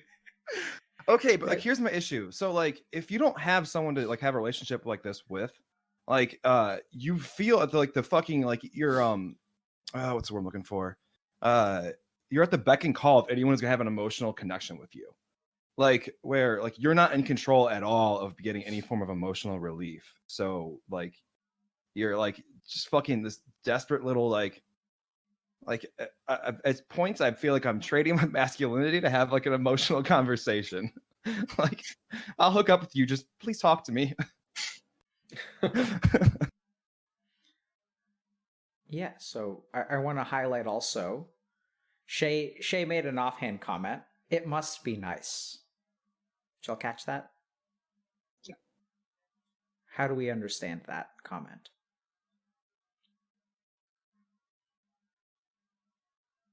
That's I don't know how to share the like. I Like, don't it know how sounds to like talk about something not happy. jealousy, like maybe envy. You just don't know how to relate. Right. So I'm sorry, Sam. Did you say something? I think it was just like I don't. I feel like I've been on both sides of that, where like I spent so much of my life wanting to like emotionally connect with other guys, or just people in general, and never being able to. And so like being in that position where I'm like, it'd be really nice to have that. It'd be absolutely amazing to have that. And then like that, and I feel lucky, and I don't know how it happened, and I feel really terrible talking about it to people that don't, because I don't feel like I can help them, because I feel like I just rolled a, like I just rolled the dice real good, and yeah, like I want to help, but I just don't know. I don't know how. Like guys aren't taught to have emotional relationships like that. I think that's one of the things that I feel angry about. Similar to how like what Shay was talking about. It's like this is bullshit. Like who like who thought it was a good idea not to teach talk to each other, like so that it has to feel like in random luck. Yeah. So if it's okay with you guys, I'm going to take a stab at sort of summarizing. I feel like we've done some good work today. Y'all okay with that? I mean, we'll still have time for questions and maybe meditation and stuff. But so first thing I want to point out is like, earlier Shay got emotional and he was saying like, no one asked like how I was doing. No one thought to care. No one even, they just saw the front, which I was taught is the important thing. I was taught that this is what I should be. And I did what I was told. And so everyone thought that everything was fine, sort of myself included, but I was dying a little bit on the inside. And so no one stopped to listen, right? In fact, the opposite. They tried to shut me up when I spoke. And so there's a part of me that says that, the only thing that Shay needed was Luke. Like he needed his own Luke, right? And Ed was lucky enough to have Luke, this angel of the internet. And it does feel overwhelming. And teaching point number 7. So we did something a couple minutes ago with all the masturbation and jerking off jokes called coming up for air. That's what I call it. So especially when men feel a lot of heavy emotions, we have to cut that tension and we have to go back to familiar territory, which I kid you not is dick jokes. This is what groups of men do when we feel uncomfortable. We start joking about our penis. Right? And it's like, it's our mind's way of like entering familiar territory where once again, because we're also connected, because we're all laughing about it, right? And literally like there's one patient of mine in particular that I'm thinking of where it's gotten to the point where I've pointed out this pattern. We've seen this pattern in our own therapy sessions. And then I'll ask them, is it time for a dick joke now? And then we'll laugh about it and that's enough. Right? And then we can stay underwater for longer because the more dick jokes we make, the closer to the surface, the more comfortable you guys feel, the more we move away from the negativity.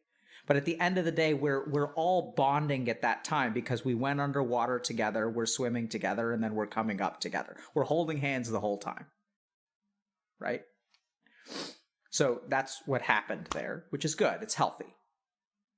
And it was also like interesting how Ed kind of like continued sharing despite he was like, I still want to say this even though it sounds absurd. And we can joke about it, but like I'm going to finish. And that's good, right? So we let him do that. And so then we get to kind of what Sam says, which is that sometimes I've had those people and sometimes I've recognized that I've met people who need me to be a Luke and I don't know how to be a Luke. And we hear this kind of from Quentin and Omel as well, that you guys also struggle with some amount of like toxicity and hatred and resentment, right? So I get the sense that Shay is holding on to a lot of resentment, which is justified because, you know, he was robbed, right? That's what I would say is like to a certain degree, all of you were robbed of a particular experience.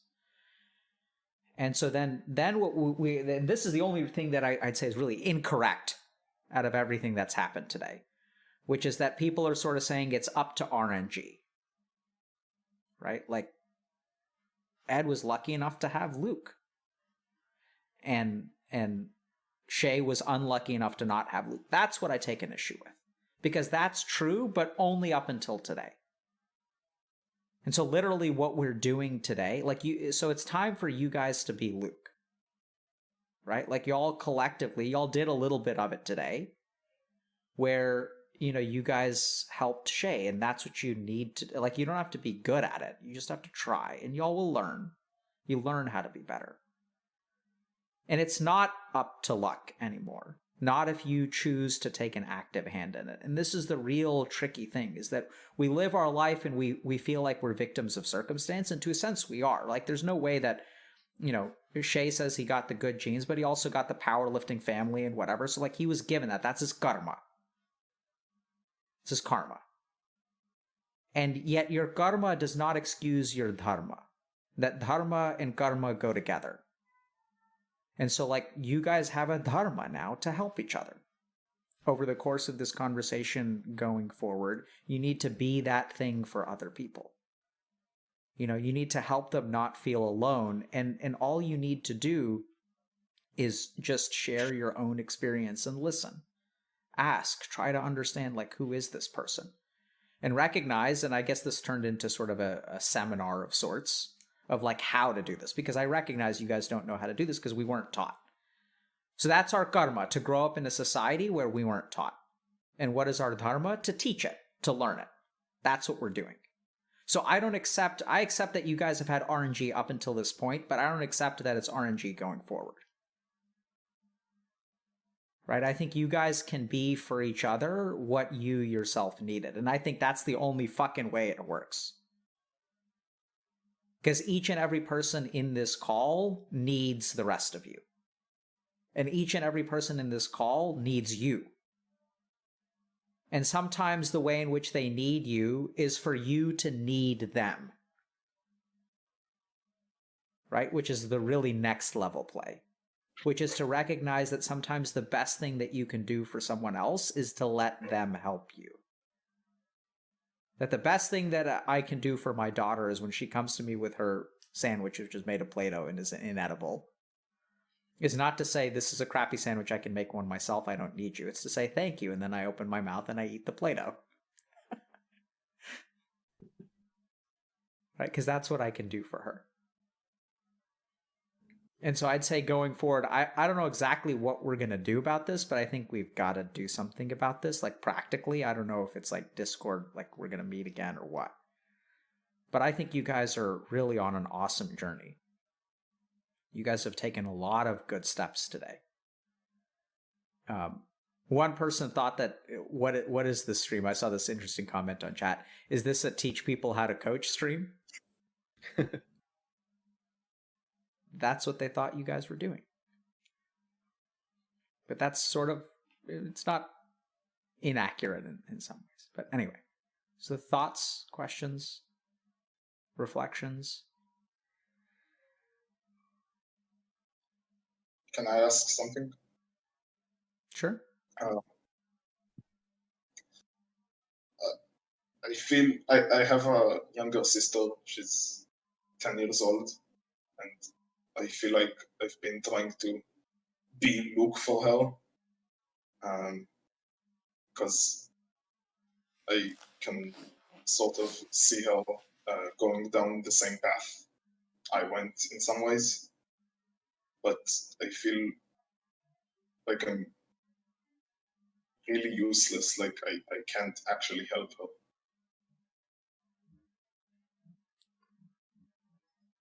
Okay. Is that a question for me? I don't know. I I feel like I need to be that person, but I don't know how. I guess that's a question. Is that a question? I think so. What are you guys hearing from Omel?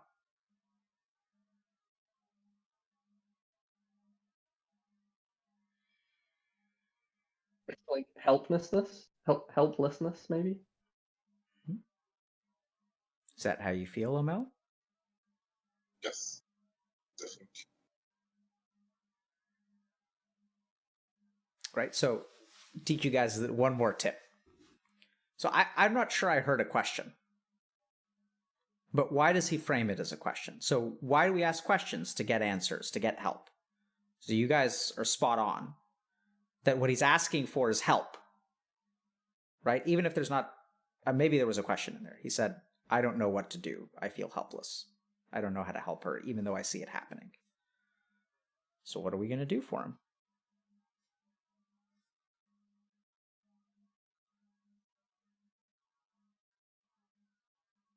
Well, I'll like ask him what what specifically feels helpless.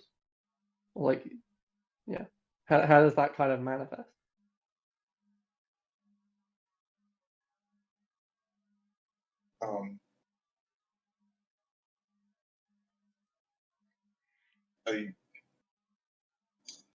It seems to me like she's kind of alone in the same way I felt when I was her age, and I can't fix that.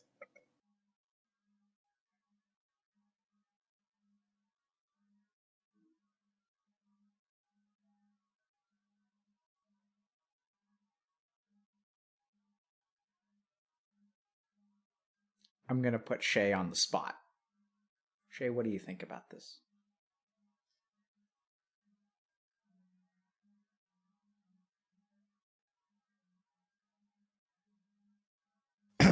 One, I think I appreciate how much love you have for your sister. I think that's very sweet. I just want to point that out. And I think this is a lot weighing on your shoulders. And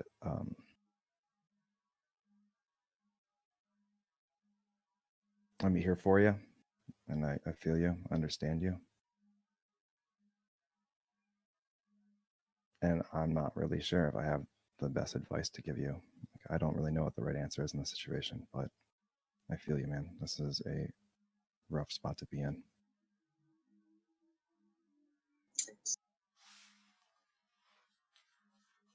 I mean, oh, sorry. I have a really good friend, who I can see going down the exact patterns of thought. I can see the ones that I had in him, and I want to help him, and I've tried, and I feel, yeah, I don't know. I feel in with him, I kind of feel helpless as well because I really care about this guy, you know. I feel it, you know. I have a question, Dr. K. Mm-hmm. Because I feel like in these situations, I've been in these a few times where like I can talk shit and imagine I know what the right piece of advice is, right? And I can like sit from my perspective and give what I think is the right advice, but I don't know. Like I have no idea. Like I've never been in a situation, and I'm not in a situation, so I don't really know what it's like. So like, and this is what I feel like a lot of even ex-girlfriends have run the same issue with, where like, is there even like, should I offer advice? Like, is there a place to offer advice, or is this like, is the benefit really in just sitting with that person? Yeah, so I thought you knocked it out of the park, right? And I think literally what I would do, Omel, is listen to Shay's answer, and I would consider saying that to your sister. Right, so Shay's answer was, I understand that you're in a situation that is tough, and I don't know how to help you with it, but I'm here for you. And I don't have answers for you because it's a complicated problem. But you don't have to face it alone. Right? So like what Shay is doing is acknowledging that he can't fix it for Omel. And I think that's exactly what you have to do for your sister, because you can't fix it for her. And that it is complicated, and you don't know all the answers, but that you're here for her. And in your case, I think you can share maybe just a tiny bit more, which is if you felt really alone, you can, because she may not even understand, because she's 10. She may not understand that she feels alone. But you can just ask, you can try asking her, hey, do you ever feel like kind of lonely, or you know, whatever you see whatever you see of yourself in her, you can open a door for her to walk through about that. So I remember when I was 10, sometimes I felt kind of lonely, and then I would actually make fun of my friends. Do you ever feel like you do that? I definitely used to. Yeah. So you know, I think the main thing is sort of what Shay did, which is like what we have to do, right? So like Luke didn't fix any of Ed's problems. And this is where things get really confusing in part of toxic masculinity, because as men, we fix things. We don't sit with them. We don't support each other. But like, if you feel alone because you haven't gotten laid, go out and get laid, bro. I'll hire you a prostitute, but I'm not going to sit with you in your loneliness. Right? It's all about making our problems go away. It's about fixing the situation so we don't have to feel anymore. It's about lifting more. It's about, you know, being better. It's about moving away from who you are into the ideal of what you should be. But never sit with it. No. Do something about it, right? A man acts. A man does. A man is strong. A man doesn't take it lying down. A man is in control of his own destiny. A man doesn't discuss his feelings. Feelings are for wimps. I am a man, and I do things. I fix my life. Do something with yourself. Be the change that you want to be in the world. Stop sucking at it. Be better.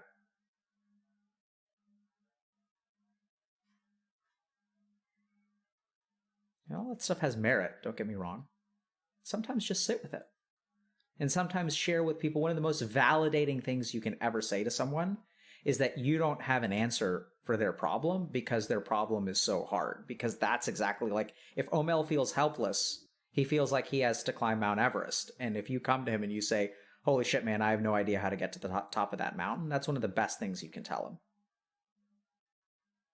Right? So like if you say, I feel helpless about your problem too, at least he's not alone. Does that answer your question, Shay? Yeah, entirely. Thank you. Cool. Any other questions?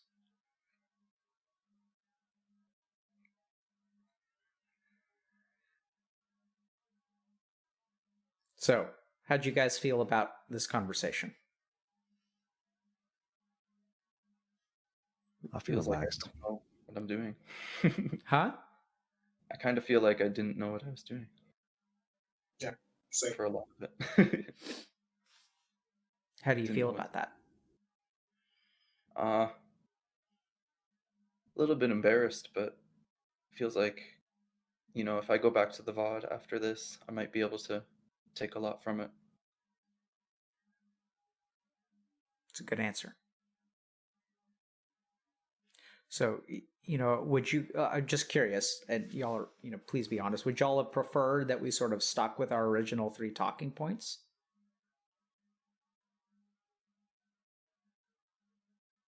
I'm pretty happy with how this turned out. Yeah. Me too, yeah. I mean, I feel like it definitely benefited all of us on a personal level, but I mean, if like just for me, this being trying to be informative, I don't think we explored a lot about what, like, where it comes from and understanding what toxic masculinity actually is. But Mm-hmm.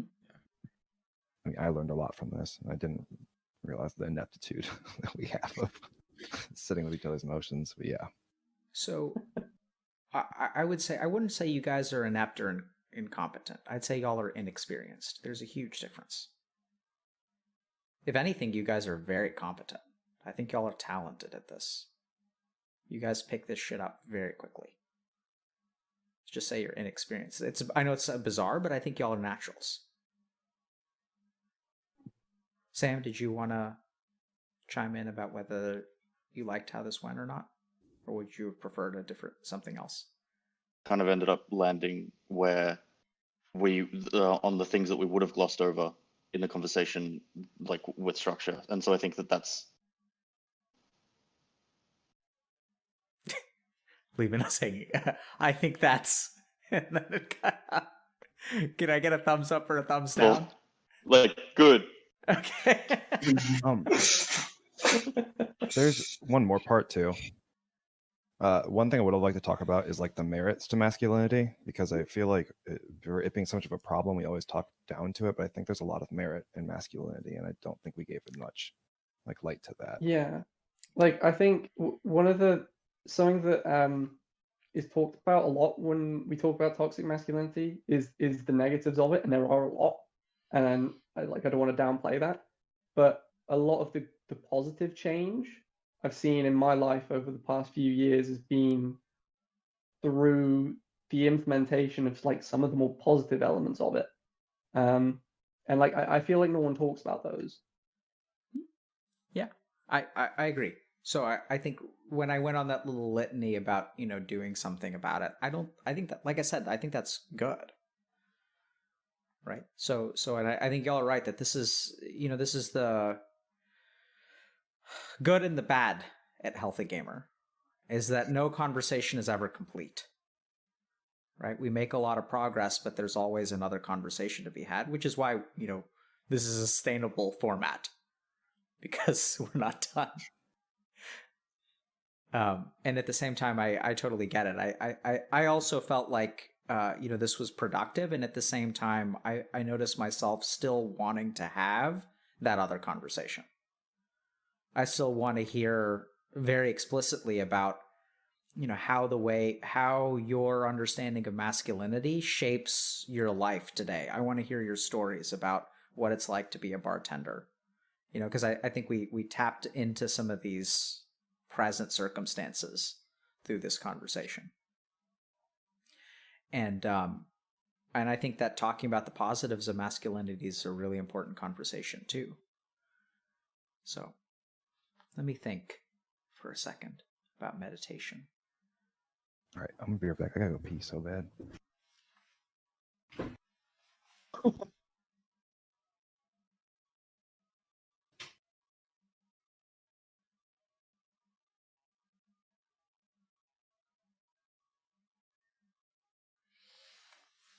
I feel like I want to teach you guys a meditation about Advait, but I just don't know what to teach you guys. So I think a good meditative practice to learn here is one about non-duality. So like right now we're talking about,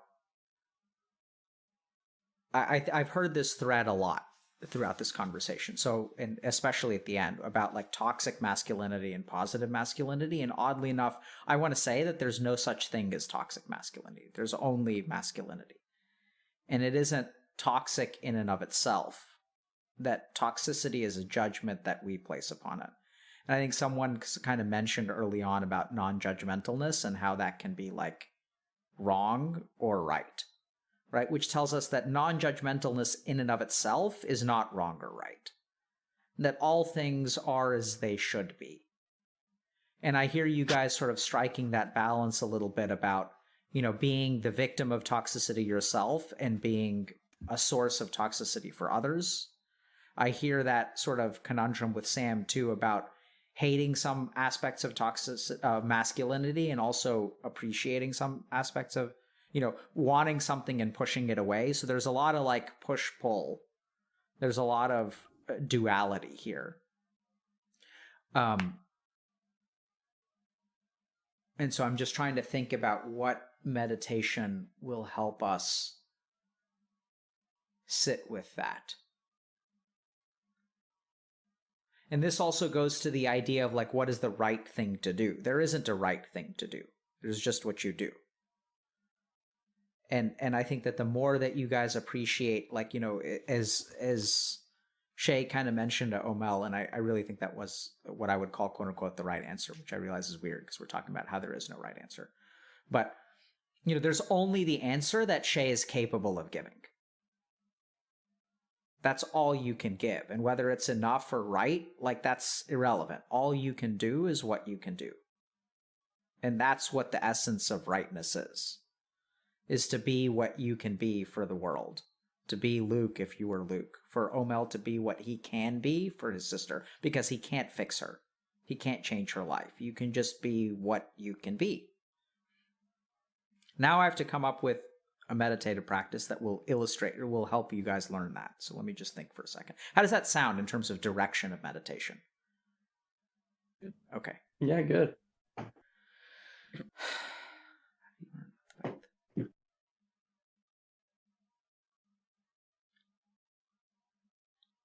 Okay. Do you guys have access to food?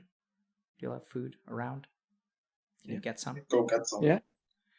No. GG. Wait, yeah, I probably can. So this is what I want you guys to do. I want you to go find a piece of food that you dislike. Who can do that?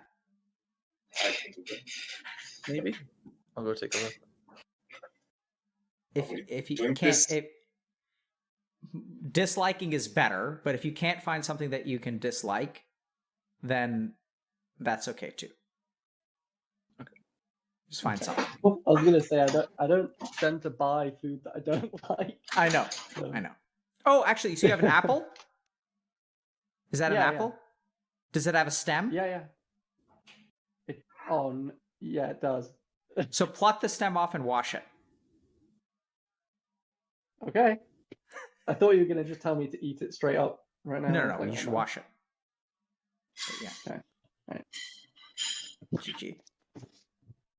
Get wrecked, shitties. Ed thinks he can dodge.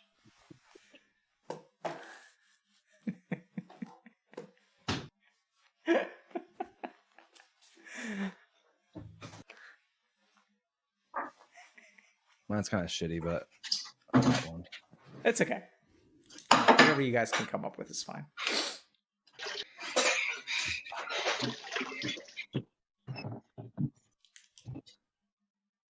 Yeah, so people who are watching on chat, y'all should go find something that you dislike.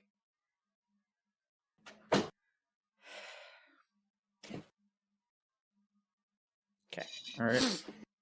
Okay, so we're just going to talk for a second, okay? And then I'm going to ask you guys to, eat the thing.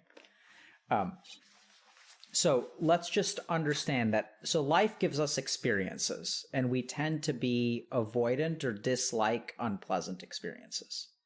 And oftentimes it is through the avoidance of the unpleasant that we find ourselves in trouble, right? Whether it be, I feel lonely, so let me become a bartender so I can take that loneliness away.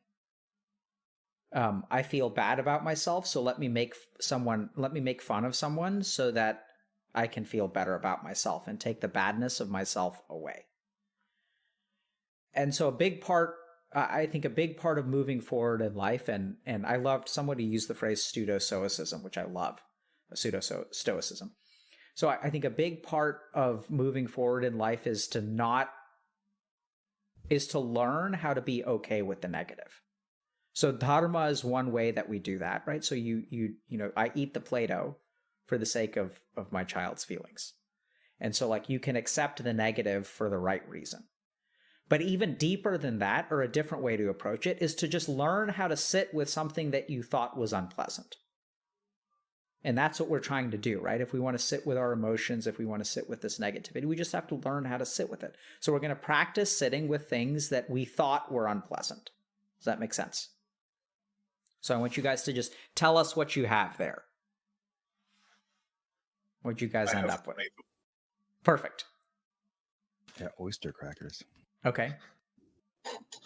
Okay, so you have the peel, Sam? You have the peel of that orange? I've got potential.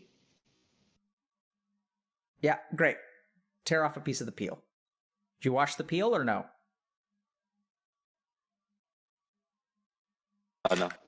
Okay, I can go do so get some of the white fuzz from the inside of the peel. Okay, yeah, good. What do you have, Quentin? I have a slice of fake cheese. Beautiful. So, and then Omel, your tomato has the top part that you normally chop off and don't eat? Yep. Okay, great. Yeah, good. So now what I want you guys to do is just with your eyes closed, we're going to eat it. Eat, something. And whatever you guys have there, just notice your reaction to it.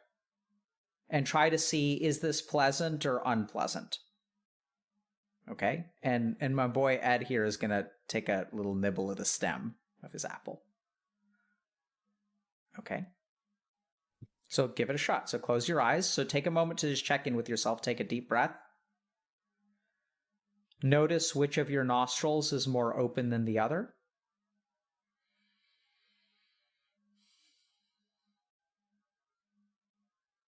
And now go ahead and eat the thing. Take a bite.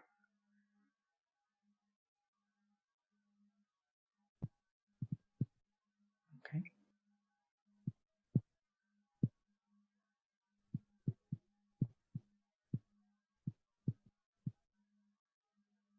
So notice your reaction to it and observe it.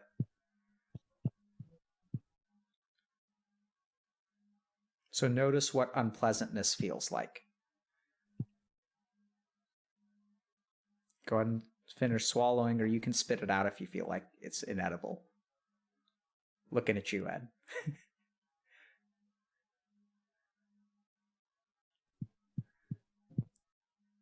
And so just see what happened to your sensation of unpleasantness.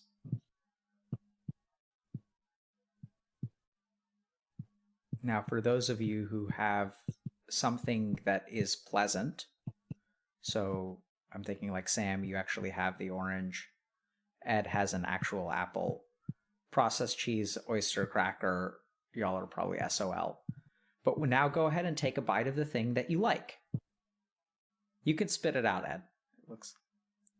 Oh, so horrible. Okay, good. Sit with it. So just sit with the sensation of horribleness.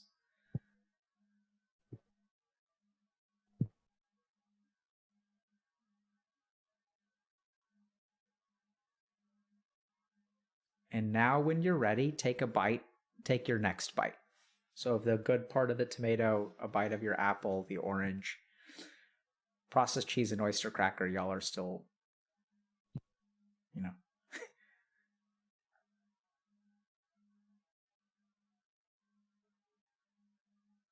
and see what notice the difference.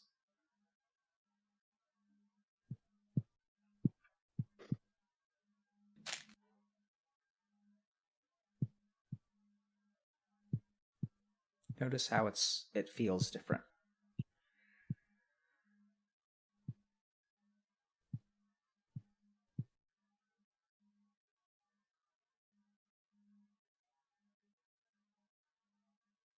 And now when you're ready, go ahead and come on back. So I'm going to ask you guys, what was that like? Can you share your experience with us? Yeah, oyster crackers are tasty as fuck. That didn't work very well for me. They're way good. They're much better than I remember. I was going to say, like, oyster crackers are pretty damn good, man. I love them. Get yourself some chowder, put some oyster crackers in. This shit's delicious, man. Yeah, man, those were good. Okay, so how did you react? So other people's experiences.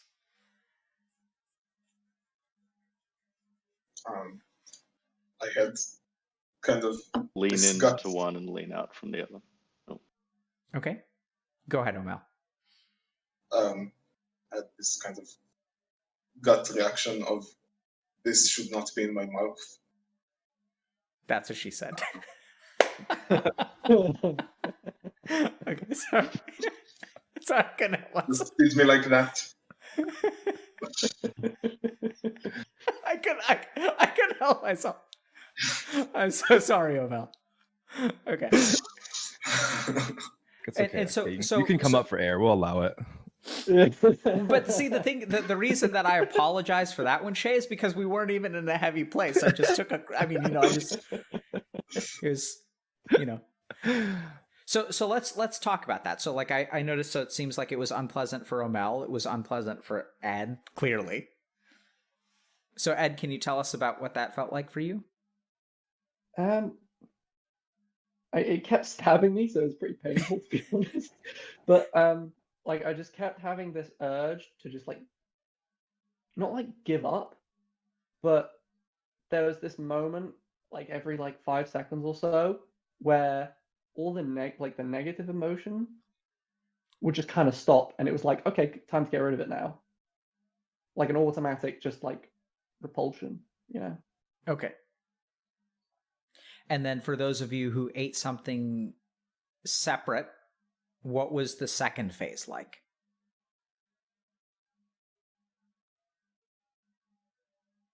When you took the bite of the apple, when you took the bite of the orange? It was relaxing.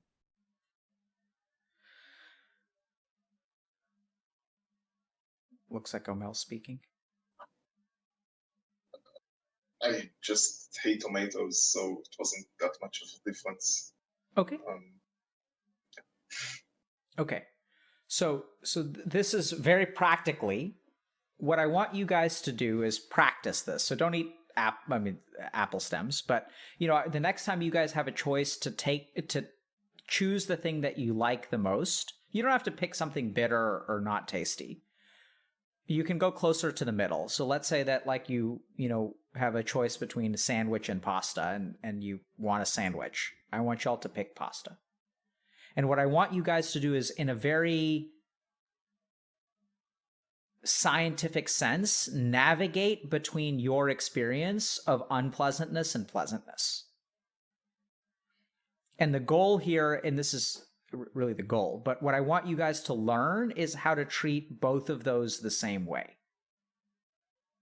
Right? If you practice and if you're able to sit with an experience, you'll begin to realize that, like, I don't know if this makes sense, but there's a difference between you tasting it and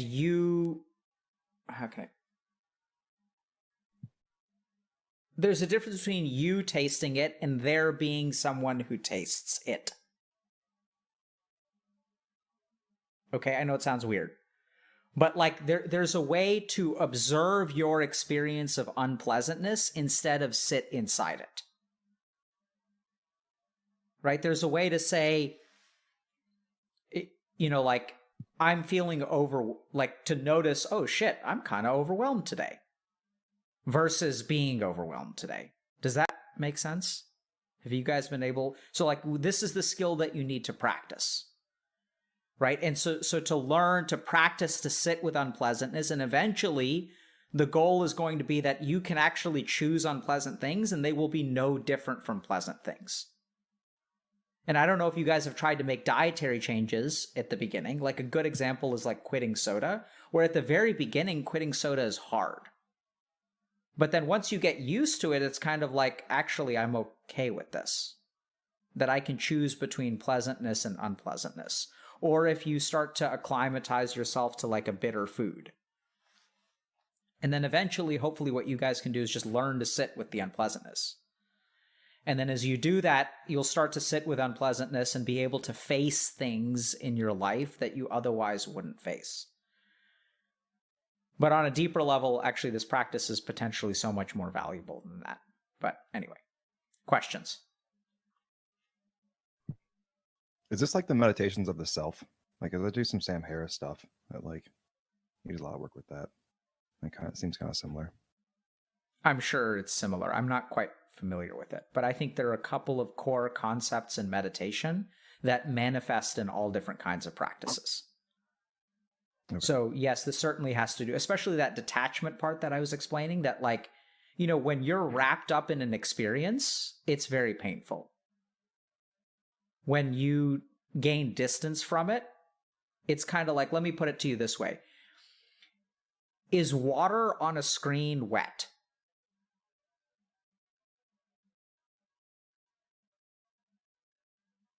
Right? So if you watch something and if you're watching a movie where someone jumps into water, they get wet.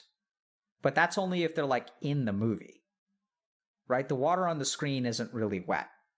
So in its deepest sense, this concept will allow you to step out of the screen and sit in the theater in your own life. And then the water on the screen, which gets other people wet, has no effect on you. This is the essence of detachment. And when you guys get wrapped up in something, like you get wet by it, right? Like it affects you. But then the more you gain distance from it, the more that when you're like, oh, wow, this is unpleasant. This is very unpleasant for me. Interesting. And then that gains distance from the unpleasantness. So now I'm going to ask, so it looks like Omel has a little bit more. I don't know if Sam has his peel, but I want you guys to try one more time if you can. And what I want you to really notice is how pleasant or unpleasant this is for you. And just see. You're like, oh wow, this is really crappy. Or oh wow, this is really awesome. And instead of sitting in the awesomeness or the crappiness, observe it from the outside. Can you guys try that? We'll try one more time. Just close your eyes and go for it. And just tell yourself, oh wow, this is fucking disgusting. Or wow, this is delicious. And still gain distance from it. Looks like he's eating the stem again. It's the only thing I've got, I'm sorry. It's okay. Right? And just see how unpleasant it is. Notice that and accept that for yourself. Wow, this is really awful. I really feel like spitting it out. I really don't like it.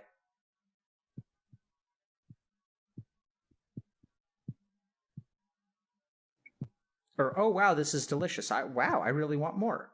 And just see that. When you've had enough, you can go ahead and come on back.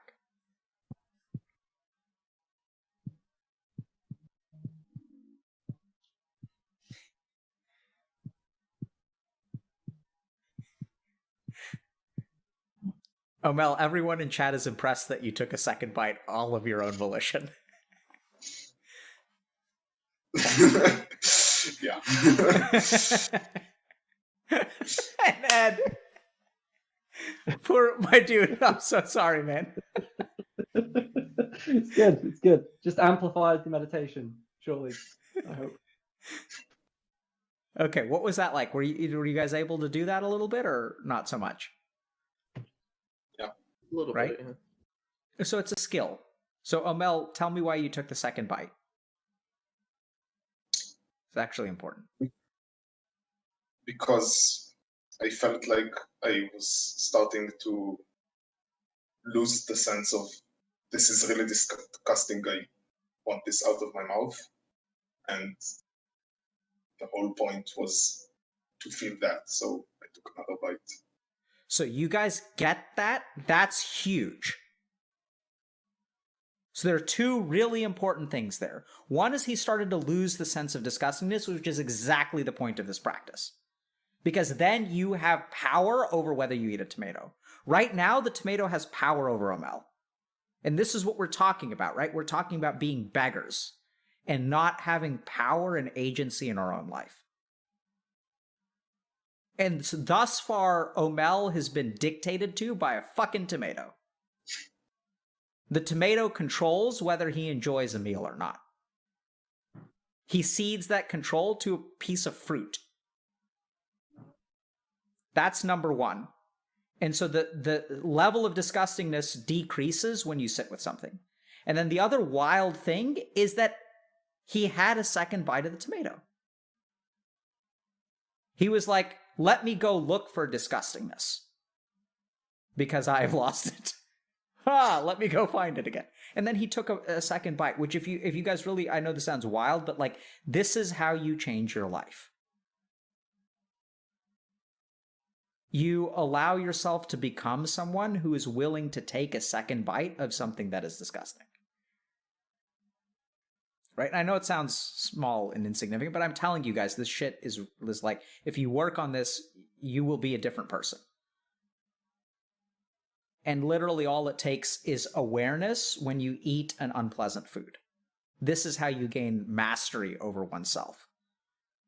Is to be aware of the way that the world affects you and to be able to choose, make your decisions independent of how things will affect you. Yeah. How do you know how to make a decision at that point then? Excellent question. Excellent question. Excellent question. Right? So behind Shay's question is, because is it the pursuit of pleasantness and the avoidance of unpleasantness the compass that we use in life? Abso-fucking-lutely, Shay. And that's why everyone's life is a fucking train wreck. And so that's a question that I'm not going to answer for you yet. But it's absolutely the right one. So let me ask you guys, how are you guys going to find the answer to that question? Just keep doing the unpleasant stuff. Yep. And then see if you start doing unpleasant stuff all the time, then you're no longer going to be avoiding it. And then one day you're going to wake up and you're not going to do anything. You're just going to sit there the whole day and not take a single action. Right? That's what Shay's question sort of implies, is that if you take away that driver, how do you drive your life? And Shay, that's a question that as you practice, I want you to answer, because you'll see what floats to the surface. Yeah. Is this how you distinguish the difference between things that are pleasurable and meaningful? That is a question that you are going to answer, Ed. Right? So you guys are getting in the right place, but we don't want to talk about it intellectually. Or at least I don't want to. Because what happens is if I answer your questions, your desire to investigate is going to go away, and then you won't do it. So this is another important point, that like when we intellectually answer something for ourselves, we reduce our motivation to go out and do. So I'm going to leave you guys hanging. And by all means, practice and figure it out for yourself. And then if you guys practice for a while, you know, I'm sure if you guys catch me on an off day, I'll forget and I'll answer your question. But it's a very good question and very good hypothesis. And frankly, what I will say is that sometimes when I try to teach people detachment, they get confused, because what happens if I let go of my ambition? Because ambition gives me so much and it causes me so much suffering. And if you ask me to give up my ambition, what will I be? And it's a good question. Does that make sense, Shay, that's related to your question? Mm-hmm. That's the other way I get asked it. And it's a good question. So work on getting rid of your ambition and see what's left. Are you just going to sit around and do nothing all day? Okay, excellent. Good job, guys. Strong work today. Really impressed. Really impressed. Really hopeful. Last questions before we wrap up for the day. Cool. Listen, so have a good weekend. For those of you who celebrate Thanksgiving, I hope you have a good and safe Thanksgiving holiday. And yeah, good luck with everything. I think we're going to have to think about what to do. So we may think about... So by the way, for those of you, I don't know if you guys know this, and I think people kind of picked it up. This is the kind of work that we do in group. I don't know if you guys are in group coaching or not, but I think y'all would be fantastic fits for it. And the main thing that I think was really cool, and this is the big misconception, is that on paper, Quentin and Shay feel like they're never going to connect. Right? 4 of y'all, like, so Sam's sort of in the middle, but 3 of y'all sort of feel like you were bullied or rejected or whatever, and Shay was on the opposite end of the spectrum. And so the idea is that, like, I'm not going to connect with Shay. Whereas in fact, that's exactly what you need to do, right? Both of y'all need to be in the same group together. We probably also need to get potentially women in this group, right? That would be interesting to have their perspective. But I also think that, I wonder if we should, I'm just thinking about this, and I encourage you guys to think about it too. Like, think about how we can help you as an organization, because this doesn't feel like the end of a stream to me. It feels like the first step of a journey. And I just don't know what that next step looks like, but like, it's not like I have all the answers. So that's where I have to lean on you guys. You guys tell us what needs to happen next. What do you guys want next? What's helpful about this, and what is the work that is left undone? Because ultimately, y'all are my compass, right? You guys have to tell me what you need, and then we'll work on building it for you. So, I mean, that's very genuine. So I'll hang around in this DM, and if you guys have thoughts, let me know, okay? Okay. Thank you guys very much. Take care. Thank you. Thanks. Okay. See you, everyone. Okay, chat.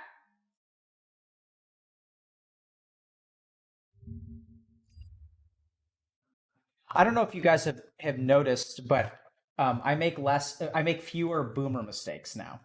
I'm proud of you. Yeah. Thank you. Wait, hold on. I can't. Oh, I can't see myself. I was just about to make another mistake. So welcome, everyone.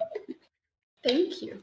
Thank you. So I think maybe what we can do is, so I understand we're going to be talking about setting boundaries and potentially the friend zone. Is that right? Yeah. Yes. Okay.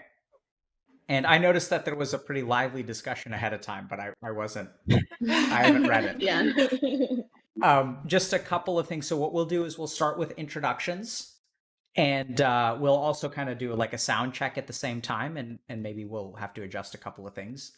And then, yeah, we'll kind of see where things take us. Just a quick disclaimer, I tend to say you guys, which I don't mean to offend anyone.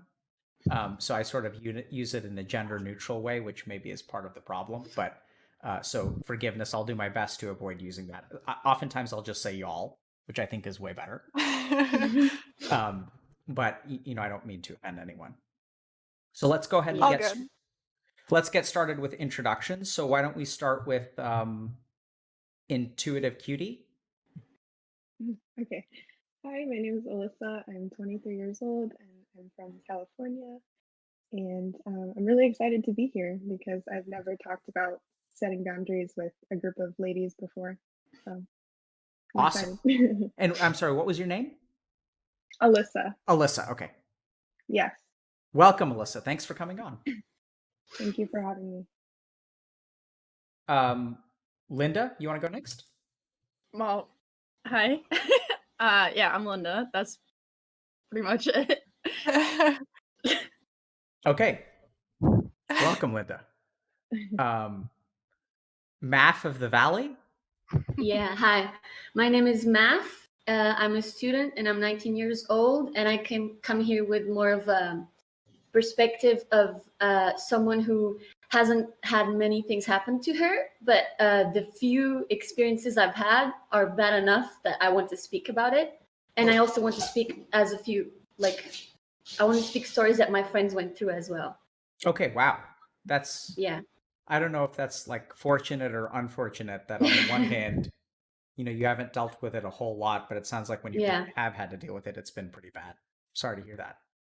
Thanks for coming. Thank you. And Risaka?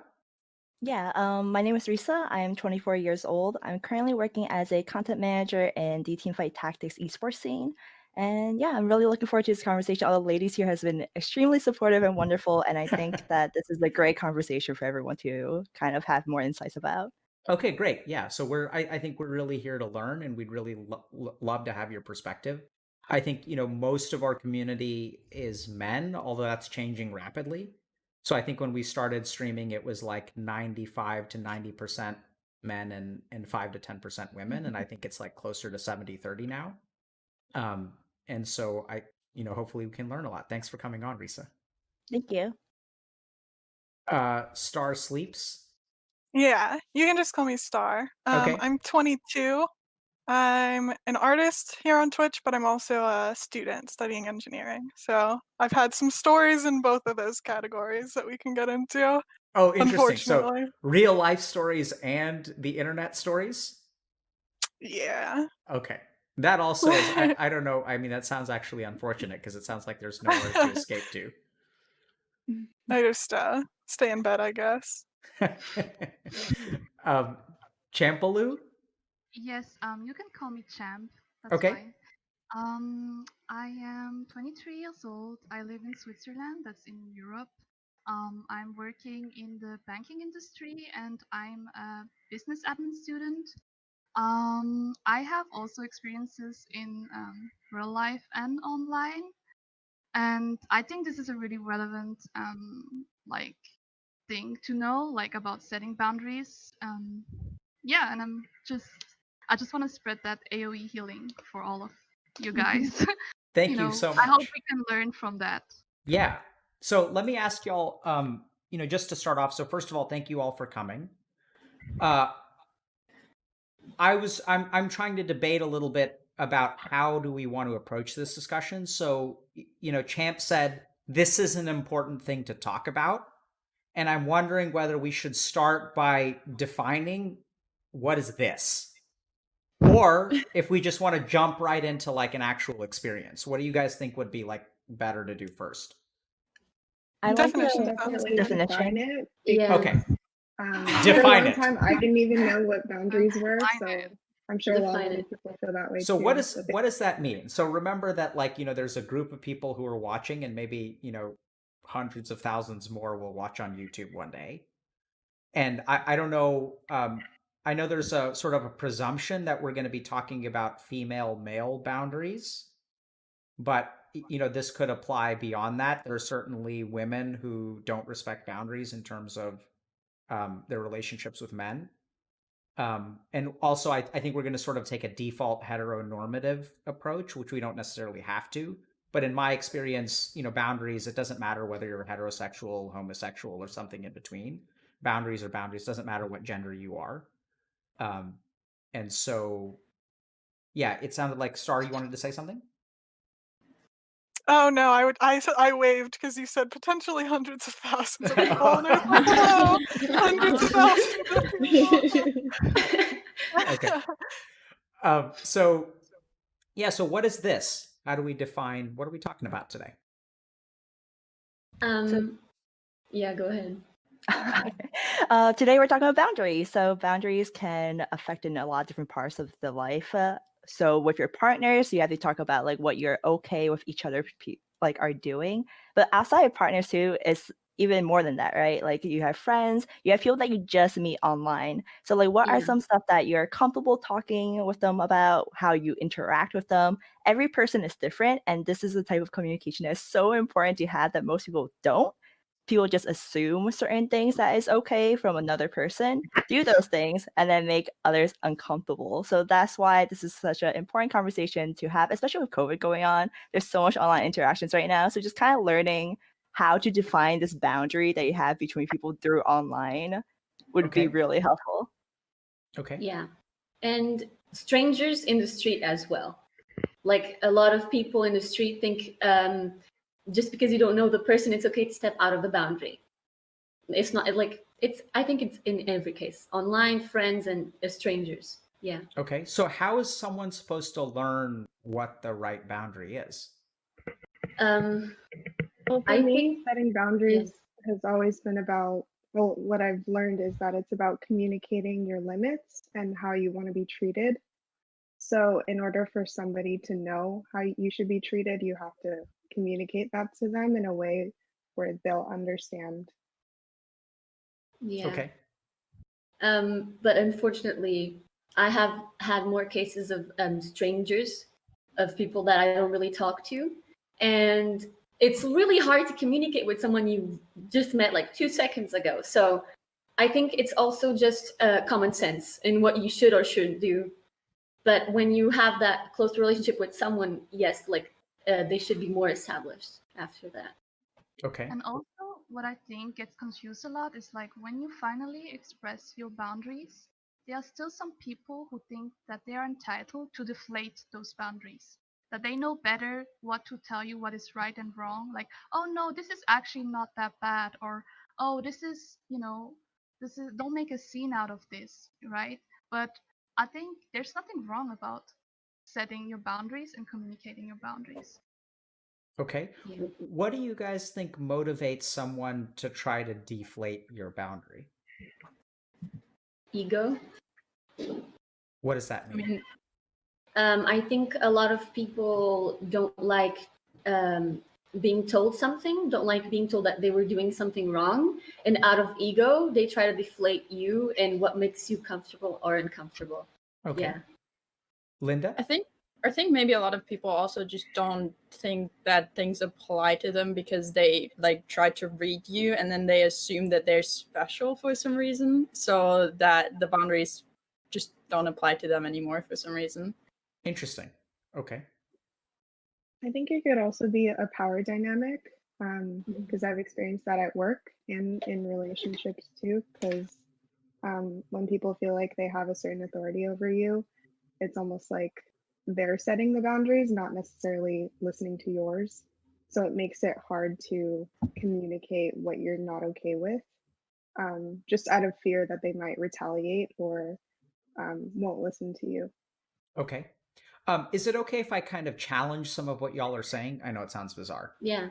For sure. I love Okay, that, yeah. so like we don't have to get into this now, but I just want to think a little bit about like a counterpoint. So as a psychiatrist, I'm a big fan of setting firm boundaries. Here's my cell phone. It's appropriate to use it if you want to schedule something or if you're in a true crisis, but it's not to just text me at random hours of the day. At the same time, so when we think about, so I think setting boundaries is really important. It's a lot of what I try to educate people on. At the same time, when it comes especially to romantic relationships, I think a lot of romantic relationships thrive with a lack of boundaries, right? So I'm trying to figure out, like, if you think about flirtation, so flirtation is almost like kind of by definition, not saying things. Yeah. Right? Yeah. Okay, so that's why so it's just a different perspective. Y'all are welcome to disagree or sort of educate us on like how that isn't the case. But I just know I'm actually thinking about, when my wife and I got together, like we were apparently dating and I wasn't even aware of it. I thought I was just showing her around town. She thought we were going on dates, and there was a lot of confusion there. Yeah. And I think frankly I probably would have done a far worse job if I thought I was on a date. I thought we were just hanging out. And so sometimes when I do look at relationships, sometimes things are a little bit ambiguous, right? So like at what point do you set a boundary with someone about like what your relationship is? Like, do you meet someone and say, hello, I'm so-and-so, I'm single and I'm not looking for a relationship. Nice to meet you. When you meet people online, kind of yes, to be honest. So it's actually a genuine question, right? So like I get what you guys are saying about the value of setting what your limits are. Completely agree with that. The thing that I'm a little bit confused about, and I imagine our community is confused about, is like when and how do you actually do that? In my experience, and I don't think this is like the best way to do it, but in my experience, most of those conversations have happened like after someone's crossed a boundary, and you have to like go back and be like, "Hey, sorry that I gave you the wrong idea. I'm not in love with you," Yeah, or whatever it might be. And that's a huge problem, right? Is because like there's a lack of setting boundaries, and then you get into a situation where there's confusion on both sides. And so what I'm kind of like really curious about is like part of what we try to do on stream is to make things applicable. And what I'm envisioning is like if I'm a 17-year-old kid watching stream, what can I learn from y'all about how I interact with like women? I feel that whenever you are unsure, ask. And obviously not from the start, we don't go out and just be like, I'm single and I'm talking to you because I'm interested. Like that's just not going to happen, right? Yeah. So yeah, like obviously a lot of interaction starts off as friendship and maybe that person is flirting. You don't know, you're confused. So after hanging out, ask them, be like, hey, like I just want to make sure I'm not taking the wrong hints. Like, is this that? whenever you're unsure about anything at all regarding you and another person, it's so scary for that confrontation, but you just have to go and ask. Okay. So scary Yeah. for the confrontation. I think that's a really important point. Yeah. And also, at least in my experience, I think that part of if you're scared to communicate and you might step a boundary, I think it should only happen when you know for sure you're already very comfortable with that person. I think like if you already have a little bit of not trust, like friendship with that person, you already know them well. The person you didn't come in like trying to immediately step on the boundaries, then like if you have that trust, then at least in my case, if I already trust someone, if they step a boundary, and I think I like if I have like a responsive with the same way they're coming towards me, I will be comfortable with it because I already trust them. But I think a lot of people step the boundary too soon sometimes. Okay. And there needs to be a trust. Okay, so I'm seeing a bunch of questions kind of rise to the surface. How do you develop trust? Right? And not that we have to answer these right away, but and then I also kind of heard from Star that, you know, it sounds like sometimes the boundary conversation happens after. Too late, yeah. And oddly enough, I can kind of see how Math and Star kind of maybe talking about something like that's similar, which is that you start a relationship, you're not sure exactly where the boundary is, you start to develop like friendship and trust, and then maybe they think it's one thing, you think it's another thing, you kind of cross that boundary, and then you have a conversation about it. Although that doesn't really sound ideal, but I'm sort of seeing value to, you know, not having the conversation the first time you meet someone. And also, like, that seems too early. And then in Star's case, it seems like some of those conversations happen way too late. And so, you know, how do we find that medium? And I think that's something practically that if at the end of today, if we could sort of have some guidance around that, I think that would be a really cool like takeaway. What do y'all think? Yeah, for sure. Okay. So does anybody want to like let's dive in. Does anybody want to share like a situation that they've been in? I kind of want to hear from Star, but Which one? Which side? I don't know. I'm just trolling you. So seriously, anyone want to? I mean, I do want to hear from you, but I didn't mean to put you on the spot. No, you're good. You see, guys, what I did there is I tested a boundary. I was like asking, "Oh, Star, is it okay if we start with you?" But does anybody feel like they want to share a situation? Later, I think if she goes first, it's okay. I have so mine gets into power dynamics. I had a situation, I guess I could say, with a professor. Oh shit. Yeah. Yeah. And so like I mean, don't I'm know laughing how because I'm comfortable uncomfortable. this is gonna be. Same. You're good. I don't like, know. Look, we're here to talk about real experiences. So as long as it's not going to, the one thing that I strongly recommend that people do on stream is recognize that this is public. And if this is going to actually impact you in a negative way in terms of your education, Star, I would actually say, you know. No, you're okay. I've already been through some stuff with my school regarding the incident, but basically, yeah.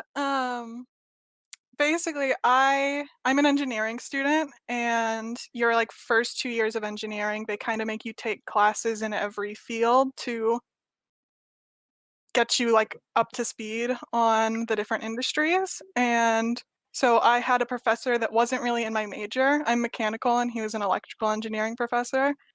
And he was like, "Hey, like, I think you should come and work in my lab," which is like a huge opportunity for a student, right? And especially like, I definitely wasn't qualified, right? Like, I'd taken one electrical engineering class at this point, and I had like a B in it, I think. And so like he sort of had ulterior motives there, right? And so I went out to his lab once. It was just kind of uncomfortable. He like hugged me when I got there and like put his hand on my waist while he was showing me around the lab and stuff, and I was like, okay, not going back there, right? Like, but I was then put in a situation where like I have to go back to class and see him, right? Like I have to continue to be, you know, like I can't, like if it was outside of school I could be like fuck off, you know, but with a professor, I don't really have that opportunity. And so it was just like he got my number to like, I don't know why I fucking gave him my number in hindsight, but I gave him my number to like coordinate when I would be at the lab. And he would text me like, "Hey, like, what are you doing today? You want to come out to the lab?" And I'd have to like 12 times in a row I had to come up with some excuse because I didn't want to say no to a professor that like had my grade in his hand, you know? I'm processing. That's fair.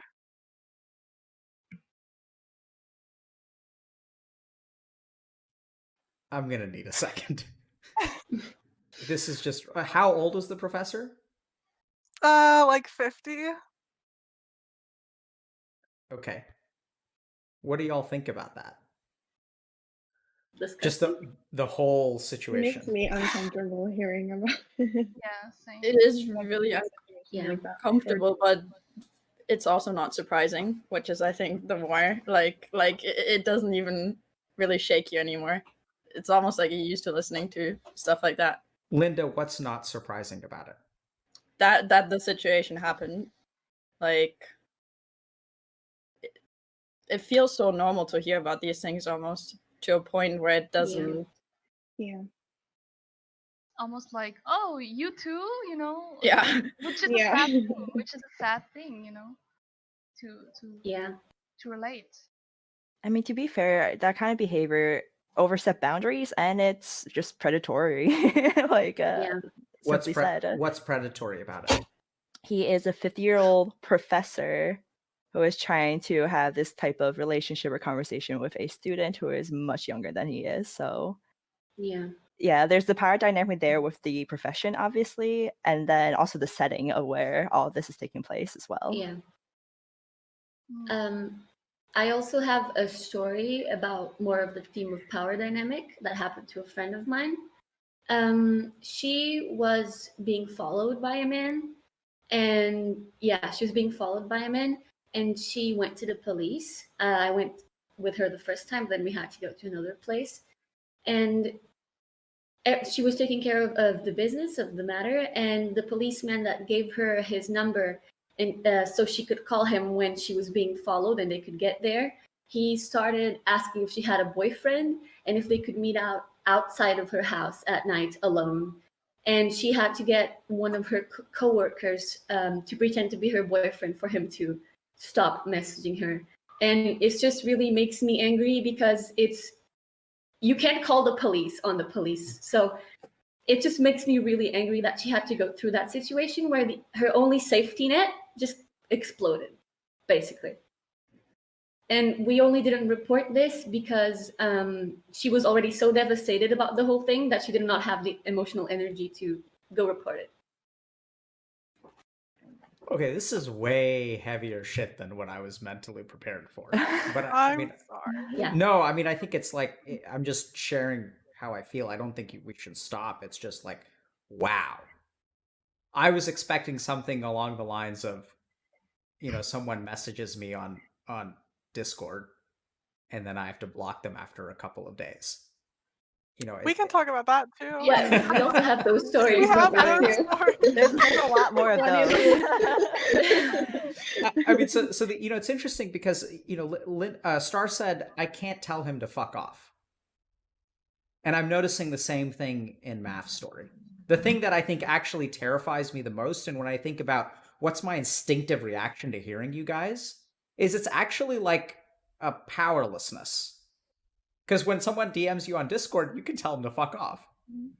Yeah. But it's like these situations where sort of like it almost feels like you can't enforce a boundary. Right? And so I'm kind of curious, how do you guys deal with a situation where you can't tell someone to fuck off? And then that also begs the question of why can't you? Can you repeat the question? Yeah. Sorry? I was just saying, why can't you tell them to fuck off? For me, it's like you have a fear of Let's start with Alyssa. retaliation. It's Okay. it's what, Alyssa? It's always been a fear of retaliation, something bad happening to me, getting punished or You know, I've watched lots of those stories about girls who have, you know, said one wrong thing and then they got killed, or, you know, something really terrible happening. So it's just a fear of any of that on top of even having to go to the police sometimes. Like I was also followed by a man when I was about 19 to my job, and I didn't know what to do. I didn't feel comfortable going to the police. So when he showed up to my my job, I was like, I froze. I'm the type of person to freeze. So yeah, like you were saying, in that moment I felt very powerless, and I think that pressure to like do something but also not knowing what to do is what has kept me silent many times, because it's Scary. like I don't want to make a wrong move and have that backfire on me. Risa, you had something to say? For me, just due to a lot of bad experience, I've learned now to just simply say like you said, like fuck off, or in a nicer way, but like be very firm with people. But the times that yes. How do you say that in a nicer way? So like if it's DMs and they like keep pushing, be like, hi, sorry, I'm just not interested, or like I'm going through a lot right now and I do not want to make this connection with you. And then they keep pushing and overstep that boundary. I was like, I actually will tell them, be like, hi, you are going way overboard right now. I'm actually going to block you now. So that's usually the most direct way if it's someone that are really persistent. The times that I did feel very powerless is usually if it's in regards to people related to my career. Just because I can't say fuck off to someone that may be detrimental to like a networking system. So those times it's very hard for me to share with anyone because it's like, who do I trust where this won't spread, or like I don't want this to cause this like deal or anything. So just just a lot of uncomfortable feelings. Usually during those times I will talk to like someone like I'm really close with in terms of my coworkers. So I'll like tell my boss about it, or like someone in HR. But I have to say that not much is usually done per se. It's usually they listen to me, we feel better about it, and they try to limit my interaction with that person. But there's been not a lot of repercussion towards that individual, which is honestly kind of my thing too, because I'm scared of it. And I'm just like, oh, I don't want repercussions to him because I don't know like if he'll like fire back at me. So those are the times where I'm definitely really quiet and I'm scared, even though any other time I'm usually the first one to talk. Yeah, it's interesting. I don't know if you guys get the sense, but I get the sense that Risa doesn't fuck around. You guys feeling that? We've learned that about her in the last few Yeah. days. Right? So it's like it's pretty easy to tell. And at the same time, there are also things that get her to kind of like step carefully and remain quiet, which also is like extra terrifying because Risa's staying quiet, which means that there's got to be something, you know, pretty significant. So I'm noticing some, and I'm sorry, did somebody else want to speak, Linda or Champ? Okay. No, it's fine. Maybe later. So I'm noticing a certain tone of language, which is like repercussion, punishment, retaliation. So it sounds like you guys have some amount of fear about what could happen if you set a boundary.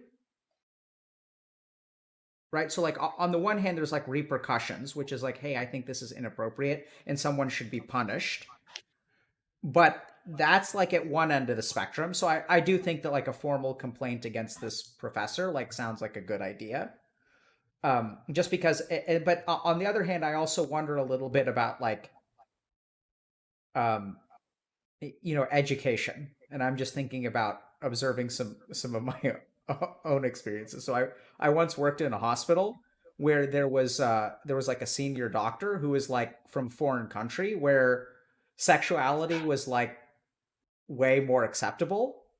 And so he would like openly say sexual things to people, including his junior people, and they seemed to actually be okay with it. Like, I'm not sure, I didn't really have a conversation, but he would even like talk to his junior people and he would be like, when are we going to have sex? Oh, And then my everyone, goodness. it's crazy. And then everyone would just kind of laugh and like it sort of continued. And I don't get the sense, like, honestly, just reading people's facial expressions and stuff, I thought that everyone was just sort of like, oh, like, that's just how he is. And some people even, he was also like a good looking European dude. in shape and in his 40s and with a good head of hair. And so sometimes I wonder a little bit about that kind of thing. But it's like a strange thing where I'm not sure, like, are repercussions appropriate? Is education appropriate? Like, what's the right,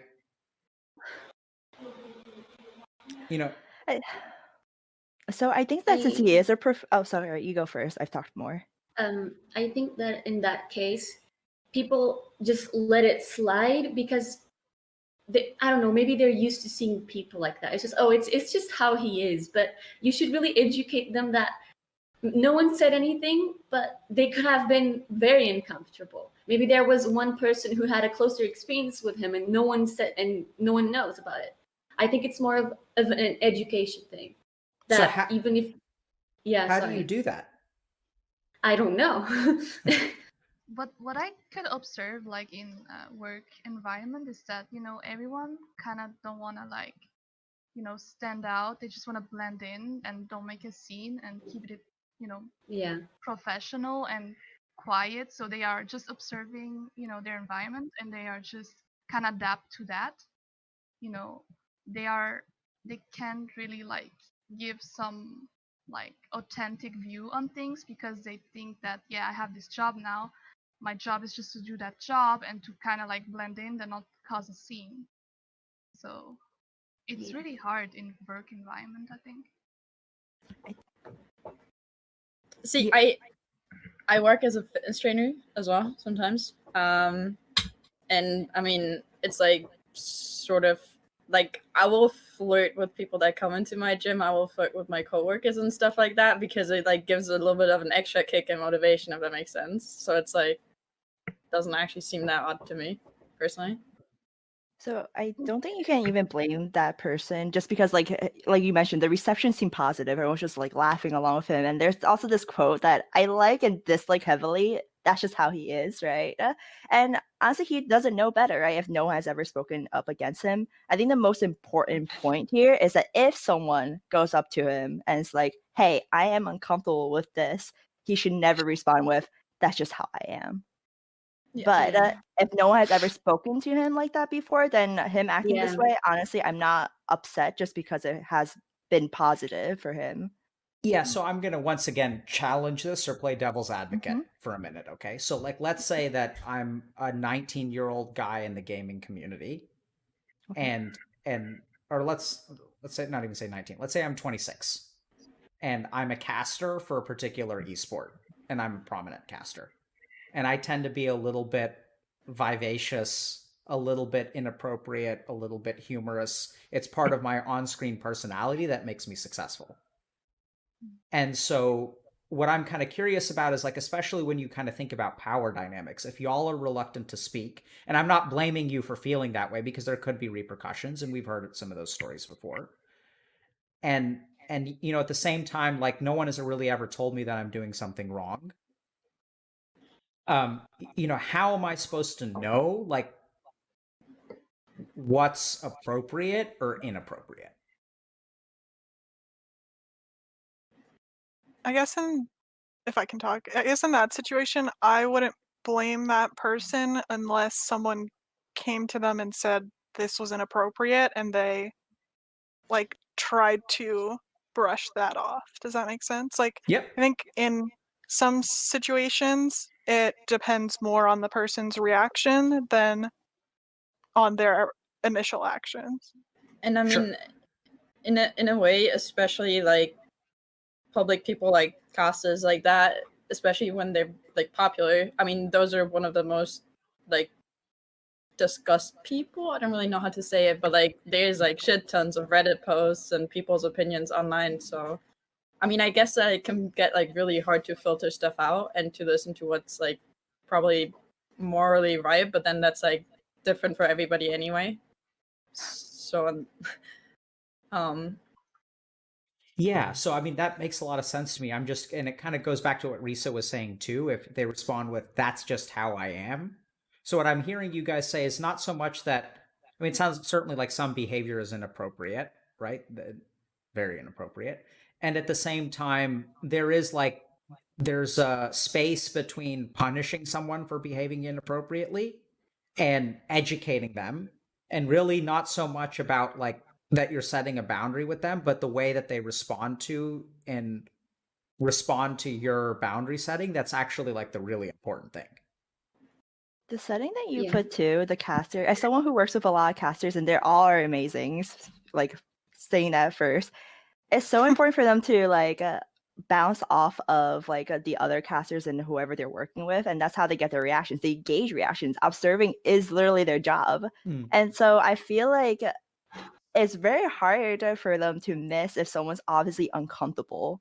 Interesting. Like in your example, where if someone's just the personality is that they just make a lot of these like remarks out.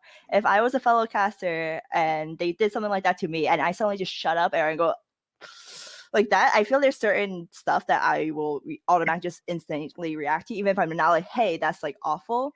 That caster is ignorant if they choose not to look into that reaction. I feel like they're just like, all right, just moving on. This is just how I am. So like I mentioned, that's just the excuse again. That's just how I am. I feel like if you're okay, I don't know. I just feel like working on observing skills. I think the pivotal is still for someone to speak up and tell him like, hey, like this action actually makes me uncomfortable, because you can't just assume they would know. But people should work on observing skills in general to try to like view boundaries. Absolutely. It sounds like it's really important. So I'm kind of curious when it comes to,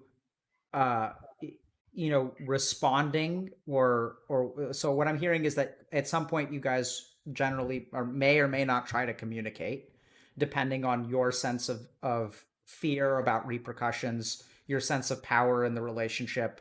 So maybe you guys will say something, maybe you won't. And then the way that they respond to that is really important. So can you guys share just your experiences of when you have tried to communicate? So it sounds like sometimes you don't feel comfortable. And when you have tried to communicate, what happens? I saw a Star raise her hand. I just wanted to share with my professor. Oh, the story's not over.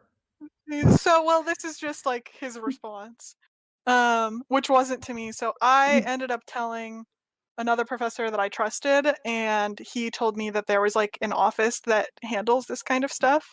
And so I went to them and said like, hey, like this professor made me a little uncomfortable. They did like these things, you know?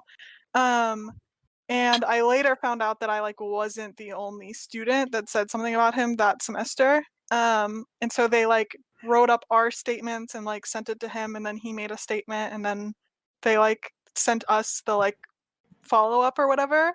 And he literally said like, this generation is so sensitive. Like that was his like official quote in response. He was like, what do they want by saying this? And I was like, all right, dude, like GR, you know, at that point, what do I do? What do you do? I mean, I just blocked his number. I never talk to him again. How'd you do in the class? I actually got an A. I stopped going to class, but my grades on my like tests were enough to get an A. Cool. I didn't need him. Yeah. Wow. What other experiences of trying to respond to people and how that's received? Like, I often see like guys playing that guilt card whenever you are addressing your boundaries.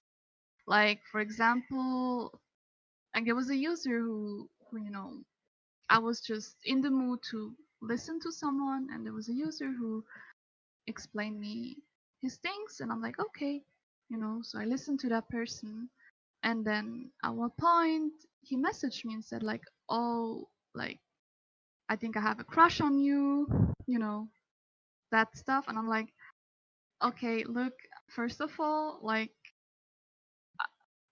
this how does this work, right? Like I'm just here listening and you have a crush on me, like you actually don't know really who I am, and it's kind of like weird to me that just from speaking to someone you can have a crush on, right? Like I can tell you whatever I want online basically, right? You don't know me, you don't know where I live, you don't know my, like you don't know anything about me. So I was saying to him like, look, this can't work. Like I was just like fine listening to you, and I feel bad for your situation, but this is just yeah, like this is not my intent, you know, like I didn't try to, you know, to engage any like relationship with you.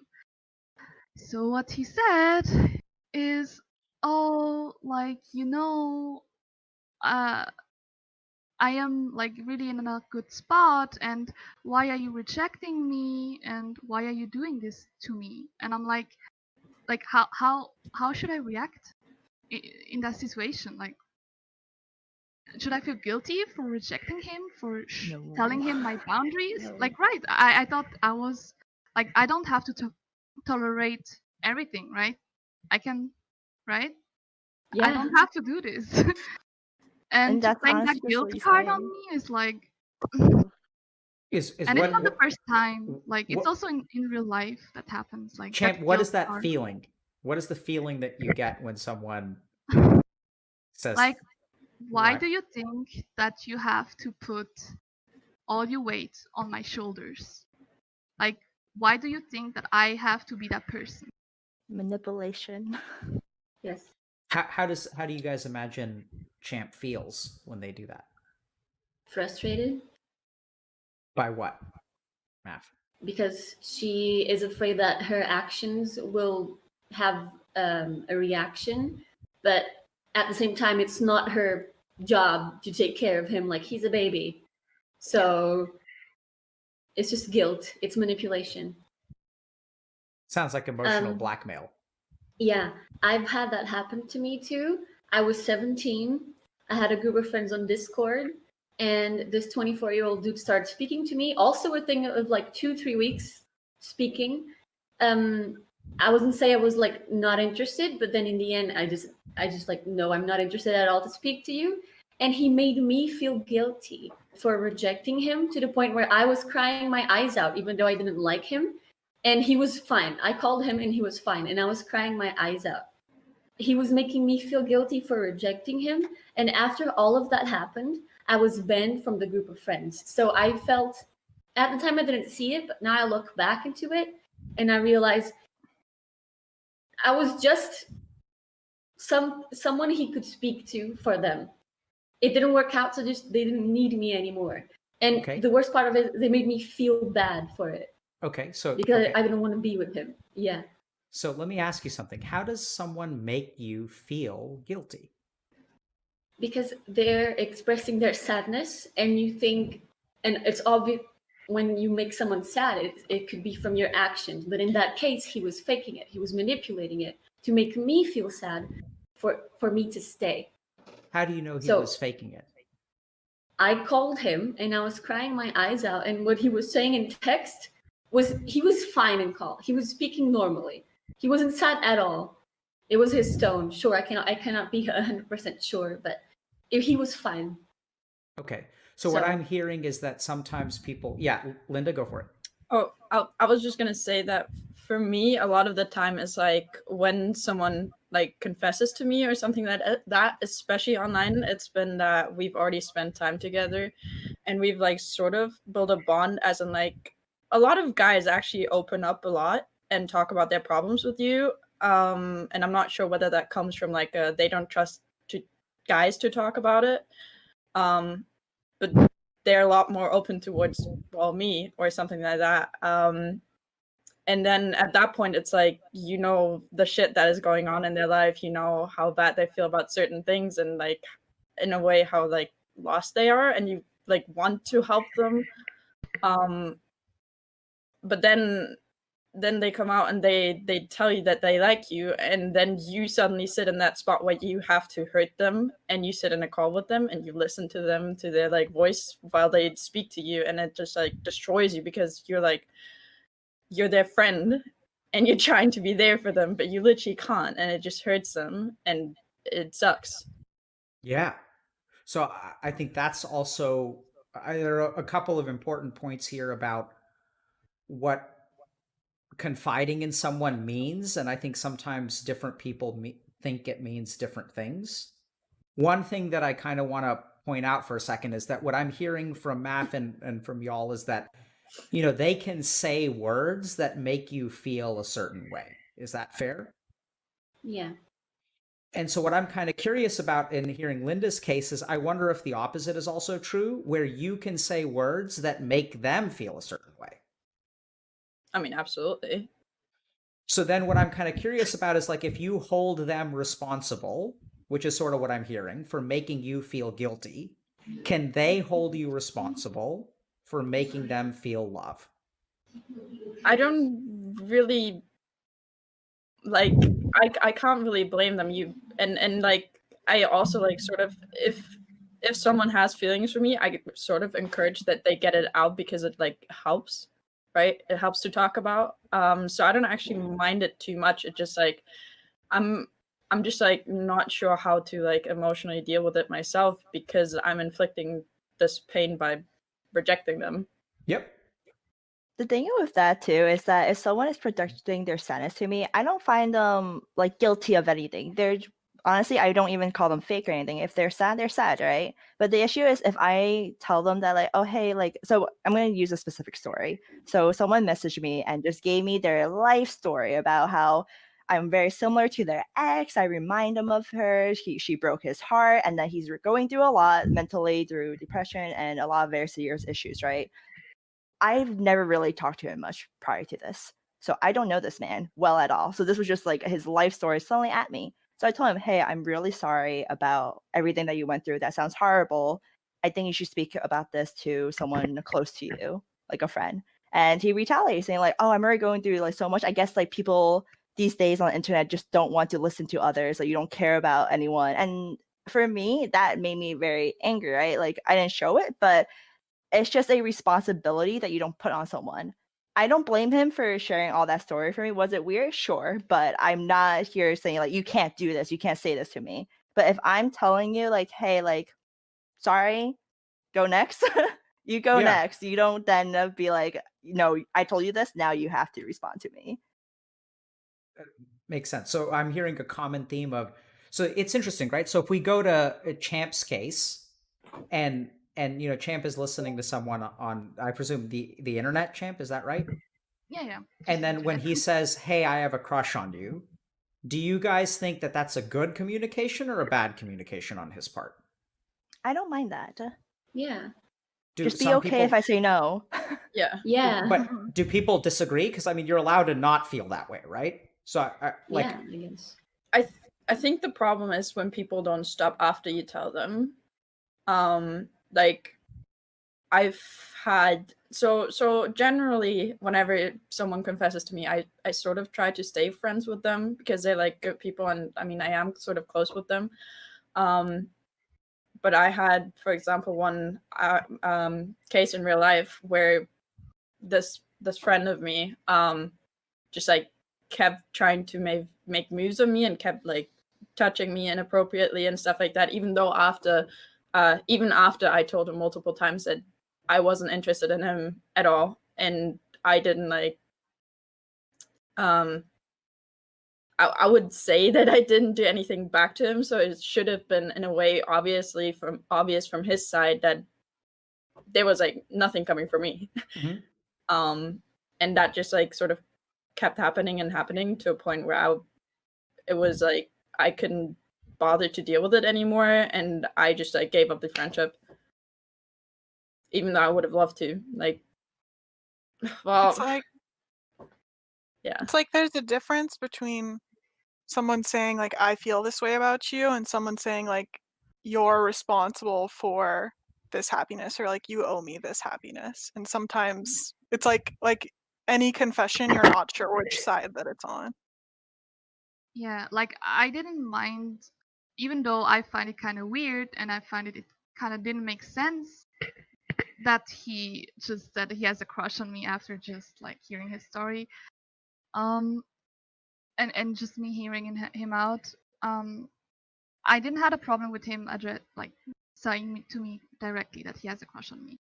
But when then I told him like, look, I really told him like, look, I appreciate you saying this to me, so I can give him like that feedback. But this is not like I'm sorry if this was my like if you thought that this was my attention, right? That I tried to engage any like relationship thing. So the thing that bothered me was like when he played that guilt card, like, oh, like, you know exactly that I'm going through things and that I'm really like, not good with, taking bad responses, so better act the way that I want. Like, this is how I felt. I felt really like off. And this is when I was saying to him, look, I don't deserve this. Goodbye. And this is where I blocked him. Yeah. And I'm actually glad that this was like on the internet and not real life because, I don't know. Yeah. With In the real life, blocking you can't thing, block people. you Yeah. can't block people in real life. Yeah. Okay, so a couple of thoughts. So I want to kind of return to this idea. So here's the general theme which I'm hearing. So first of all, there's ambiguity at the beginning of the relationship. And then at some point, it sounds like for the most part, you guys are okay with people sharing their feelings about you. Even if they're weird and they come from, like, we don't know where they come from. That you kind of talk to a stranger on the internet. In Reese's case, that just sounds so fucked. You remind me of my ex-girlfriend. Like, that is the worst. Just don't even. Anyway, right? Because it's like, it's not even about, and I think this is what I'm hearing from you guys, is it's not about you. There's like something coming from them that you sort of fit into a mold. Does that make sense? Yeah. And so the tricky thing, so the interesting thing is that I actually am hearing, even though it can make you uncomfortable and can be hard in terms of a conversation, that it's actually a good thing for them to tell you, like, hey, I have these feelings about you. And then comes the key thing, which is that, like, they should respect your response. But instead, what seems to be happening is when you guys respond, they respond in such a way that they kind of make you feel guilty. Maybe they do a little bit, just a touch of that sprinkling of that emotional blackmail or something like that. They don't really respect the boundary. It's interesting because it's like, it's not so much that they're ambiguity or they have feelings. It's that, like, the boundary is not respected once it's set. It's a problem with your generation, Star. Y'all are just so... Right, my bad. I've been inappropriately groping women since I was 20 years old, and they didn't have a fucking problem with it. I don't know what's wrong with y'all. Jesus, kids nowadays. Right? So here's my next question for you guys. And I want to kind of like tunnel down into this. So, like, I don't mean to be... Let me know if this comes across the wrong way or if you guys feel like I'm asking an inappropriate question or making an inappropriate assumption. So in a sense, we think it's like okay that, I mean, we sort of acknowledge that they can do certain things to make you feel a certain way. The common nature of your experience makes me think that you guys are consistently doing something to make them fall in love with you or have crushes on you. Right? Right. I think it's just the image they have of us. It's not like we're even doing anything. I feel like, okay, so I'm gonna calm down a little bit. But the simply being a approachable person, I've learned, makes people assume that we fit, like you mentioned, a mold of theirs, an ideal of theirs, that makes it okay to suddenly share their stories. And to be a certain extent, a lot of us here, as I mentioned, all these ladies have been really supportive, and they are all very approachable and it's like welcoming to others. But it's about taking advantage of that when we put the boundaries of saying, no, this is going too far. Yeah, dude, like I had weird stuff, like people just speaking to me for 5 minutes and they were like doing statements like, yeah, no, for sure, you're my dream wife, whatever. And I'm like, you don't even know me. You don't know, maybe I'm a terrible person. Like, maybe what you heard in those 5 minutes is not even me. Like, how can you tell me that? Like, I don't want to be like, I don't want to have this confirmation of like men telling me that I am their fantasy after 5 minute talking. Like, are you even interested to understand me, to know me? Or is it just like, okay, she's my fantasy chick, let's go? No, don't do that. I think that comes down to them having like a very small checklist. To be fair, it's like she plays games. You know what? She's a woman. Yeah, she's female. She's nice. Okay, that's it. I need those three things, and that's perfect. Now we're good. We can get married now. I think a lot of people also confuse, this happens with both sides, friendliness with flirting. A lot of people also confuse that being nice, oh, I obviously want you because I'm not telling you to fuck off. So yeah, that's also a problem that happens to a lot of people. So when I I toss, remember yeah, go ahead, Alyssa. there was a point in my life where I had this happen so often that I figured, okay, the only way to stop this from happening is to be mean. And that didn't really fit my narrative as a person. So I would always feel a lot of conflict if somebody, confided in me and told me that they had feelings for me and then sort of expected anything more. And I didn't feel the same way. It sucked that it happened so often in relationships with my friends. And I guess I just wish that there was an easier way to navigate situations like that so that it's not so uncomfortable. Was that an okay question to ask? Absolutely. So I think here's what I really liked about y'all's answer. So I think, so I sort of said, if they can make you feel guilty, can you make them fall in love? And what I heard you guys say is that, I do genuinely think something is going on here where there's clearly a common pattern of men feeling this way about you. So then the question becomes, if there's a common pattern, where does that come from? And what I'm hearing from y'all is that they have some kind of like strange preconceived notion that they're not actually falling in love with you. They're falling in love with some like idea. Fantasy. Yeah, it's And, weird, right? yeah, Like, and you can hear it with Risa, like some guy randomly, and he's like, "You remind me of my ex-girlfriend," which signals to me that there are a lot of feelings on his end which have nothing to do with Risa. And where do you guys think, like, how does talking to someone for 5 minutes on the internet turn you? I mean, don't get me wrong, Champ, I've known you for a little while and I think you're an awesome person, but I'm still a little bit confused about what you're doing that makes random strangers consistently fall in love with you on the internet. I think you're great. I don't think you're that great. I disagree with that. Trust me, it confuses us too. Yeah, so where do you guys like what's up with that? I think it's inexperience, right? Like if you're someone who is not used to someone being responsive to you, and then you're talking to Champ and she's like so nice and like, yeah, I'll listen to you, and it's the first time ever someone listens to him. I understand where it's coming from, where someone's just like, oh my gosh, this girl's so nice to me. She's the only one. She must be a nice The person. one. She must be someone that could help out with X, Y, and Z going forward. So I think inexperience does deal a lot with it. But as mentioned, like once Champ was just like, oh no, I'm sorry. And he's just like, oh, whatever you're going through. How dare you do that? It's just him being upset because you no longer fit that ideal. Yeah. I Yeah, think- like Ooh, that's a good reality one. check. This is not gonna work. She's Oh yeah, that's interesting, right? So then like suddenly they have this idea of what Champ is and what this relationship is, and then you guys come along, and I can see where a lot of the toxicity towards women comes in, because then they sort of blame you for tearing it down. How Yeah. dare Yeah. you not live up to my fantasy? yeah, and It's like we've denied them something. Yeah, and that's interesting, right? Because I've heard this thread of entitlement or expectation. yeah. What do y'all think about that? What's up with that? Like I can maybe say something. Go ahead. Because it's kind of like mixing like RL with online relationships.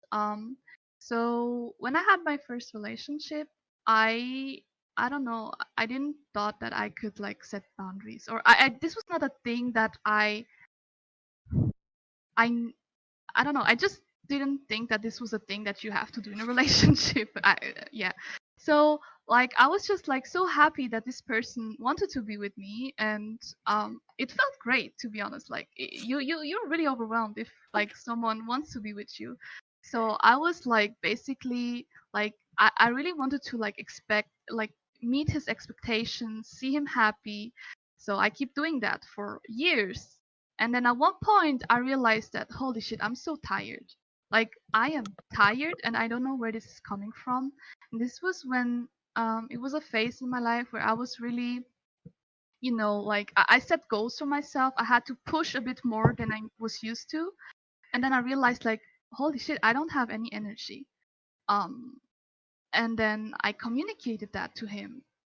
And I set boundaries after 4 years, right? And then he was so confused. He was going madman. He was like, "What do you mean?" And it kind of fell apart from there. But I have to say, like, I'm also the one to blame for, because I never communicated those boundaries, right? So he was used to, like, me being this person who meets every expectation, right? So yeah, this is a huge learning that I had. Like, it's okay to set boundaries, because at the end of the day, you want to be loved for who you are and be accepted for who you are.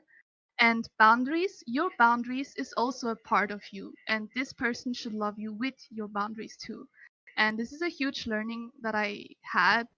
And I'm actually applying it to my recent, like my actual relationship now, and I can see a huge difference. So I'm just like really trying to motivate you guys to just set your boundaries in relationship too. Sounds like someone leveled up. Level up. Yeah. That's awesome. Yeah, so what do you guys think? Have you guys sort of dealt with the sense of expectation or entitlement from interactions online or professors? Entitlement for sure. Okay, so I will talk about a Tinder date that I had 3 years ago, I think. Never met him, but I'll explain why. Texting wise, we set up a date to meet, and then it started storming like crazy, etc. And then the person was just like, "Hey, we're still meeting up." I was like, "Hey, like trees are falling down, storms are awful. Let's take a rain check and meet up like next week instead." And it was like, "Oh no, don't worry about it. Like I'll come pick you up." And I was just like, "Oh hey, like I'm actually not comfortable with that. So like let's just do the rain check." And he just kept pushing. He's like, "Why are you not okay with this? Like I'm even offering to pick you up right now, and you're still saying no." And I was just like, "Hey, sorry, like it's just something I'm not comfortable with, but like I do want to meet with you. So like next week." And then he replied with "See you NT," and then I saw that and I was just like, "What just happened?" What does NT mean? Y'all are gonna have to educate me. I don't know that Oh, too. I don't know. CUNT. Oh, CUNT. Like the word. Oh. Yeah, Oh, he called me, I don't okay. love the word, but yeah. he Yeah, called got me- it. I thought you said SEE space No, YOU sorry. space NT. I was like, see you no time or sorry, I was No, just I I was like, if there's anyone else so confused, it's not my favorite. It's a curse word. He called me a cunt immediately. yeah, I afterwards. figured it out. I thought it was like some I'm a boomer and I like see you no time. It's like short for CUNT, no time. I was like, oh Yeah. I've But never that's heard just that before. like a case that like this person was I was like really nice and everything, and I felt like I was rejecting the nicest way possible while setting that boundary of just not wanting to pick me up. But something just didn't live up to that expectation, and he just called me that. Okay. And yeah, so and that's not like the first time, not in terms of dating, just in general, where if I nicely reject someone, they will just retaliate or something like a curse word, like, "Okay, bye, bitch. I didn't know you were actually this cruel." And it's just like, and that's when I am apologizing as nicely as possible. "Hey, I'm really sorry about this, but I just like can't have this right now." Yeah. So I think those are the worst retaliations that I've gotten. Yeah. I've had like a very soft case of that. I haven't had that experience yet, but I was speaking to a guy, and then after a while, I just realized I'm not vibing with it. I don't want to be with him. I don't want to speak to him. Nothing he did personally. I was just not feeling the situation, and then I told him that once, and then I felt bad. So I said, "Okay, I can give you a chance, but don't expect me to after still not have the same idea. If I have the same idea, I will just stop speaking to you." And he was fine with it. Then that time came, and I said, "I'm still not clicking with you. I don't think it's going to work out." And I said, "I don't think we're on the same page." And he just told me, "Oh, he was like, okay, fine, but he was kind of like passive aggressive, where he said, since you've decided not to be on the same page, since I've decided to be on the same page, like I get to decide if I'm not on the same page as you. Like he basically said, oh, you just basically calling me cruel. Like I have just decided to not, that I just didn't want to speak with him for no reason, but no, I was just feeling that, and I get the choice to. Well, I mean, that's like, because he's also deciding to not be on the same page with you, right? It goes both ways. Like, that's the whole point. Yeah, obviously, like he could tell me the same, and I'd be like, okay, that's fair. Like, but he was just upset, I guess, or more like passive aggressive about it. I think He wasn't too bad. Also, always like amazing the length that people will go to like try to make that no a yes for you, because so for me it was, I once was like really close with this guy, and so first of all, while we were just friends, we were just hanging out, we were watching movies together sometime, he broke up with his girlfriend. Later he told me that he broke up with his girlfriend because he had feelings for me, and we even met IRL once at an event. And then I mean, I told him there's nothing going to be between us, nothing's going to happen. And then after I told him that, he told me that he would literally do anything for me. He would like pay rent for me. I could just live with him. I could just play video games all day. I could just like chill there. And I was just like, I've told you for like 2 or 3 days straight that nothing's gonna ever happen between us, and now after we met, you're gonna come at me with that.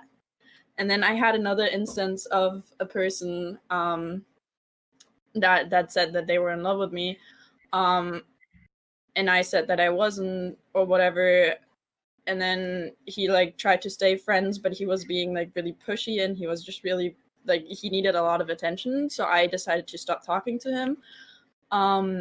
And then he literally tried to bait me with anything possible to still talk to him. Like he came into my DMs at some point and he was like, yeah, my therapist told me to ask you what 3 things were about me that you liked and 3 things that you didn't like, or were the reason for us not being in a relationship. And I just sat there like, huh, what? No. And it's just like these kind of things, it's kind of strange.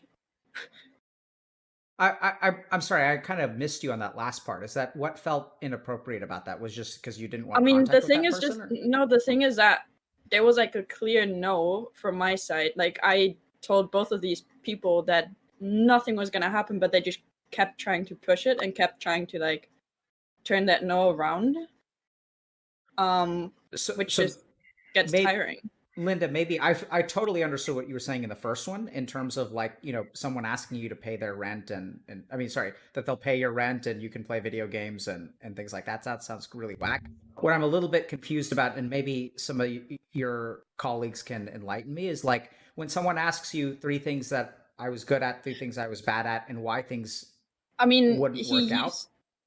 He used the excuse of his therapist first of all, but then it was just like I hadn't talked to him in like weeks, and I had ignored messages over messages over messages, and it was just like, okay, it just wouldn't stop even after months. To me, it feels like also like he's looking like he's requiring you to have a concrete answer when really it should just be like, I'm not interested. Okay. Yeah, to me it sounds like he tries to get like any feedback from you because there's something that he quite don't understand. But I totally understand that, like, you know, spamming a person and not reacting to a person is also kind of, yeah, not comfortable. Yeah, so that I think thank you so much for clarifying that, because on the one hand, I was kind of wondering, I was like, you know, because we were talking earlier about education and whether like that's a good opportunity to educate someone.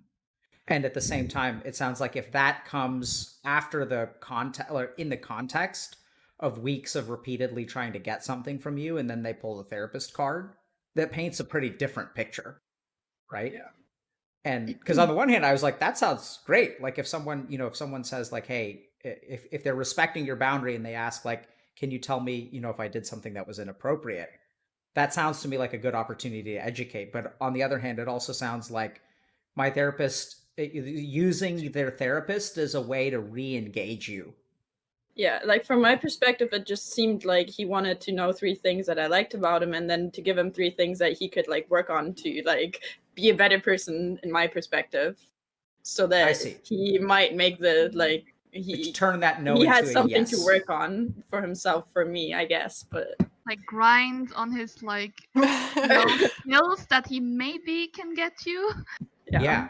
I'm almost noticing like it's interesting because I didn't realize this assumption, but now I kind of see it. There's almost an assumption there that if he grinds on those things, then Linda won't have an excuse. And that Yeah. kind of goes back to the entitlement and expectation. I did and everything that you said I was bad at. Love me now. And when you still say no, the retaliation gets worse. Yeah, but I did everything, Risa. I did everything. For you. Yeah. Right. So this is the other trend that I'm kind of noticing is I'm getting the sense that they don't really treat you like people. Yeah. Does that make sense? They treat us like an image, like an addition to their life. We're something to make their life better. They don't come talk to us because they like who we are and they want to experience moments with us. They come to us because they have the idea that when we're in their lives, we're going to make everything better. I actually think that in a lot of the situations that I've been, I was actually like close enough or had close enough of an like friendship with them already, because I just like, I mean, when you're friends with someone online, you can spend like hours talking, and I would say that you like when you get to know people online, you get to know them better than if you would meet them in real life. But so I would actually say that they were there because they like liked who I was, and they sort of understood that. But they were just like confused about like themselves, because I think that it's more of like the idea that a girlfriend will just solve everything, and then also like it's a distraction, almost like having a girlfriend. Like it's a nice addition. Like it's a pastime kind of thing. Like a new maybe. car, new car, The new thing is, girlfriend. it's like I feel like it's a common issue amongst like everyone, like guys and girls. It's just the idea of when you are talking to someone, and I do this stuff like in my past as well, like where I'm talking to someone and I'm only thinking from my own perspective, right? Like this conversation's benefiting me, I'm like opening it up, etc. And I feel like it took years and a lot of situations for me to realize that sometimes like I am overstepping my boundaries. Like this person's going through a lot, X, Y, and Z, or I don't know what they're going through. So like me doing this right now could honestly be really stressful for them. So I think it's something that I actually check now. Like if I'm going through a really hard time, I talk to my friends. I'm like, hey, like, are you okay with this? And if they ever say no, like, hey, sorry, I'm like dealing with a lot, be okay with that. If they I think that's the most crucial part, and it's not something to like instantly like learn, but try to practice that. Try to think on their shoes, and if you get rejection, know it's okay, and it's not ever on them. Wow. That's pretty introspective of you, Risa, to really think about, there's sometimes the roles can be reversed and maybe you're burdening someone inappropriately. Have you guys run across issues either in your own life or like kind of people that you know in terms of women taking men up on their offers of, paying rent and things like that? And like, I mean, is the reverse also true? Have you guys seen that? Like where women are not respecting men's boundaries? Obvious, yeah. 100%. I mean, a common one is these days a lot more women pay for themselves, but I do have friends and I love them to death, but they do have the opinion of like men should pay for them, for example. And then I've been in a situation where my guy friends, it's just like, that's not fair. Like I'm at dinner and then they are pushing this expectation over me and crossing that boundary where someone's there like, I didn't even bring my wallet because I thought this was expected of you. And so that's something like on the reverse side that I think is completely unfair, that is more common with females than guys that occur. And that's a friendship or a romantic? Usually romantic for those. Okay. Yeah. Other situations, does that resonate with anyone else? Yeah, I mean, I was in a 6-year relationship where it started off with me not compromising, or I guess what I'm trying to say is I didn't allow myself to have boundaries in the relationship. So I felt like I was catering to this person and making sure that they were happy. and giving them everything that they needed. So eventually I started to feel exhausted, kind of like what Champ was talking about in her relationship. And that led to a lot of resentment later on. And so when I did finally find my voice, it almost felt like it was too late. And that person didn't respect what I was trying to say and what I needed. And so it just kind of became a really toxic situation where we were both crossing boundaries, and we never really had a chance to fix that. So it just it made things very toxic between the two of us. So I can honestly speak for both sides when I say that it's not good to give in to I guess the pressure to like I guess be there for a person and meet their expectations if you feel like it's hurting you or affecting you, because later on it's just going to lead to a lot of anger and frustration. And you know, sometimes it just feels like it's too late to even salvage the relationship or the friendship at that point, because there are no boundaries. It's just like anything goes at that point. It sounds exhausting to try to be someone that you're not. You know, sounds tough. Anything else that like people? I know we've been kind of bouncing around a lot. Does anybody want to share anything that they kind of haven't had a chance to yet? Otherwise, I've got a couple other questions or maybe some direction. But does anybody feel like they wanted to share something and didn't get a chance because we moved too quickly? Or so overall, I just want to say, and we're not done quite yet or anything, but I just want to say, like, I think it's really, really useful to hear, especially when I sort of challenge or play devil's advocate. It's really useful, I think, for me to hear y'all's perspective when I do challenge something. And for I think it's really uncovered a lot. I hope that people who are watching can get a sense of what your internal environment is when they interact with you in this way. Because what I'm hearing is a complete absence of appreciation that you have an internal environment. Right? That like you are a person with thoughts and feelings and needs, and that you are not this thing that they think you are. I think that's a broader question as to like why they form these opinions or where these beliefs come from. In the case of the 50-year-old professor, it sort of makes sense because it's like he's 50 and maybe he believes certain things and was conditioned a certain way. And honestly, I wouldn't be surprised if when he was 20, that kind of behavior was more acceptable.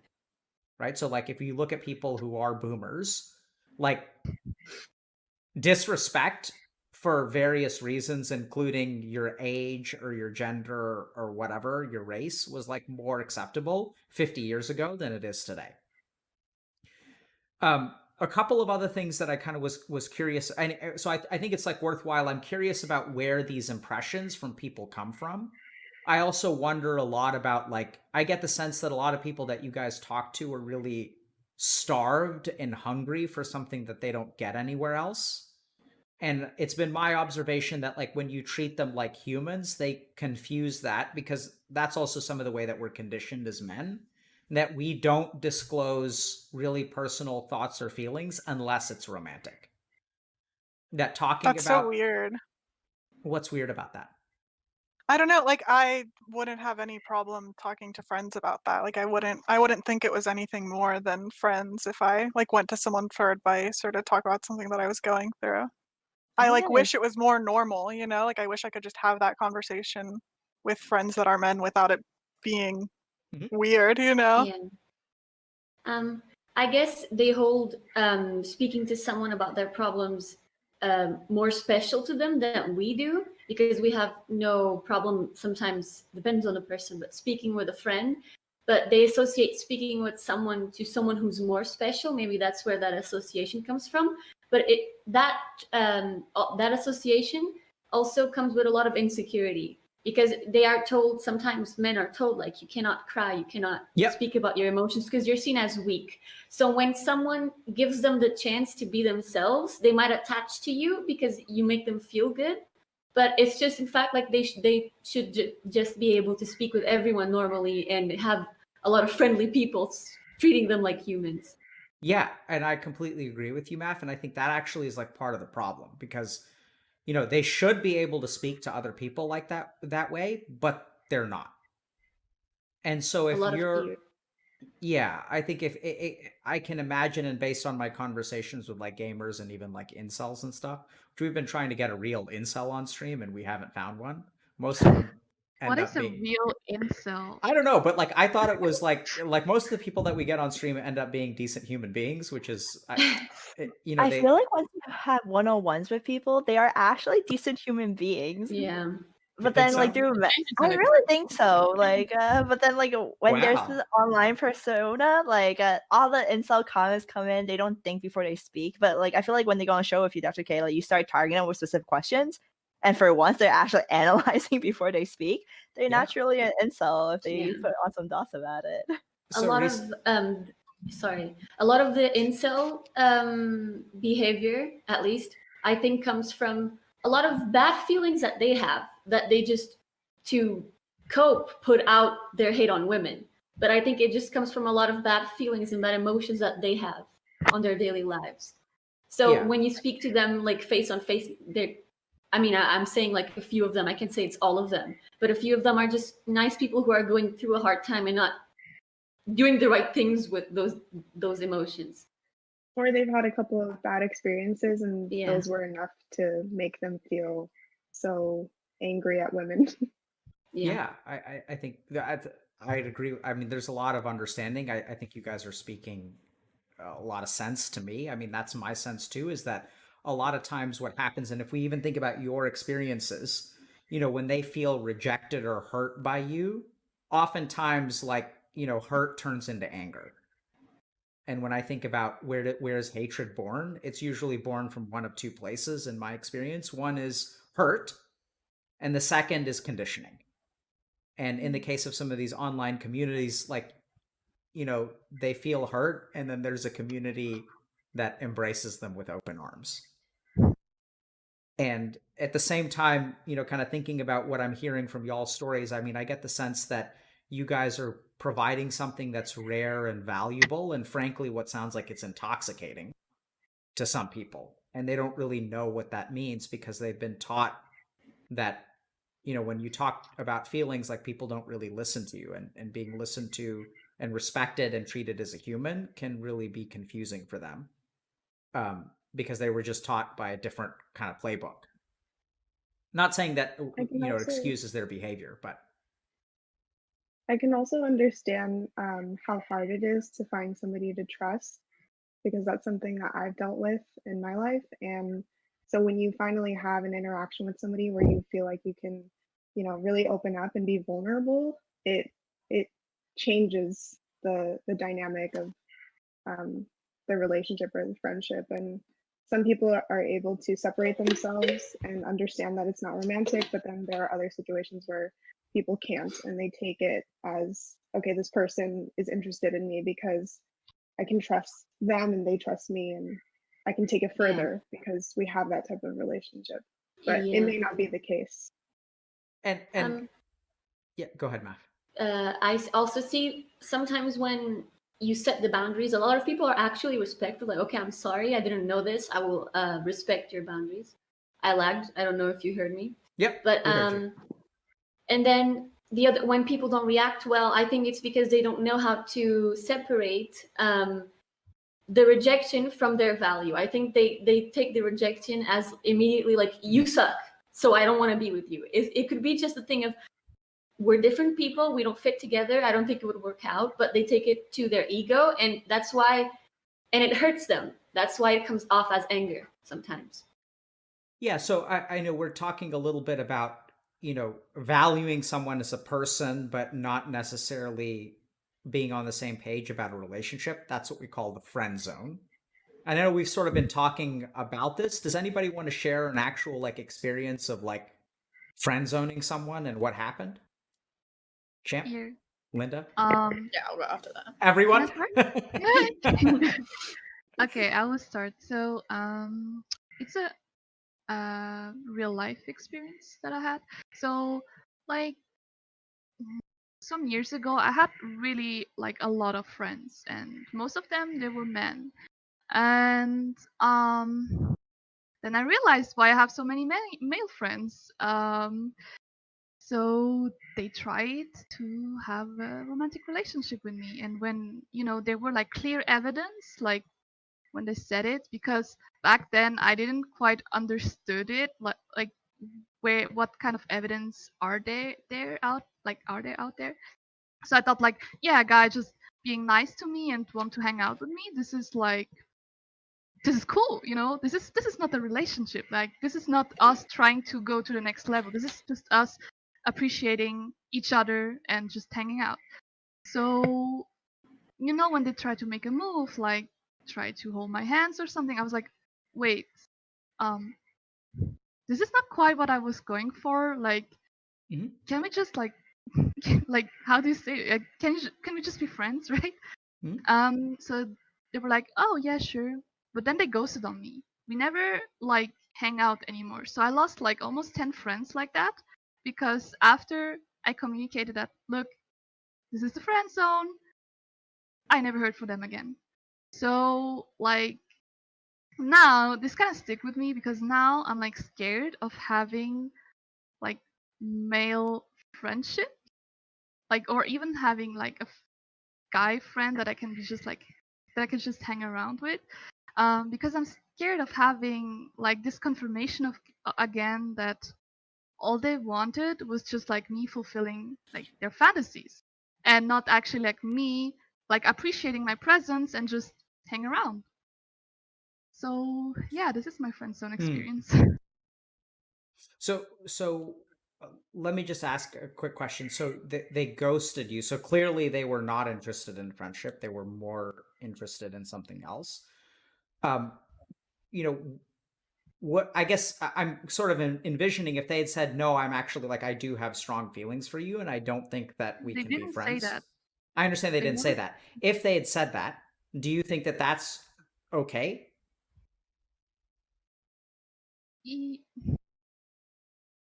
I'm trying to think back, like in that back then, how I would. Yeah, I don't think there's nothing like wrong with them saying it. It's just that I can't give them the answer that they want. Yep. You know. Yeah. So Yeah. so So. and I'm kind of noticing that like this is one of those situations where they may be on one page and you're on a different page, which is totally cool. It sounds like you set a good boundary. But then also like maybe what would actually be healthier is if they do have feelings and it would be hard for them to be friends, instead of ghosting you, just being transparent, right? Like respecting your boundary, but also sort of sharing their feelings and saying, hey, I don't know if I can do that because I do have feelings for you. What do you think about that? Yeah, I would appreciate that, because it will give me like clarity, and I don't have to guess it on my own and interpret it that, oh, like my presence as a female friend for male friend is giving hints of me wanting a relationship with them. I don't know. Yeah. Yeah, I think that also kind of goes back to the ambiguity of like, when do you know whether you're hanging out or you're dating or what? And it just kind of goes back to like the common theme that I'm sort of hearing is it's not so much about, so it sounds like it's important for you to set a boundary, right? So it's also maybe important for them to try to signal to you that they are interested by trying to grab your hand or hold your hand, and then you kind of say, hey, I'm not really interested in this. So so far, based on what you guys have said, I'm sort of assuming that it's okay for them to let their intentions be known if they do feel a certain way about you. We on the same page there? Or? Yes. Yeah, as long as they're like respectful. Exactly. It's what you want, kind of. Like, I want to know. Yep. So I know how to like react, right? And then for you to set the boundary in terms of what you're comfortable with. And then they too get to set, ideally they would set their own boundary in response to respect yours, but also are allowed to set their own, which is that I'm actually not too interested in friendship. Yeah. That's And I feel like sometimes it doesn't have to be so like blunt or straightforward, like, oh, I have feelings for you, what are we going to do? It could be as simple as like just checking in with each other and making sure that what's going on is comfortable for both parties, and go from there, because it can be a lot of pressure to hear somebody tell you that they have feelings for you and you don't have the same feelings back, it's harder to respond in that situation because you don't want to anger them, you don't want to make them feel like bad for being vulnerable. So I think just check-ins are nice. Yeah, I think even like if it does progress to a relationship, check-ins are nice because like I was in a relationship for like 3 years where there were things that I was uncomfortable with, but it like felt like it was established so early on that it's like too late to set a boundary now. Or like if I set a boundary now, would it be offensive to my partner, you know? And Yeah, that's like exactly. I didn't know, like when I didn't set those boundaries early on, it was because that was confrontation and I didn't want to be like, hey, you went too far this time. But instead of having that conversation, then he just thought he didn't go too far and it happened again and again and I wasn't comfortable with it, you know? And so it's like, in hindsight, I wish that I knew. So what I'm hearing is that it's easier to set a boundary than it is to change a boundary. Like, or to set an expectation than it is to change an expectation. And I actually hear a common theme that just in terms of y'all's relationships, I don't know how old many of y'all are, but in my mind, you're young. None of y'all are boomers. And so, I think it's normal to not know some of the things that you guys know now, right? Like we've heard, Champ leveled up, like all of y'all have leveled up. And that's what happens when you're in a relationship for 3 years, 4 years, 6 years, that you level up and you learn. And that sometimes you have to kind of adjust expectations. You have your own insecurities. You're trying to be this person that the other, because you care about, you want a relationship. So you're willing to compromise certain things. And that's actually pretty normal in relationships, by the way. And that healthy relationships are not the ones that start one way and stay that way, but that expectations and relationships change over time. And that, in my experience, healthy relationships are the ones that are not the same as when they started. And it involves changing your expectations, setting new expectations. Hey, it was great that you played video games for 15 hours a day when we were 19, but now that we're 28 and we have 3 kids, I know it sounds like a joke, but it's actually kind of sad. Yeah. And what Alyssa was kind of saying about sort of feeling things out and checking in with people, like actually reminds me of what Risa said in the first 5 minutes, which is if you don't know, ask. Right? I can imagine that Champ's situation would have been like smoother if people had sort of let her know ahead of time, or even that if you had let them know that, hey, just checking in, like, how do you see our relationship? Yeah. So I think someone else had a story about the friend zone. Linda? Oh yeah, I just want to say something before. It's something that is like sort of interesting to me is that every time I meet new people or I engage in a new community, I like sort of make it very clear that I'm not interested in starting a relationship here. Like, and the thing is, like, even though people know, they will still develop those feelings for me or still try to make a move, whatever. But then, okay, so it's probably one of my favorite or not favorite friend zone stories, but my best friend actually confessed to me like a year ago when we barely met. We'd met each other for like 2 weeks, 3 weeks. And he said that he thought that he had feelings for me, even though he knew that I wasn't interested in anything and stuff like that. But out of that confession, a sort of like openness in our relationship developed where he realized that I was just accepting and I was like okay with him telling me these things. And we sort of like talked about it and stuff like that, and he realized that he didn't like actually fall in love with me or whatever, and now we're like he is definitely the person that I'm closest to in my life. And I'm like super happy that I have him. And I know he's also watching, so. So I'm going to troll you a little bit. So it sounds like he's playing the long game. The thing, okay, so he recently moved to the same city as me. And I thought, especially in the beginning when we like met up and stuff, I was like a little bit skeptical. I was like, wait. So I picked the I picked the discussion up again, and I was like just making sure and stuff, but that just like again cleared things up and it was nice. Like, okay, So, Linda, pardon me for being skeptical, but I don't really know your situation. Makes sense. I'm going to Yeah. actually ask your colleagues, what do you guys think about the situation? Because, like, they're the Uh, experts, right? I'd be curious if in like a year it's still you're just pals living in the same city. Oh, really? I say good for her. I like think that Yeah. situation is great. I think he understood that he had a deep friendship with her and connection, and in the beginning he might have confused it with love. But I think once, like, he understood, okay, so I can have a really good friend that I can talk to, and she cannot be my girlfriend. She could just be my friend, and that's okay.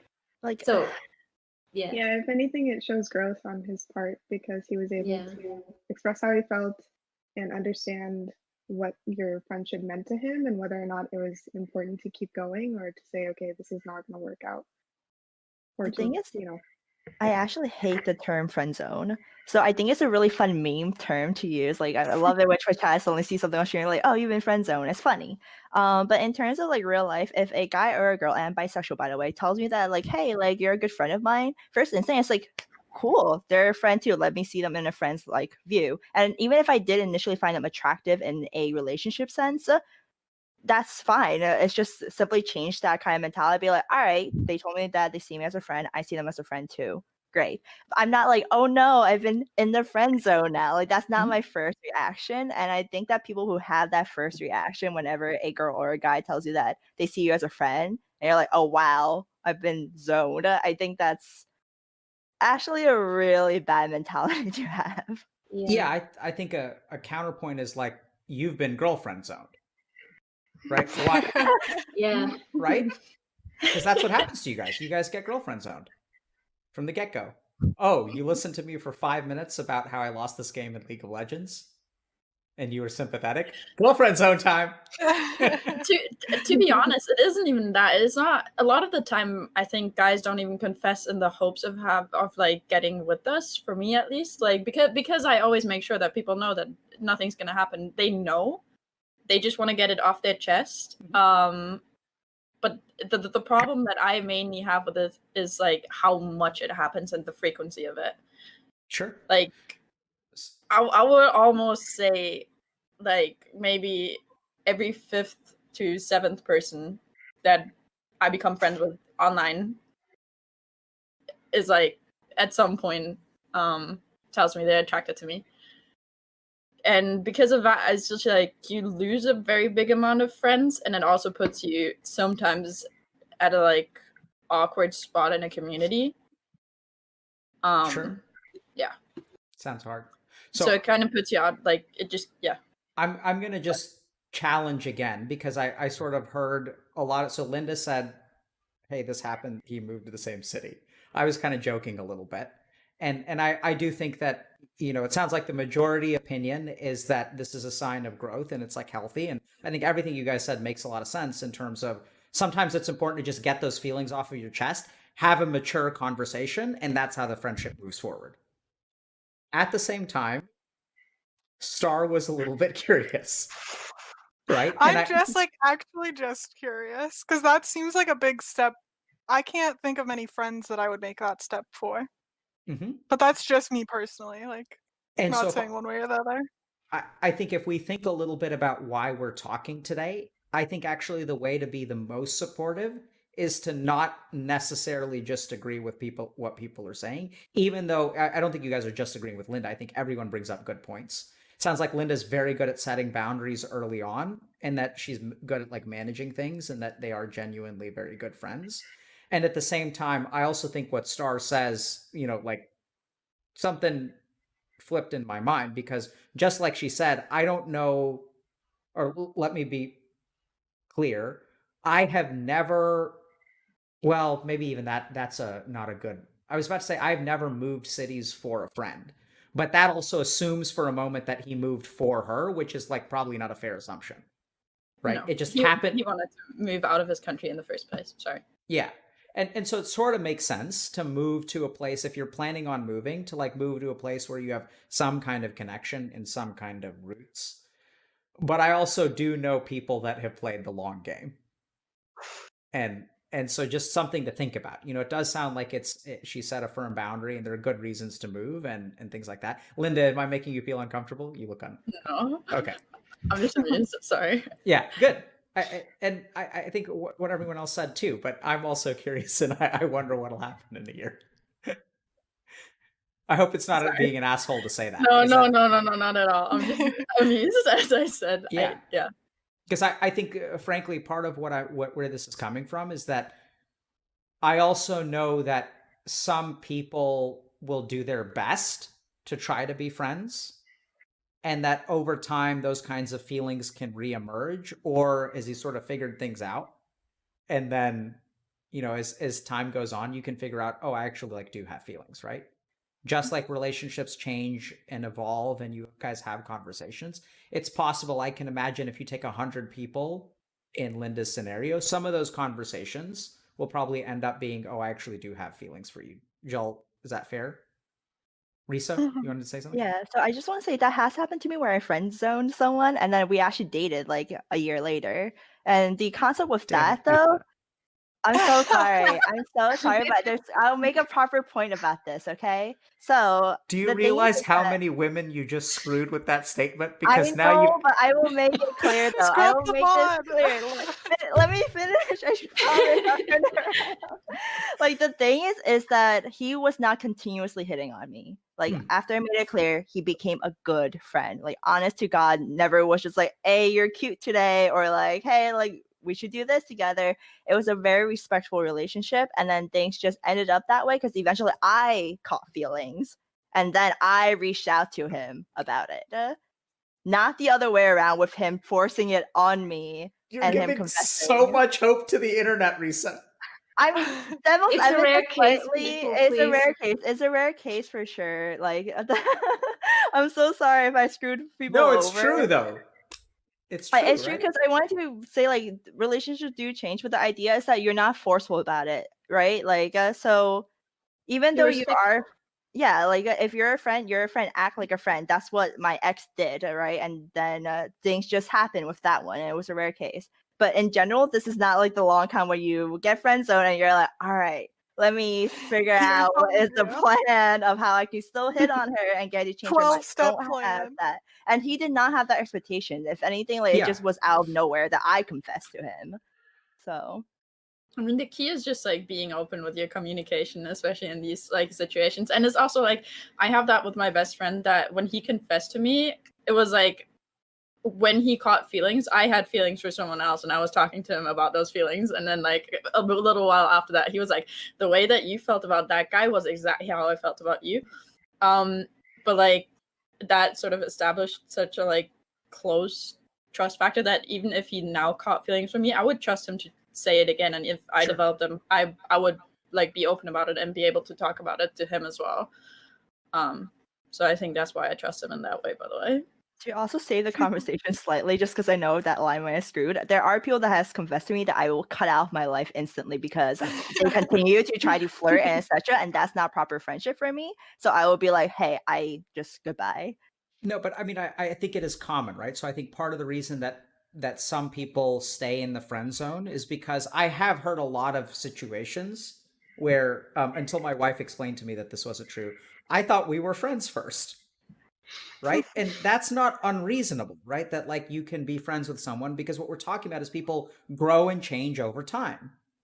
And so like if someone is in your life and they grow and change as a person and you grow and change as a person, the nature of a healthy relationship is one that changes over time. And sometimes that can start as a friendship and end up as a romance. Or bizarrely, I've also worked with people who are like, you know, divorced and are on amicable terms and realize, oh, actually like we make awesome friends and we were just confused and we should have never been in a romantic relationship, even gotten married. And that's true too, right? So I was kind of trolling you, but I do think that, you know, I can understand why some people hope, or I can understand why some people would stay in the friend zone with their fingers crossed.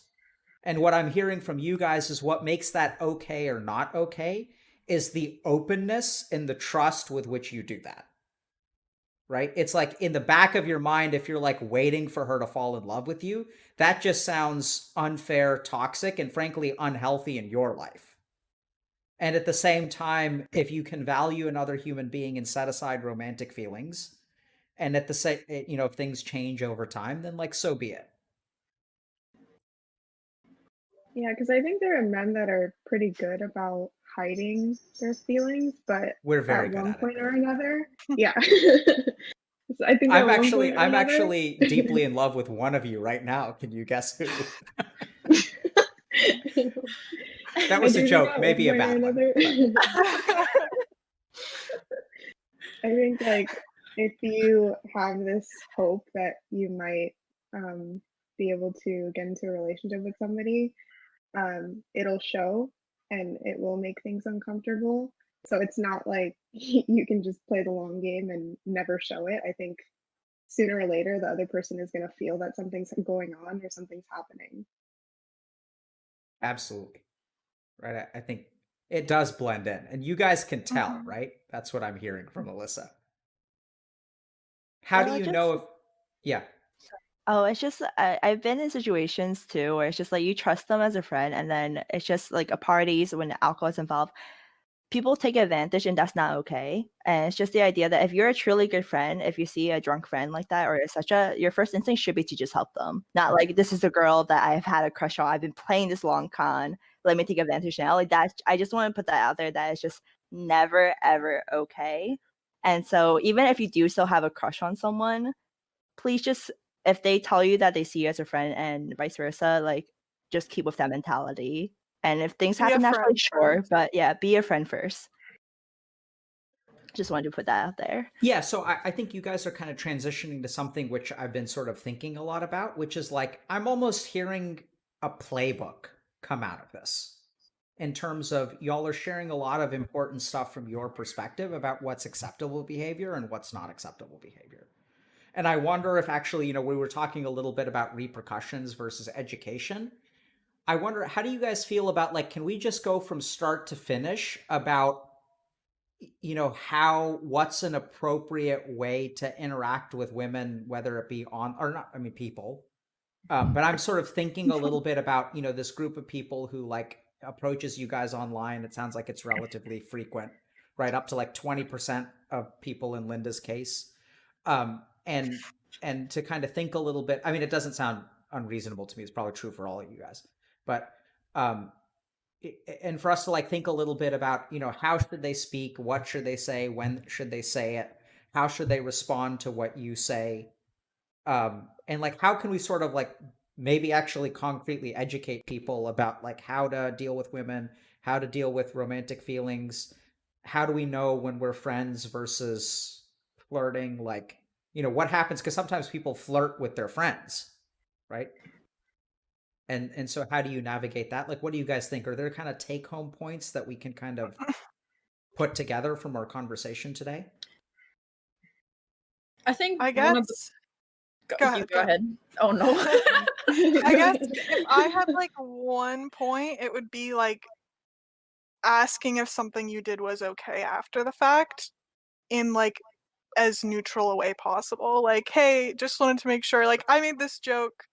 Just wanted to make sure it was just a joke and it didn't make you uncomfortable. Like, there are friends that I've had and even like relationships that I've been in where if someone had said like, hey, I just want to double check that you're okay with this, like that would have meant so much to me and like could have opened a conversation if I wasn't okay with it versus like, oh, is it worth starting a fight by bringing this up and like putting me in a situation where I have to like, like confront them to have that conversation. And I know that's like hard. Like I don't normally do it in my relationships, but I'm trying to now, and I think it'd be like really good for most friend groups if that was a conversation everyone was willing to have. So what I'm hearing from you, I want to recap each point as we go through it. Is that okay, guys? Okay. So what I'm hearing is like sometimes in the past, you're going to feel like avoiding a conversation because of the conversation could be difficult or could cause waves. But really, when we think about healthy relationships, they involve having difficult conversations. Exactly. Risa, Champ? Sure. So in addition to that, I just want to say try to do it beforehand. This one's a lot harder to do, but if there are something you are uncertain, like for example, if I'm someone who made a lot of provocative jokes, first thing I would have done before this call is ask these ladies, like, hey, like, I make these provocative jokes. I actually asked them about my cursing. I was like, is cursing okay? Like, just because I do curse on a normal basis, and just to make sure of that on just little things that you know from history. But then my most important point, though, is to observe. Observing is a skill set that takes a while to build, but try to. When you do something, look at the person's reaction. Or if you're sending messages, even, you can't see reactions. If you send 50 messages and this person replies with K or like not much response, chances are you're not very close to the person, okay? Or you could just be like, hey, like, are you going through something awful? If you guys are a really close friendship, just check in, gauge reactions, and then respond accordingly through that. So let me ask actually a quick follow-up. So that was really useful, Risa, because you said if someone sends 50 messages and they respond with K, what I'm getting the sense of is especially a lot of people don't know how to interpret communications online. And especially that sometimes it sounds like you guys are trying to be like tactful and not mean.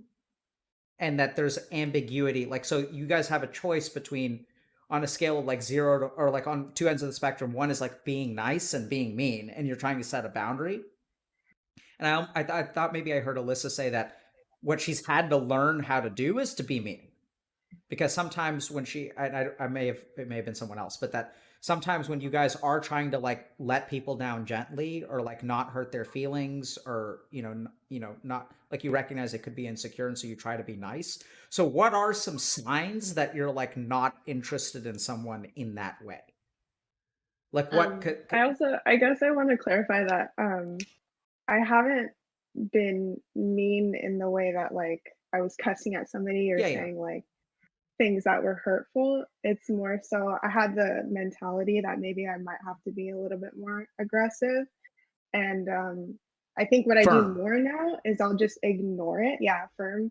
I'll just ignore it, or I will send a message that's really short and I guess to try to let them know I'm not interested anymore instead of having that conversation. Because I don't always feel the need to talk about, boundaries with a stranger or, to sort of like open the floor up for that, because at the end of the day, I don't really know you. So I don't owe you any explanation as to why I'm rejecting you or why I'm not responding. And I think that's what's important for me, is being respected as a person and as a woman, to just be able to say no and have that be enough for me. So, yeah. So what I'm hearing Alyssa say is that you should, just because someone says no doesn't mean that you deserve an explanation, even if you want one. So that's kind of an important take-home point. Math? Yeah, I was answering to the what are some signs a woman is not interested. You usually have to start conversations, or you start the action of interaction between both of you. If in those actions she's not very interactive as well, like the spamming and the K. And the third one, sometimes if they just say, I don't want to speak with you, I think that's a pretty big sign. And yeah. Is that they don't understand that? No, sometimes. Yeah. Most I'm not like sometimes. Most of the times they kind of back away, but sometimes they don't. Like I had one severe case where this guy, he spammed me on Discord, and then I'm like, okay, easy thing to do. I'm just gonna block him on Discord. Then he found a way to message me on another platform. He messaged me on Facebook, spammed me on Facebook, blocked him on Facebook. I thought I was done. Then then he spammed me on Steam, blocked him on Steam.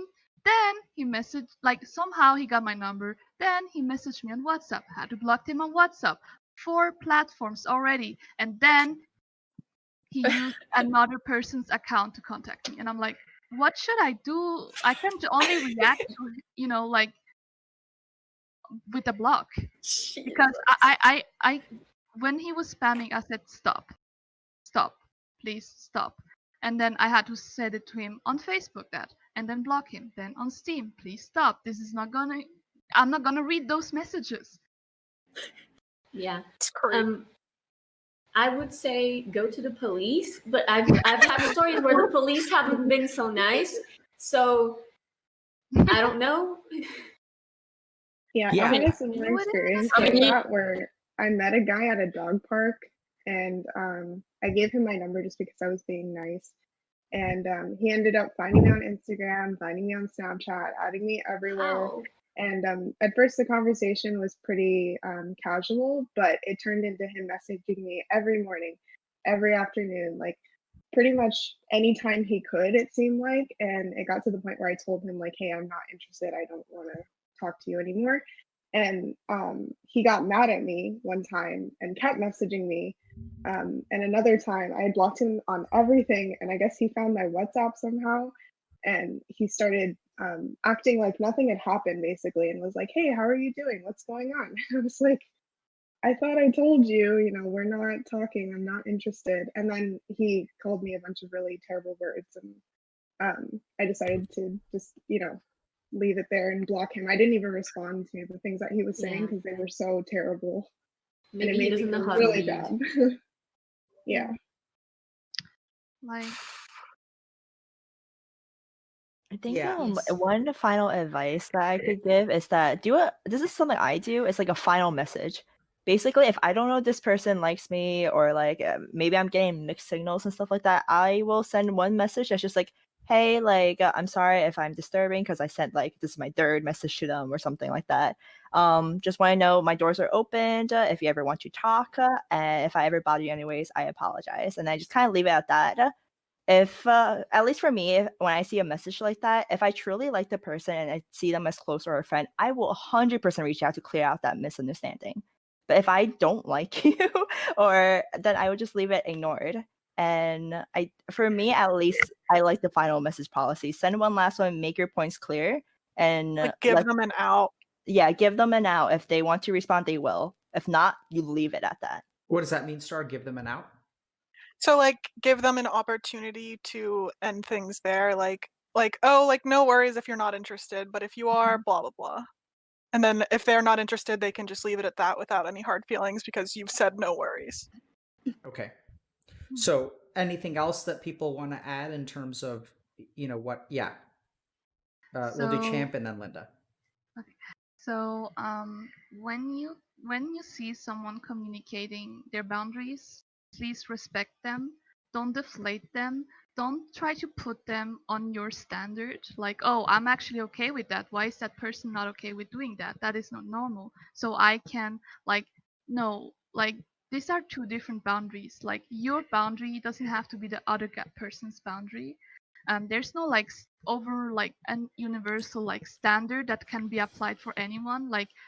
We are all individuals and we have different boundaries and we should respect them. Especially for me, boundaries is first you communicate, then you can respect the boundaries, right? Because you have legit no evidence what this person is okay with.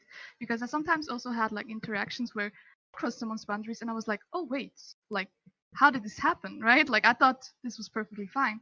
But when this other person communicates their boundaries, just don't be like, oh yeah, this is you acting weird, this is not normal. Don't deflate those things. Because I heard also from other girls that they got their boundaries got also deflated from close friends and families, which I think it's not great.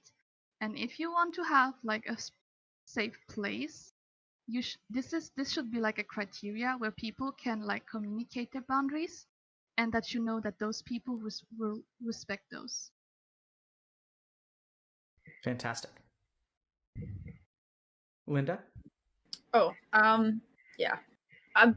Okay, so for me, it's when I guess the advice that I wish a couple of people would think about is that when you feel like you're in love with someone, maybe ask yourself if you're in love with the idea and not the actual girl, and maybe think about how your relationship would work, because I know for myself that I'm a sort of really confident person, and I know that just with the amount of people that don't have that confidence, there would be a sort of power dynamic between us if anything were to happen. Just thinking about it, it would just wouldn't work because we're not compatible, I guess.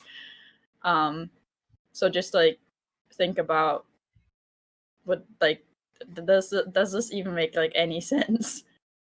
Sure. So let me hear. Yeah, go ahead. I also have something to add. Nowadays, people are more open to speak about these issues, but what I feel like what happens after is that the idea of that if you do this, if you do the right thing, you're better than other people. No, it's just a normal thing that should be respected in the first place. You should not feel more special because you respect women or respect their boundaries. It's a thing that should exist already. Math, I'm a bit confused, and maybe y'all Yeah. can help me out. You're telling me that if I don't respect you're telling me that if I do a good job of respecting your boundaries and treat you like a human, I'm not entitled to date you? No. You're talking about nice guys right now. No, I don't know, I Dr. mean, K, that sounds pretty rough. I'm confused, but I did everything that you guys said. Why aren't yeah, you? but sometimes it's just a thing like we just don't click. You were respectful. Thank you very much for being respectful, but sometimes it just doesn't work out. But And yeah, basically. I thought what Dr. you're K, I looking think you'd for be is a great friend. But I thought that being the great friend is the way that I become your boyfriend. That's what Risa said. You just add the boy to the friend, and then you become the boyfriend. Yeah, right? Like,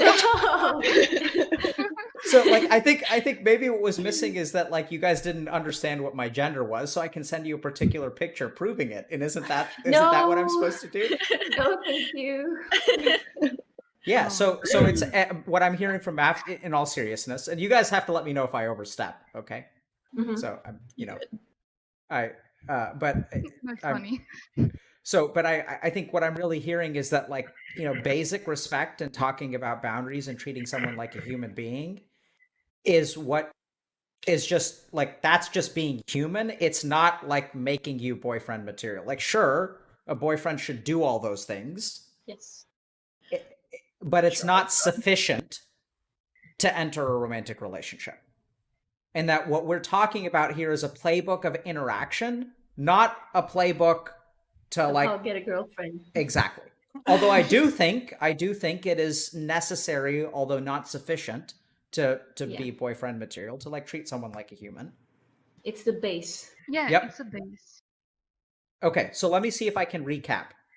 All right, so the first thing is that, like when you interact with people online, the first thing to understand is that you are a stranger and they are a stranger.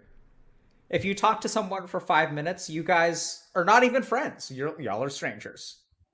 Also that like certain things, while they may be on the path to boyfriend, don't necessarily mean that they're on the path to boyfriend. Like if Alyssa meets you at a dog park and gives you her number, it does not necessarily mean that she's romantically interested in you.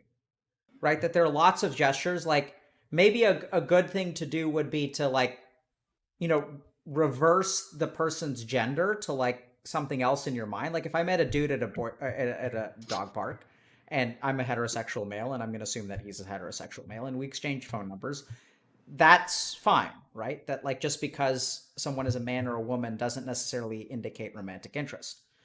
So the first thing is that when you interact with a woman online, that they're like, y'all are still strangers and you guys can maybe get to know each other a little bit. If someone does respond to you, or if you're interacting with a woman, that, it's fine to interact and for you guys to connect, but that actually like, unless there's something like flirtation going on, that the presumption is that you guys are friends. And that if you're interested in being more than friends, you should signal that in some way. And probably do that early before you invest a lot into the relationship. And that, because the further, one thing that I've noticed is that, when people invest a lot in the relationship, they expect a lot out of the relationship. Right? I've done so many things for you. Why won't you date me? And that's why they feel kind of like let down, because they've given a lot.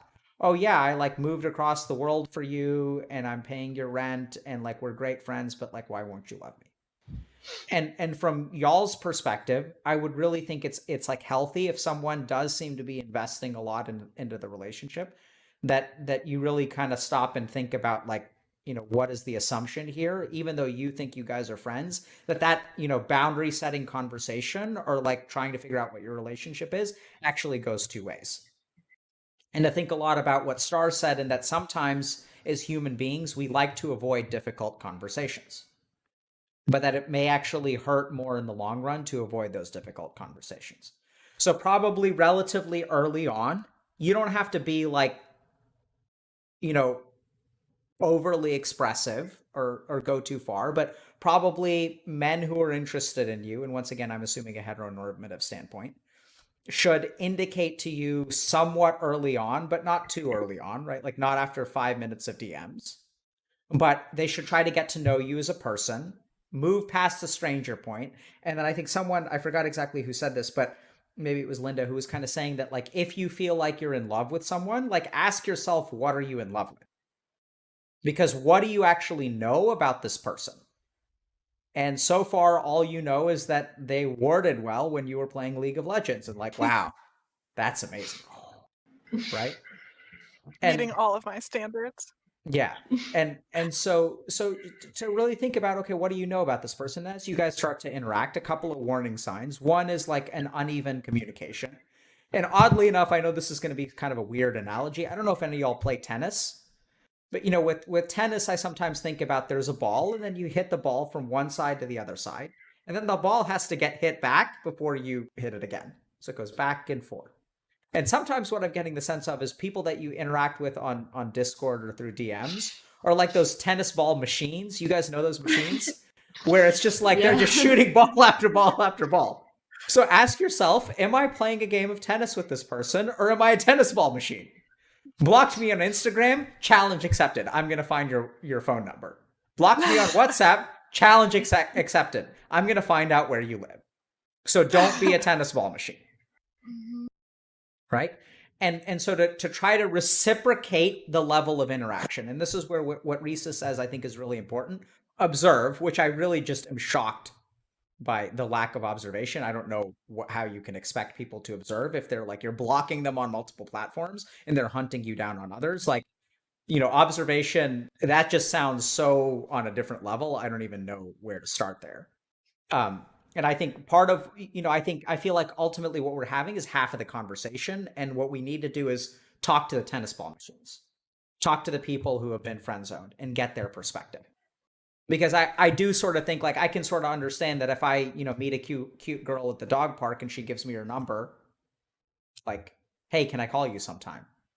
And I can understand how there's ambiguity there. So there's also like, that's why, and it's not that you guys should, and we sort of acknowledge this at the beginning, right? It's not like you can say, I'm giving you my number, but I'm not interested in you romantically, but I'd love to hang out as friends. Like, that seems like a bit much, right?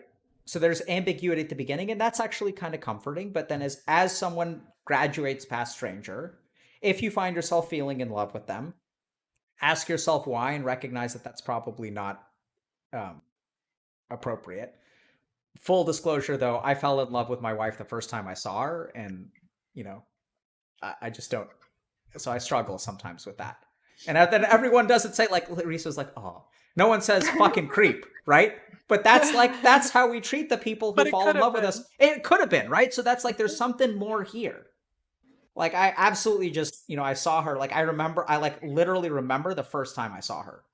And it was like I got hit in the chest with something. And then for years, I didn't even understand what the fuck that was. But so I was playing the long game too. I would love a room half and half, by the way, where like guys can talk about like things that we might be doing that are misleading them, and then we can explain our point of view, and they can explain their side as well. So I would love that interaction. Cool. I think that's a great idea, Risa. So then to think a little bit about, reciprocating in terms of conversations, and a couple of, things to watch out for. Because Risa, I don't think observe is enough. I think people need more direction than that. So, first of all, obviously if someone is, well, I guess not obviously. If someone is blocking you on a platform, don't assume it's a mistake. It was a misclick. Right? So if someone is trying to set a boundary, respect that boundary.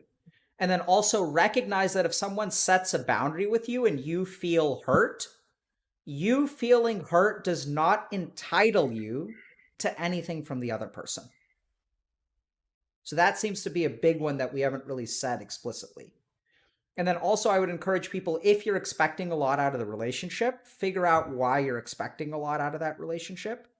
And then ultimately have conversations with people. So the first conversation is like, hey, like, let's hang out. And then if you have feelings, maybe have a conversation about that. And then, you know, down the road, even if you guys do end up as friends, that it's okay, I think, to have conversations about developing feelings. Or if you guys are in a relationship, it's okay to have conversations about, hey, I actually don't feel this way about you anymore. Even if it sucks. Even if it sucks, right? So to have a lot of hard conversations, but not too early, because they don't owe you that after 5 minutes of DMs. Yep. Okay. Agree. And the last thing is, like, it's not your job to get on their page, and it's also not their job to get on your page. Which also means that if they girlfriend zoned you and you say, I'm not interested in that, they're allowed to walk away, even if it hurts your feelings. And also, if you friend zoned them, you're allowed to walk away, even if it hurts their feelings. Right? And while there's ambiguity, there's going to be mixed expectations. And like, that's just why we have conversations. Yeah. And then I guess kind of the last point that I just want to acknowledge is that I think that a lot of the people that maybe y'all are interacting with are hungry and even starved for some amount of basic humanity, which Math was talking about listening to someone when they've had a bad day, about supporting them emotionally.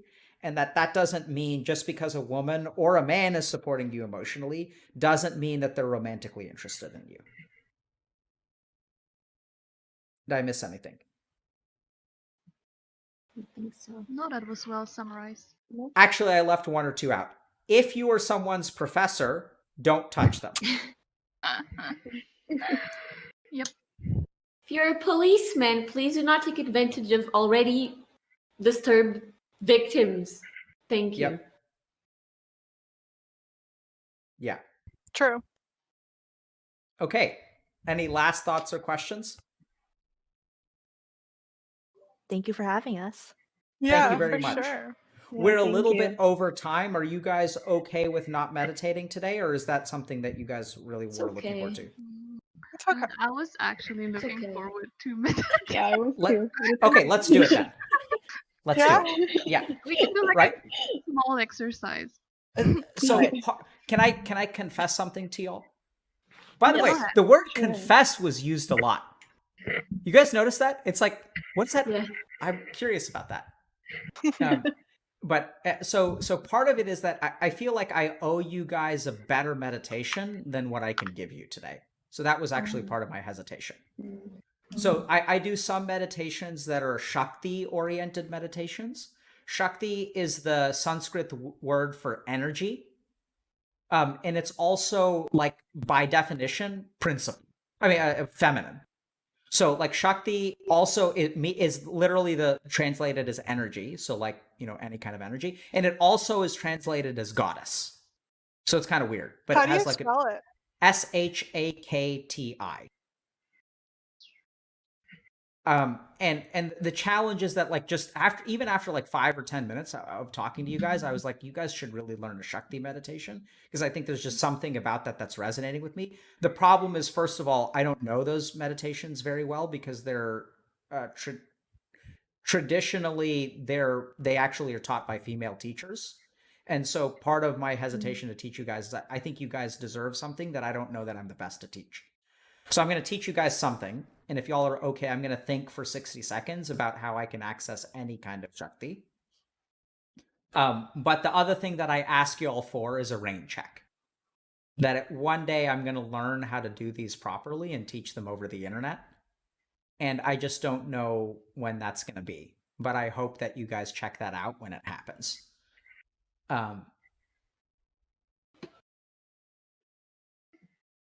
So can I think for a second? Of course. For sure. Thank you very much.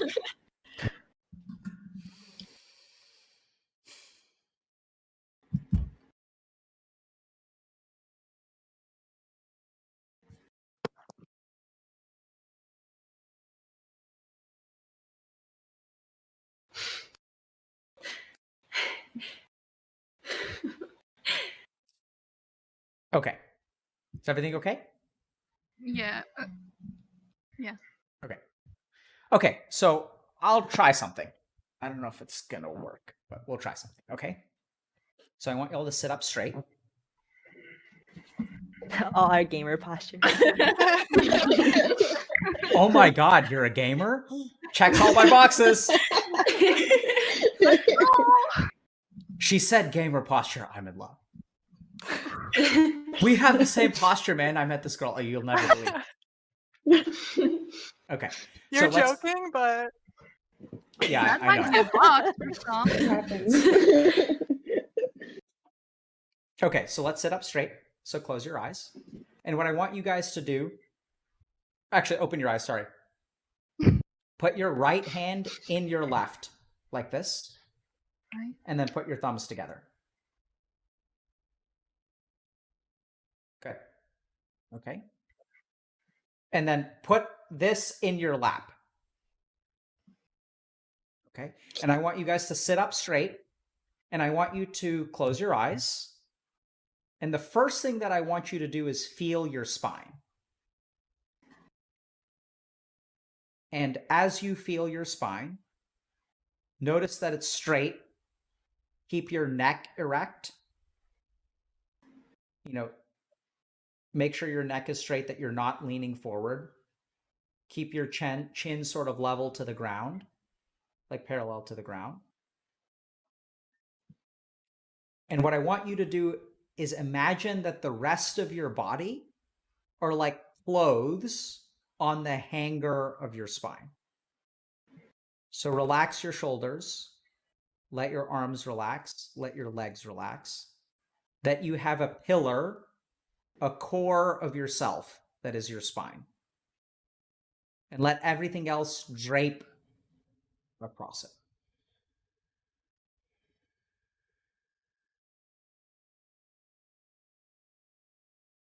And now what I want you to do is feel the weight of your body. Feel it resting on your spine, and almost as if it's traveling through your spine into the ground. That your spine supports who you are as a person.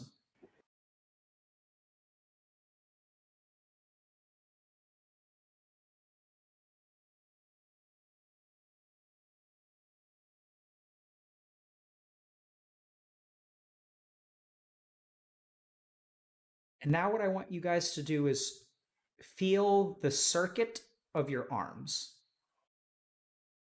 So I want you to imagine for a moment that there's almost light or energy that is coming in from the top of your head, and that it's kind of passing through your arms and down to your palms. And now for a moment, I want you to pull your thumbs apart and feel how unnatural that is. And let them come back together. And it's almost as if there's like a circuit that you're closing. And with your eyes closed, I want you to either nod or shake your head if that makes any sense or not. Okay. Okay. I see mostly nods, but some shakes of the head, which is okay. So now what I want you to do is feel the warmth. So if you feel the closed circuit, kind of focus on your fingertips. Or what you can do is focus on the sensation of your palms. And feel the heat of your left palm on the back of your right hand.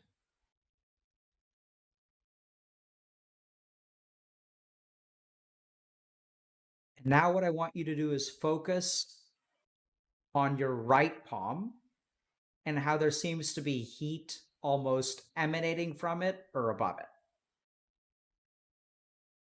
Nod if that makes sense, or shake your head if you don't feel okay. Now for a moment, I'm just going to invite you to look at something a little bit strange, which is that it almost feels like you can feel the heat coming off of your hand. Which is weird because you can't feel anything off of your hand. But just notice that sensation and focus on the area above the palm where you feel the heat.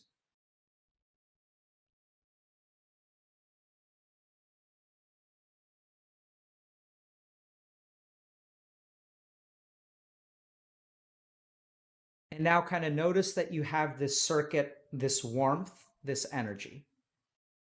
And feel the person that you are. There's something just warm and pure, untainted.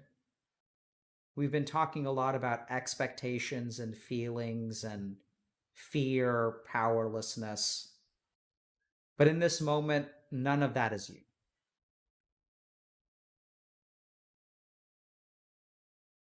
Those things may apply to Alyssa or Linda or Star or Risa or Champ or Math. But in this moment, there's the pillar of your spine. There's the weight of all of your being hanging on it.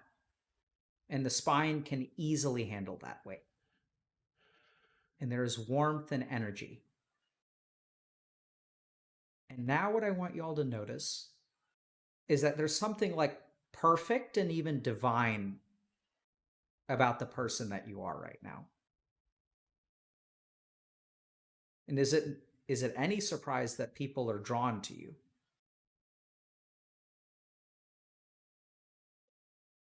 And that you are able to give them something wonderful, even though it causes you problems?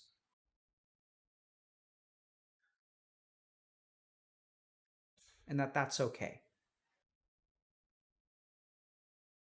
That sure, we're going to do all the things about setting boundaries and limits and things like that. But at the end of the day, no matter how they make you feel or who they are, you can always come back to this place. That no one can ever take this away from you.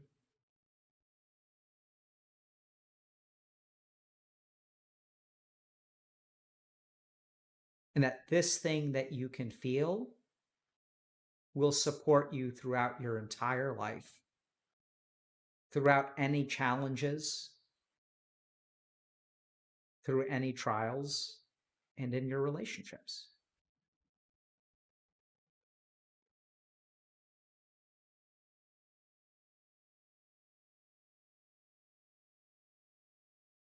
Now sit with that feeling. For the next 60 seconds or so, pick your choice of sensation, whether it be the weight of your spine, the tips of your fingers, the warmth above your palm, or light coming in through the top of your head, and focus on that.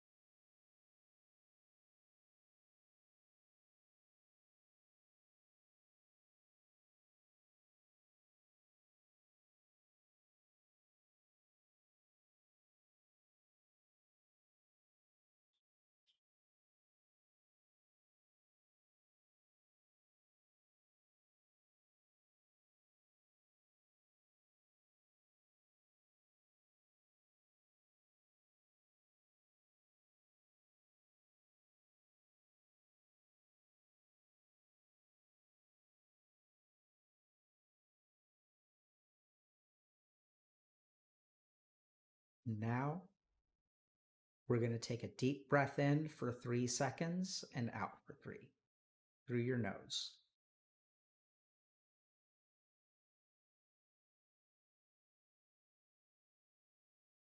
And now in for 3 and out for 5.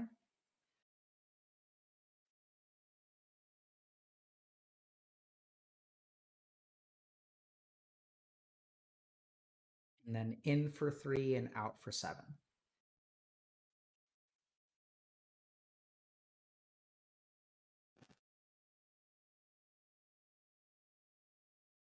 And when you're ready, come back.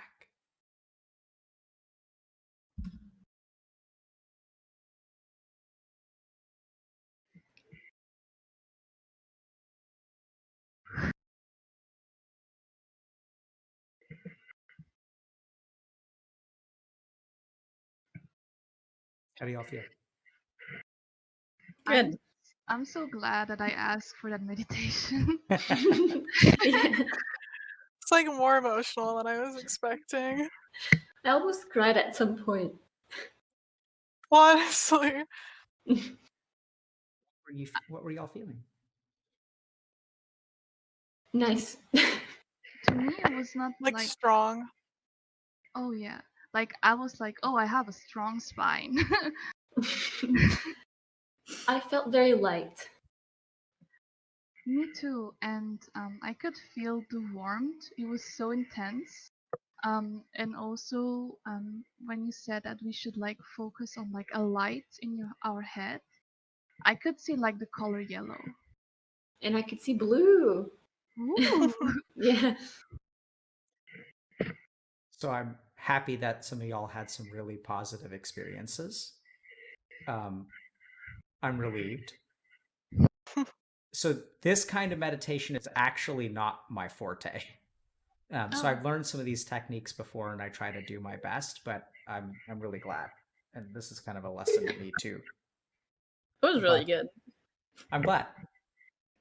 So a couple of things just to think about. So first of all, you guys can do this technique. You know, and you can pick on whatever sensation you kind of feel, but your Shakti rests in your spine. There are also a couple of other advanced techniques, which I can teach you down the road, but, you know, to elevate and generate that energy. The last thing that I kind of want to say, and I sort of hinted at this, but I want you guys to really understand this. I do genuinely believe that you guys each have a spark of divinity within you. And I know this is not egalitarian or equality or anything like that, but I tend to find that women are actually closer to that spark than men are. And I'm not trying to make, it's just my observation. And I'm not kidding when I say that I think that you guys are able to give people on the internet like something that they really don't have in their life. And as best as you can, and as frustrating or unfair as it is to you, I'd encourage you to like try to have some compassion towards them. I'm not saying that you guys don't, but really that these people are approaching you from like a place of hurt and loneliness, and then you do the wonderful gift of like giving them support, and you listen to them and you try to be their friend. And sure, they respond to you with toxicity, which really isn't fair to you. I'm not trying to excuse all of that, but I think that like it's kind of sad that you guys are in this situation and they're in this situation. And as best as you can, try to forgive them, because there is something really amazing and divine within each and every one of you. And it really is kind of like, you know, you're giving emotional support to like a human whose life is a desert. And it's like water and they're drinking it up and they just don't know how to not ask for more, and they get confused. Because everything we've taught them is like, you know, it's love. That's when everything is going to be okay. And you guys know that, right? Like, you know that they look at you and they're like, there's some fantasy in their mind, but it's because there's something real that you are giving them. And it's something as simple as compassion. Not saying it excuses it. I'm not saying you can't tell them to go fuck themselves. But as best as you can, don't become bitter. And as best as you can, forgive. And if you can't, that's okay too. And it's an unfair burden that I'm placing upon you by asking you to do this. It's more than you should do. And yet I see something like absolutely amazing and divine within each and every one of you. And I think that that's like what we've got to do, even if it's unfair. Risa, you wanted to say something? I feel a little bad since like chat's all hearts and everything right now. That's the only part of the meditation that I couldn't continue afterwards, is when you mentioned the divine and pure and untainted part. I don't think what we do is, or at least what I do, is that great of a gift to people. I do agree with everything you said to not find bitter when to be on the receiving side of things like this, but I don't think what we're doing are godly. I think it's simply being supportive of another person, and if someone retaliates or responds negatively, yeah, don't feel bitter. But that was the one part of the meditation that I couldn't. Yeah. That's totally fine. So like, let me just explain just one quick thing. So there are 3 steps to meditation or understanding meditation. And we're going to talk about 2 today. So the first is to listen, and the second is actually to doubt. In the Hindu tradition, there are actually texts designed to train an aspirant to doubt. And so I want you all to understand this very clearly. I don't know the answers. What I'm giving you guys is hopefully a tool for you to figure out what's right for you. It may be this technique. It may not be divinity that you feel, Risa, which is completely fine. So use whatever parts of this kind of resonate with you. And if you disagree with the rest, so be it. You know, ultimately, the truth is not going to be determined by what I tell you. It's going to be determined by your own experience. Cool. Yeah, thank you. Last questions or thoughts? Just thank you. Honestly, like yeah. I've been watching the stream since before my breakup, and I don't know if I would have broken up with my boyfriend if I hadn't been. And I'm just like in a period of growth that I think your channel started, honestly. Ruining relationships. I mean, yes. No, seriously. The bad ones. Yeah, I mean, I think it's hard, right? I think one of the worst things that we can do is live life on autopilot. Yeah. And sometimes not living on autopilot looks rocky when you first start to do it. But all the more power to you, because that's how you actually take control of your life, is by doing the hard things. So props to you. My Thank you. condolences to your boyfriend. Or ex-boyfriend, sorry. But good for you. And you guys are very welcome. Thank you all very much for coming on and you know, sharing who you are and sharing and also responding to my challenges pretty well. I really do appreciate that. I think it really shows what your experience is when I push back. And I think that's some of the most educational stuff. And I do apologize if, especially the joke about, you know, me being in love with you, one of you right now was out of line. I'm sorry if that did offend people. It's all right. It's all right. But thank you guys very much, and I agree. Let's get the counterparts on and see what that looks yeah. like. Yeah, I think it's cool. Looking for e-boys. What's an e-boy? Wait, are they guys? It's never mind. Okay. No, I mean, I don't mind, but I don't know what that means, but okay. If you guys, okay. But thank you guys It's like- very. Yeah. Thank you. It's like a boy gamer that goes after girls, or like is very particular about his appearance for women on the internet. Okay. Well, learn something new every day. Okay. So thank you guys very much, and really thank you, and good luck to all of you. Thanks a lot. Thank you. Thank you so much. You too. Bye. Okay.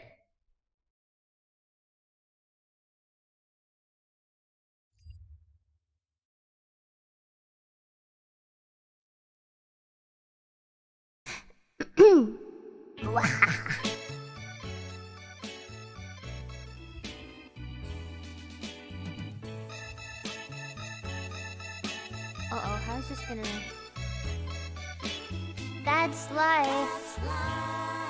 That's what all the people say. Riding high in April, woo, shot down in May. But I know I am gonna change that too. When I'm back on top in June, I say that's life. And as funny as it may seem, some people get their kicks stomping on a dream. But I don't let it get me down. Oh no, 'cause this final world keeps spinning around. I've been a pirate, a pauper, a poet, a puppet, a pawn and a king. I've been up and down and over and out. And I know one thing. Each time I find myself flat on my face, I pick myself up and get back in the race. That's life. I tell you, I can't deny it. I've thought of quitting, baby, but my heart just ain't gonna buy it. And if I didn't think it was worth one single try, I'd jump right on a big old bird, and then I'd fly. I've been a puppet, a pauper, a pirate, a poet, a pawn and a king. I've been up and down and over and out, and I know a thing or two. Each time I find myself flat on my face, I pick myself up and get back in the race. That's life. And I wish I could deny it. Many they're not gonna buy it. But if there's nothing come this here July, I'm gonna roll myself up in a big ball and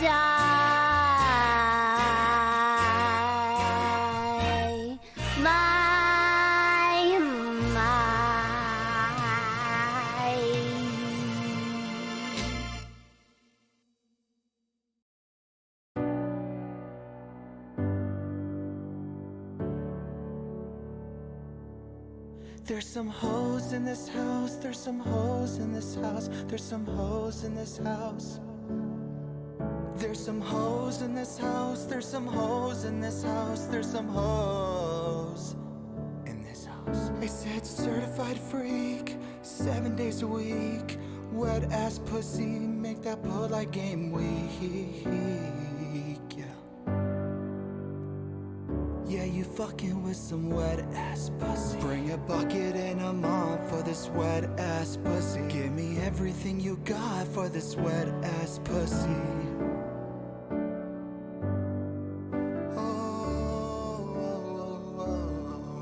Beat it up, baby, catch a charge. Extra large and extra hard. Put this pussy right in your face. Swipe your nose like a credit card. Hop on top, I wanna ride. I do a Kegel while it's inside. Spit in my mouth, look in my eyes. This pussy is wet, come take a dive. Tie me up like I'm surprised. Let's roleplay, I'll wear a disguise. I want you to park that Big Mac truck right in this little garage. Make it cream, make me scream. Out in public, make a scene. I don't cook, I don't clean, but let me tell you how I got this ring. Gobble me, swallow me, drip down the side of me. Quick jump out for you, let it get inside of me. I tell him where to put it, never tell him where I'm about to be. I run down on him for I have a baby running me. Talk your shit, bite your lip, ask for a call while you ride that dick. You really ain't never got a fucking for a thing. He already made his mind up for he came. Now get your boots and your coat for this wet ass pussy. He bought a phone just for pictures of this wet ass pussy. Pay my tuition just to kiss me on this wet ass pussy. Now make it rain if you wanna see some wet ass pussy.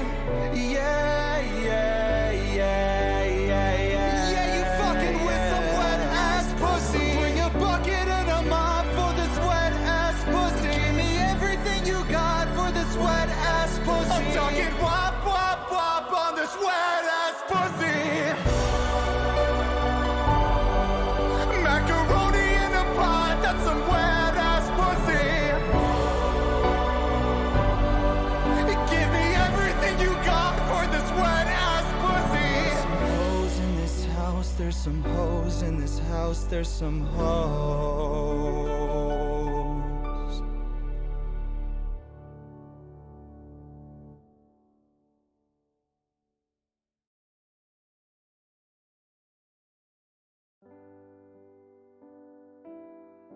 When I'm away from you, I'm happier than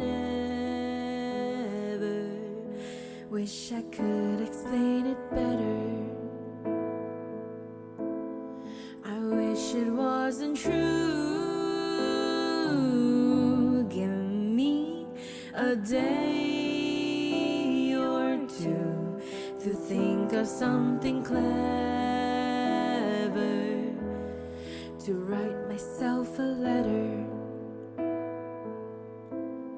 to tell me what to do.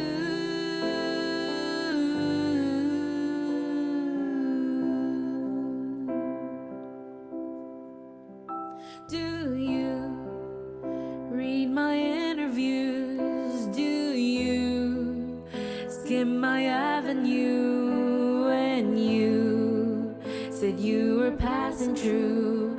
Was I even on your way?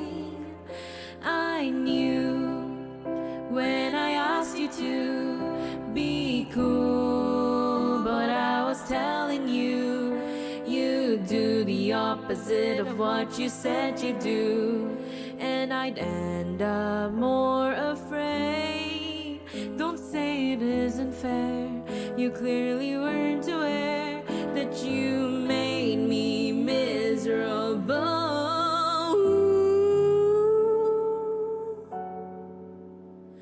If you really wanna know when I'm away from you, I'm happier than ever. Wish I could explain it better.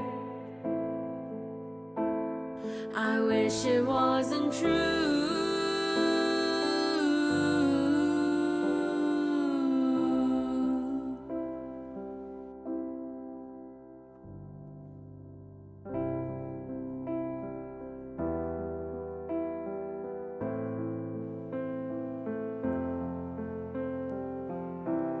You call me again, drunk in your Benz, driving home under the influence. You scare me to death, but I'm wasting my breath, 'cause you only listen to your fucking.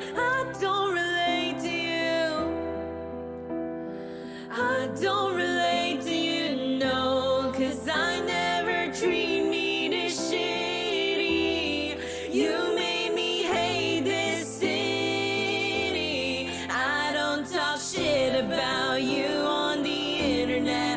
Never told anyone anything bad, 'cause that shit's embarrassing. You were my everything.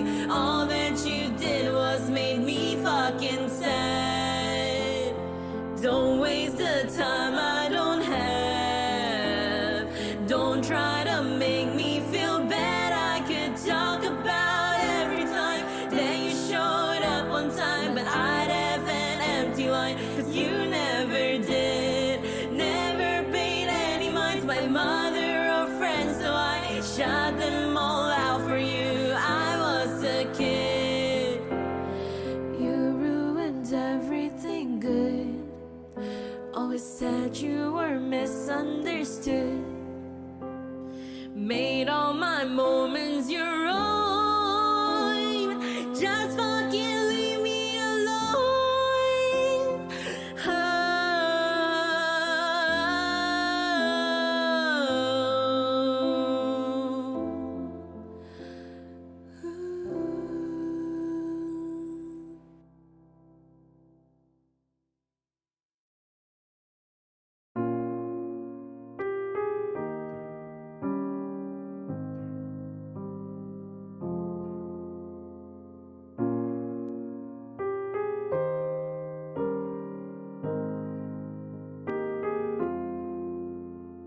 She'd take the world on my shoulders if it was ever hard to move.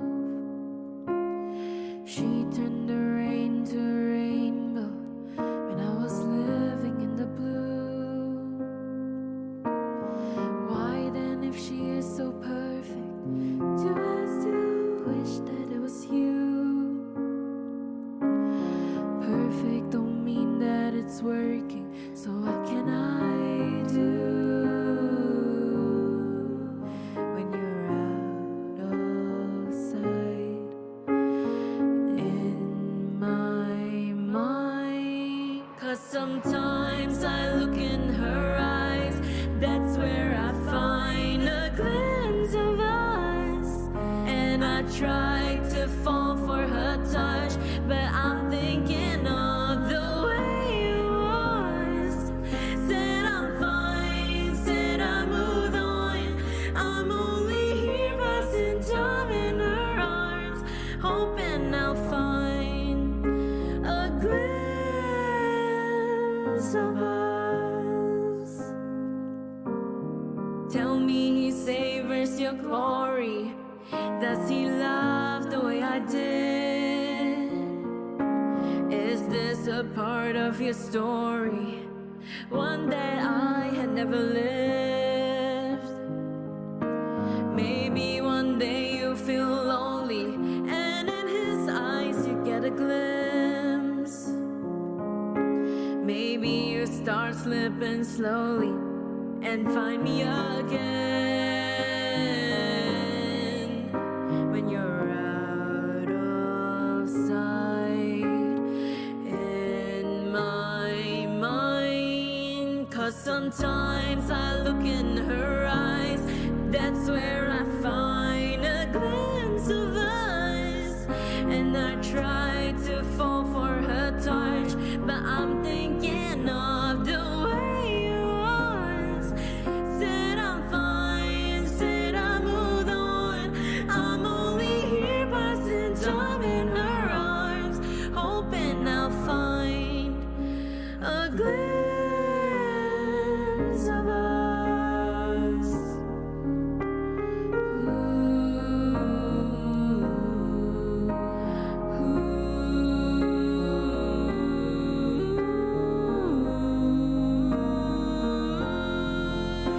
Sometimes I look in her eyes, that's where I find a glimpse of us. And I try to fall for her touch, but I'm thinking of the way you was. Said I'm fine, said I moved on. I'm only here passing time in her arms, hoping I'll find a glimpse of us.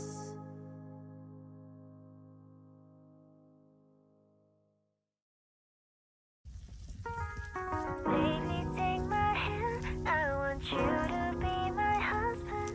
'Cause you're my Iron Man. And I love you 3000.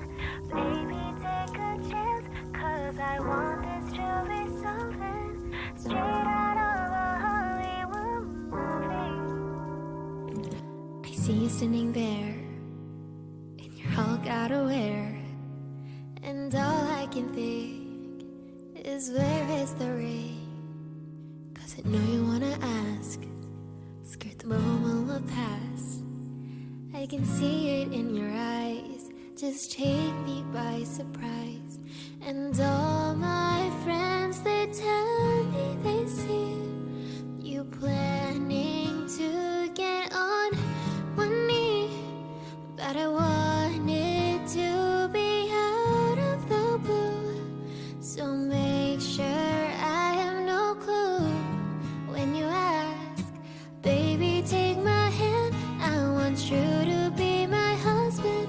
'Cause you're my Iron Man. And I love you 3000. Baby, take a chance. 'Cause I want this to be something straight out of a Hollywood movie. Now we're having dinner, and baby, you're my winner. I see the way you smile. You're thinking about the aisle. You reach in your pocket, emotion unlocking. And before you could ask, I answered too fast. And all my friends, they tell me they see you're planning to get on one knee. So now I can't stop thinking about you. I figured out all the clues, so now I ask. Baby, take my hand. I want you to be my husband. 'Cause you're my Iron Man. And I love you 3000. Baby, take a chance. 'Cause I want this to be something straight out of a Hollywood movie. Ba-da-ba-da-da-da. No spoilers, please. Ba-da-ba-da-da-da. No spoilers, please. Baby, take my hand. I want you to be my husband. 'Cause you're my Iron Man. And I love you 3000. Baby, take a chance. 'Cause 'cause I want this to be something straight out of a Hollywood movie, baby. No spoilers, please. No spoilers, please. No spoilers, please. And I love you 3000. How did I ever get so lucky to wake up with my best friend? Pour your coffee with the milk and sugar and pray this will never end. My heart was like a one-room apartment. Then you knocked down the walls and planted a garden. Now I can see everything I've missed out on. Because you know me better than anybody else. Life was so cruel before I met you. I was so lost. Now you showed me how to take care of myself. I'd end up lonely and bitter if I even considered anyone else. Life's funny when you're with somebody. The days go by so fast. I'll write your notes with your morning coffee saying, baby, this love will last. My life's been like a dream vacation since you grabbed my bags right at the station. Now I hope I'll never wake up without you there. Because you know me better than anybody else. Life was so cruel before I met you. I was so lost. And you showed me how to take care of myself. I'd end up lonely and bitter if I even considered anyone else. I'd end up lonely and bitter if I even considered anyone else.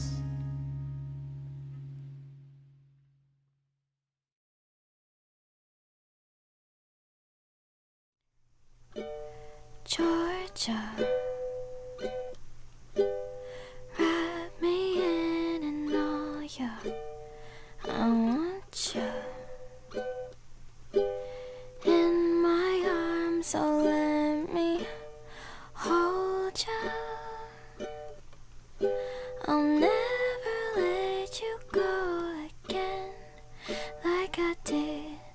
Oh, I used to say I would never fall in love again until I found her. I said I would never fall unless it's you I fall into. I was lost within the darkness, but then I found her. I found you.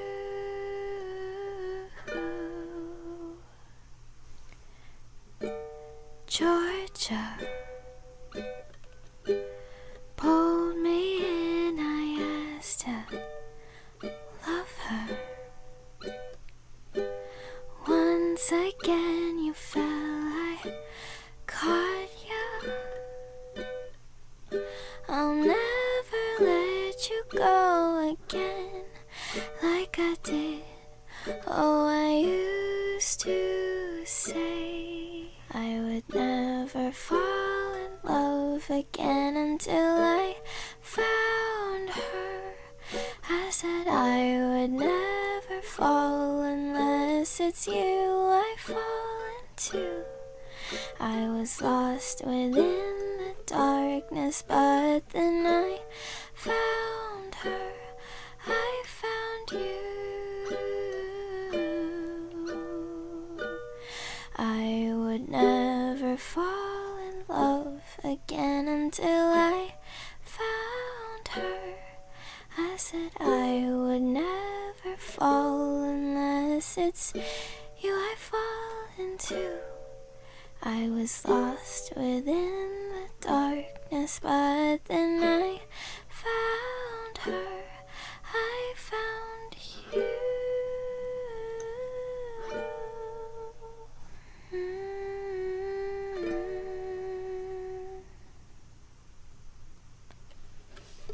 Yeah.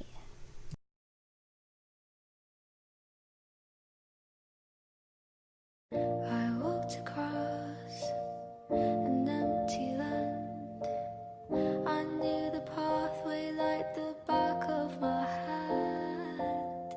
I felt the earth beneath my feet. Sat by the river and it made me complete. Oh, simple thing, where have you gone? I'm getting old and I need something to rely on. So tell me when you're gonna let me in. I'm getting tired and I need somewhere to begin. I came across a fallen tree. I felt the branches of it looking at me. Is this the place we used to love? Is this the place that I've been dreaming of? Oh, simple thing, where have you gone? I'm getting old and I need something to rely on. So tell me when you're gonna let me in. I'm getting tired and I need somewhere to begin. And if you have a minute, why don't we go talk about it somewhere only we know? This could be the end of everything. So why don't we go somewhere only we know? Somewhere only we know.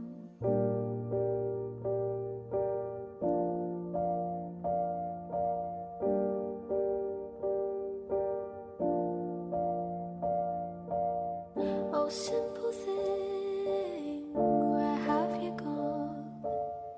I'm getting old and I need something to rely on. So tell me when you're gonna let me in.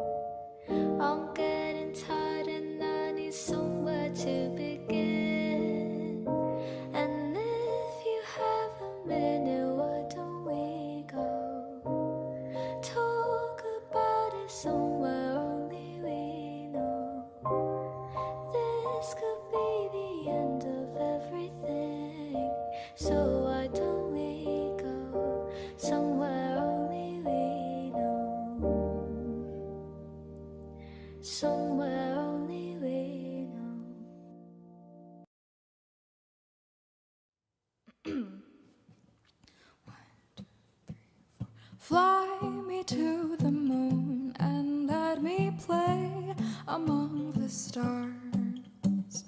Let me see what spring is like on Jupiter and Mars. In other words, hold my hand. In other words, baby, kiss me. Fill my heart with song and let me sing forevermore. You are all I long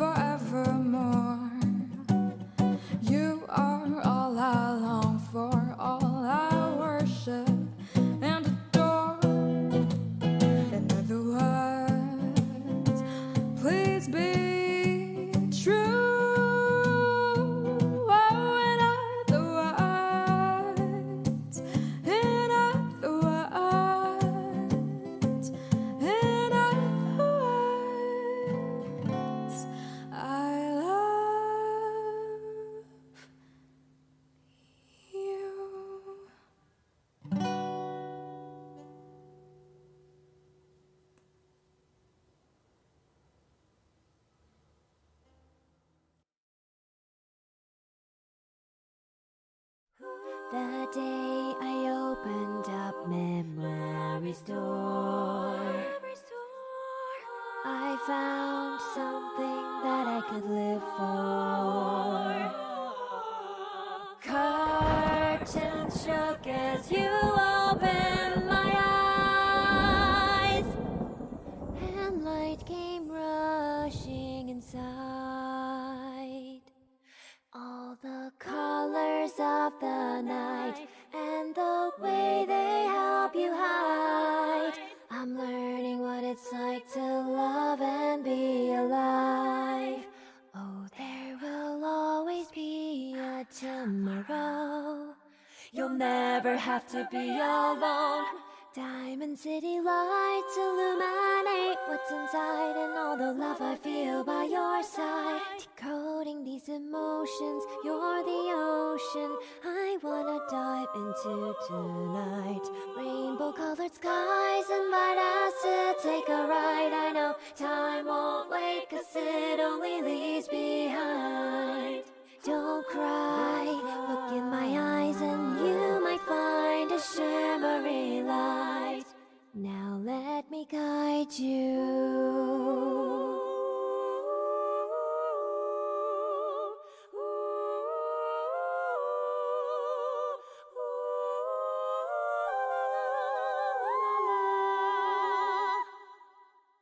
Let's go to the place. Let's go to the place. Let's go to the place where our happiness won't fade away. If you could only see the joy you show to me, I think you would realize everything we could be. Diamond City lights illuminate what's inside, and all the love I feel by your side. Decoding these emotions, you're the ocean I wanna dive into tonight. Rainbow colored skies invite us to take a ride. I know time won't wait, 'cause it only leaves behind. Don't cry, look in my eyes and you might find a shimmery light that will guide you through the night. Diamond lights, rainbow skies. In the night there's no need to hide. The joy in your eyes fills me with life, so let it shine. The day I opened up memory's door, I found something that I could live for. Curtain shook as you opened my eyes, and light came rushing inside. Data behind my heart's encryption key. Can you see? Listen, and you might hear a melody. Your fire spark, the passion that keeps burning. Magic that helps me to believe. All the colors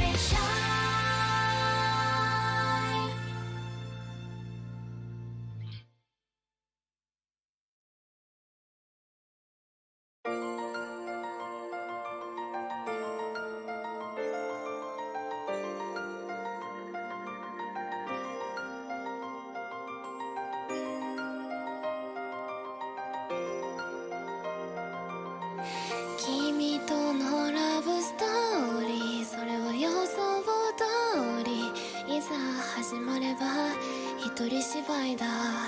ずっとそばにいたって結局ただの観客だ。感情のない I'm sorry それはいつも通り慣れてしまえば悪くはないけど、君とのロマンスは人生から続きはしないことを知った。もっと近い設定でもっと近い関係で出会える世界線選べたらよかった。もっと近い性格でもっと近い価値観で愛を伝えられたらいいな。そう願っても無駄だから。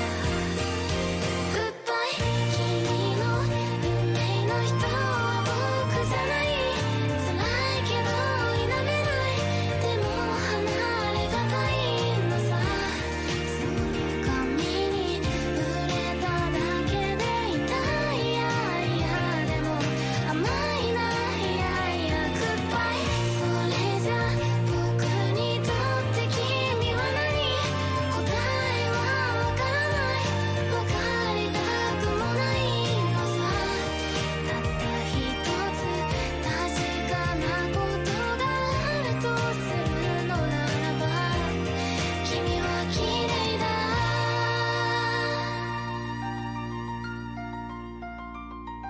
誰かが偉そうに語る恋愛の論理、何一つとしてピンとこなくて、飛行機の窓から見下ろした知らない街の夜景みたいだ。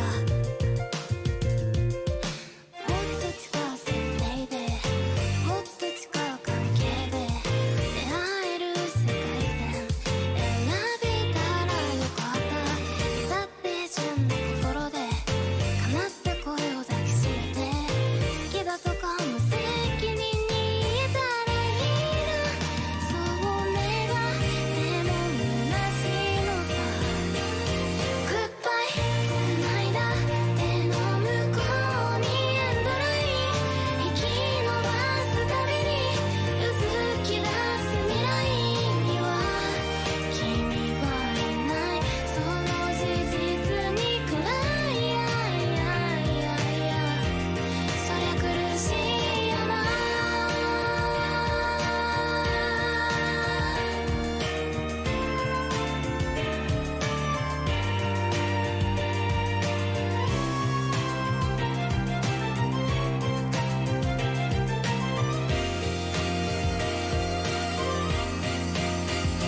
グッバイ君の運命の人は僕じゃない。辛いけど否めない。でも離れがたいのさ。その髪に触れただけで痛い。いやいやでも甘いな。いやいやグッバイ。それじゃ僕にとって君は何。答えはわからない。わかりたくもないのさ。たった一つ確かなことがあるとするのならば、君は綺麗だ。これもロマンスの定め。悪くないよな。もないけれどとても綺麗だ。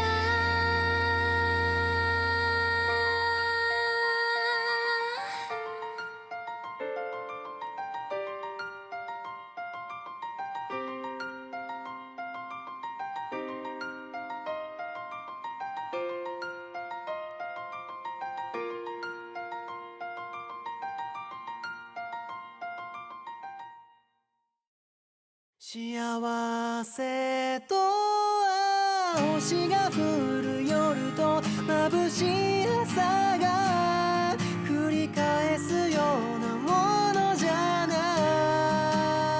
く、大切な人に降りかかった雨に重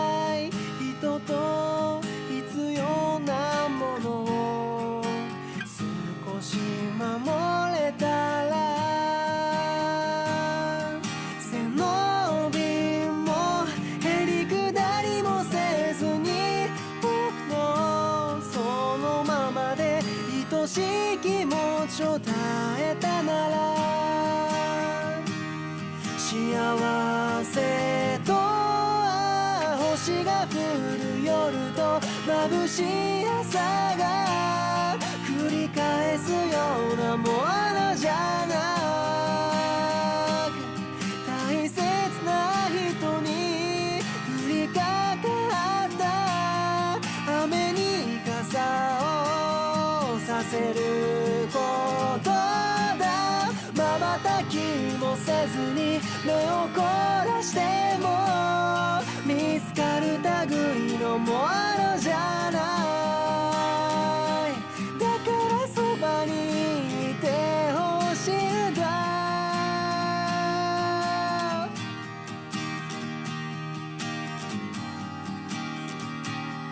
夢のために生きられた人、それた道が正解だった人、誰かのために費やした人、自分を生きた人、誰にもなれなかったけど、ただ今日も僕を必要だと思ってくれたら、幸せと星が降る夜と眩しい朝が繰り返すようなものじゃなく、大切な人に降りかかった雨に傘をさせることだ。また夜朝見つけて戸惑う僕に、でもそれができるだろうか。目を閉じて見つけた場所で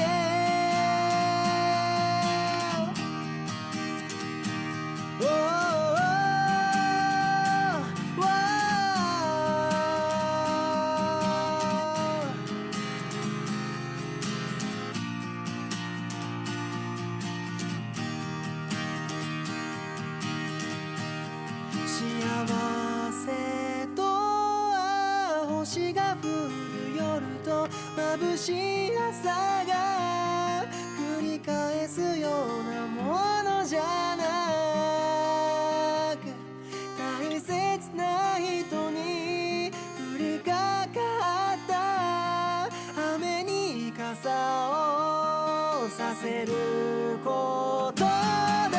そしていつの間にか僕の方が守られてしまうことだ。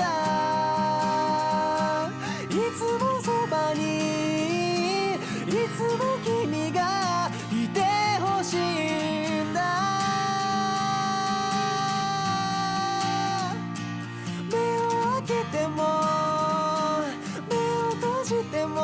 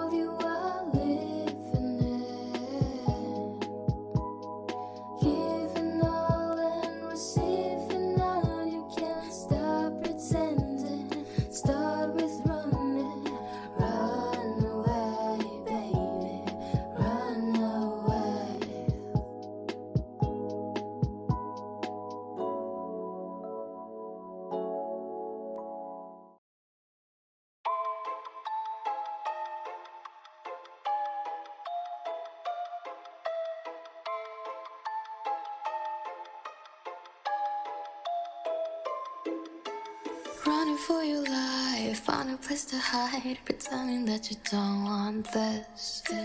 Make you run inside, breathing getting light, intoxicated on my kiss. Don't fight this feeling, goosebumps are your friends, you fainted. Danced up till the end, releasing poison from my hands. Said I'm sentimental to your health and well, you're being hard as hell to tell if chasing's worth my time, but still I'll find you. You are nothing to me, but are something that I could feed on.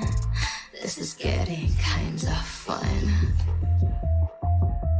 You're just a fly on the wall, honey for a teaspoon for water. I got you. Let it be close to the top, you. On your edge, and I drop you. Second half for Lechna. What's that? I can't stop you. Said I'm sentimental to your health and well, you're being hard as hell to tell if chasing's worth my time, but still I'll find you. No pretend, no fake games, no more running. It's a shame your way. Your coin is shyness, none of that is blindness. So you see it to me and nothing else. Yeah, I'm sentimental to your health and wealth, and hell, you be the first to tell that it's on and I'm on, and nothing can be done. By the time you realize it's far too late, accept your detrimental, all ends well, and make this earnest ring the bell for me. It's just something I think about. Good night, yeah. Good night. I hope you sleep well. I don't see why you wouldn't. I mean, it's not like I'm on my way or anything.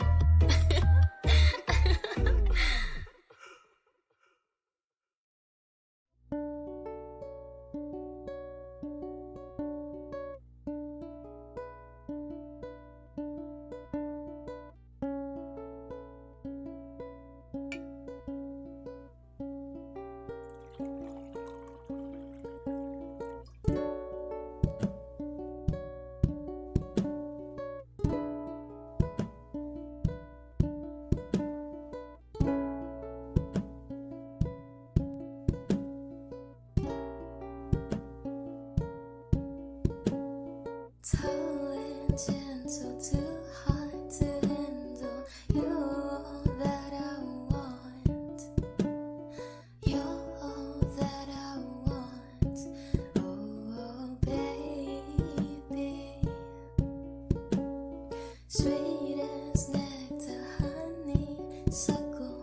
You make everything so fun, oh boy. My sweet boy.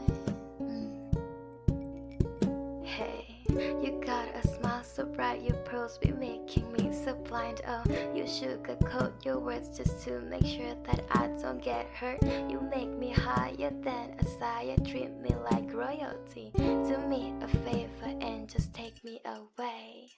Tall and gentle, too hard to handle.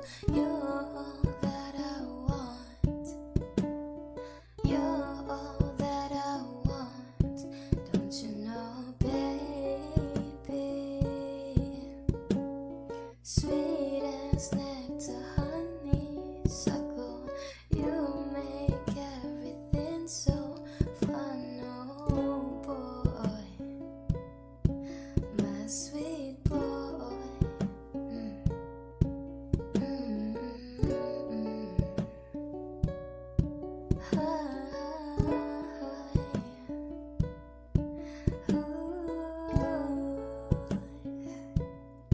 You're my sweet boy.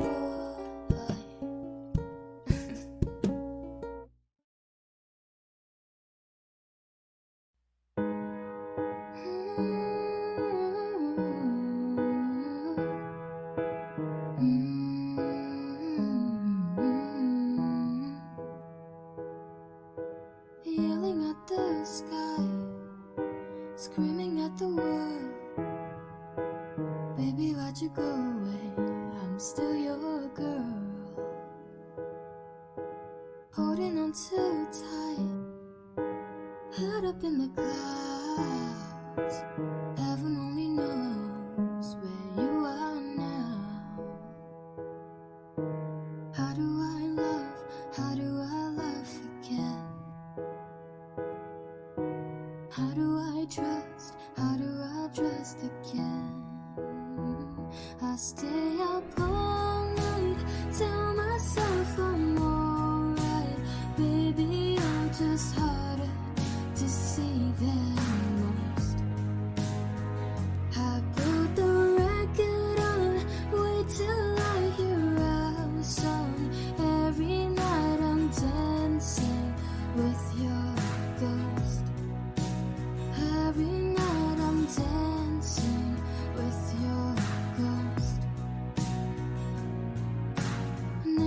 the chance to say a last goodbye.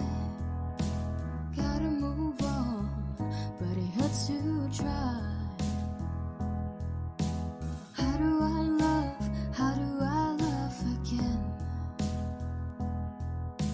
How do I trust? How do I trust again? I stay up all night, tell myself I'm alright. Baby, you're just harder to see than most. I put the record on, wait till I hear our song. Every night I'm dancing with your ghost. Every night I'm dancing with your ghost. How do I love? How do I love again? How do I trust? How do I trust again? I stay up all night, tell myself I'm alright. Baby, you're just harder to see than most. I put the record on, wait till I hear our song. Every night I'm dancing with your ghost. Every night I'm dancing with your ghost. Every night I'm dancing with your ghost.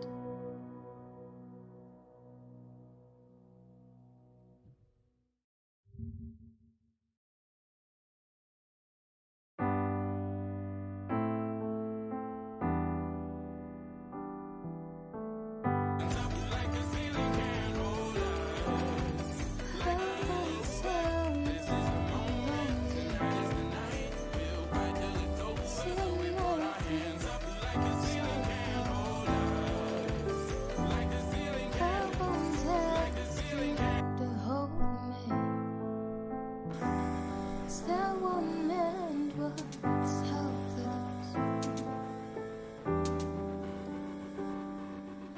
There's not a thing I could say, not a song I could sing for your mind to change.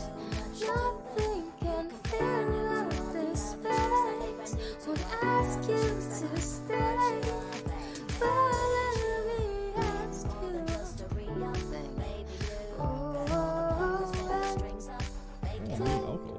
I can't carry any. Alright, so make Molotovs. When this happens, how Can you hear me now? 'Cause we're gonna shout it loud. Even if our words seem meaningless. Oh, you get frosted. Carrying the weight of the world. Yeah, I'm so frosted. I wish that some way somehow that I could fit every one of us. So grab this alcohol and make Molotovs.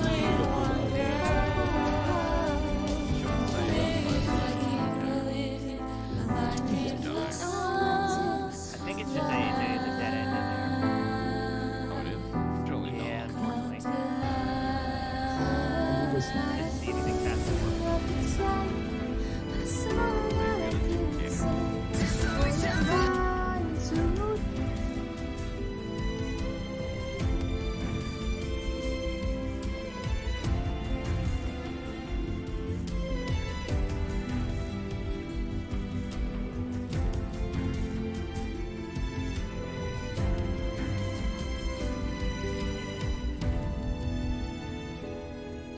Cause we're gonna shout it loud. Even if our words seem meaningless, it's like I'm carrying the weight of the world. I wish that some way, somehow, that I could save every one of us. But the truth is that I'm only one girl. So we're gonna shout it loud. Even if our words seem meaningless, it's like carrying the weight of the world. I wish that some way, somehow,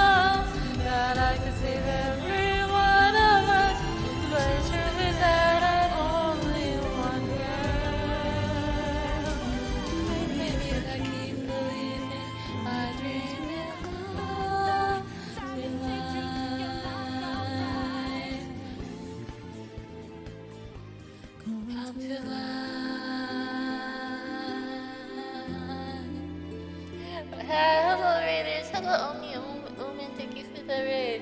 I'm so sorry, you came in while I was singing, I didn't greet you properly.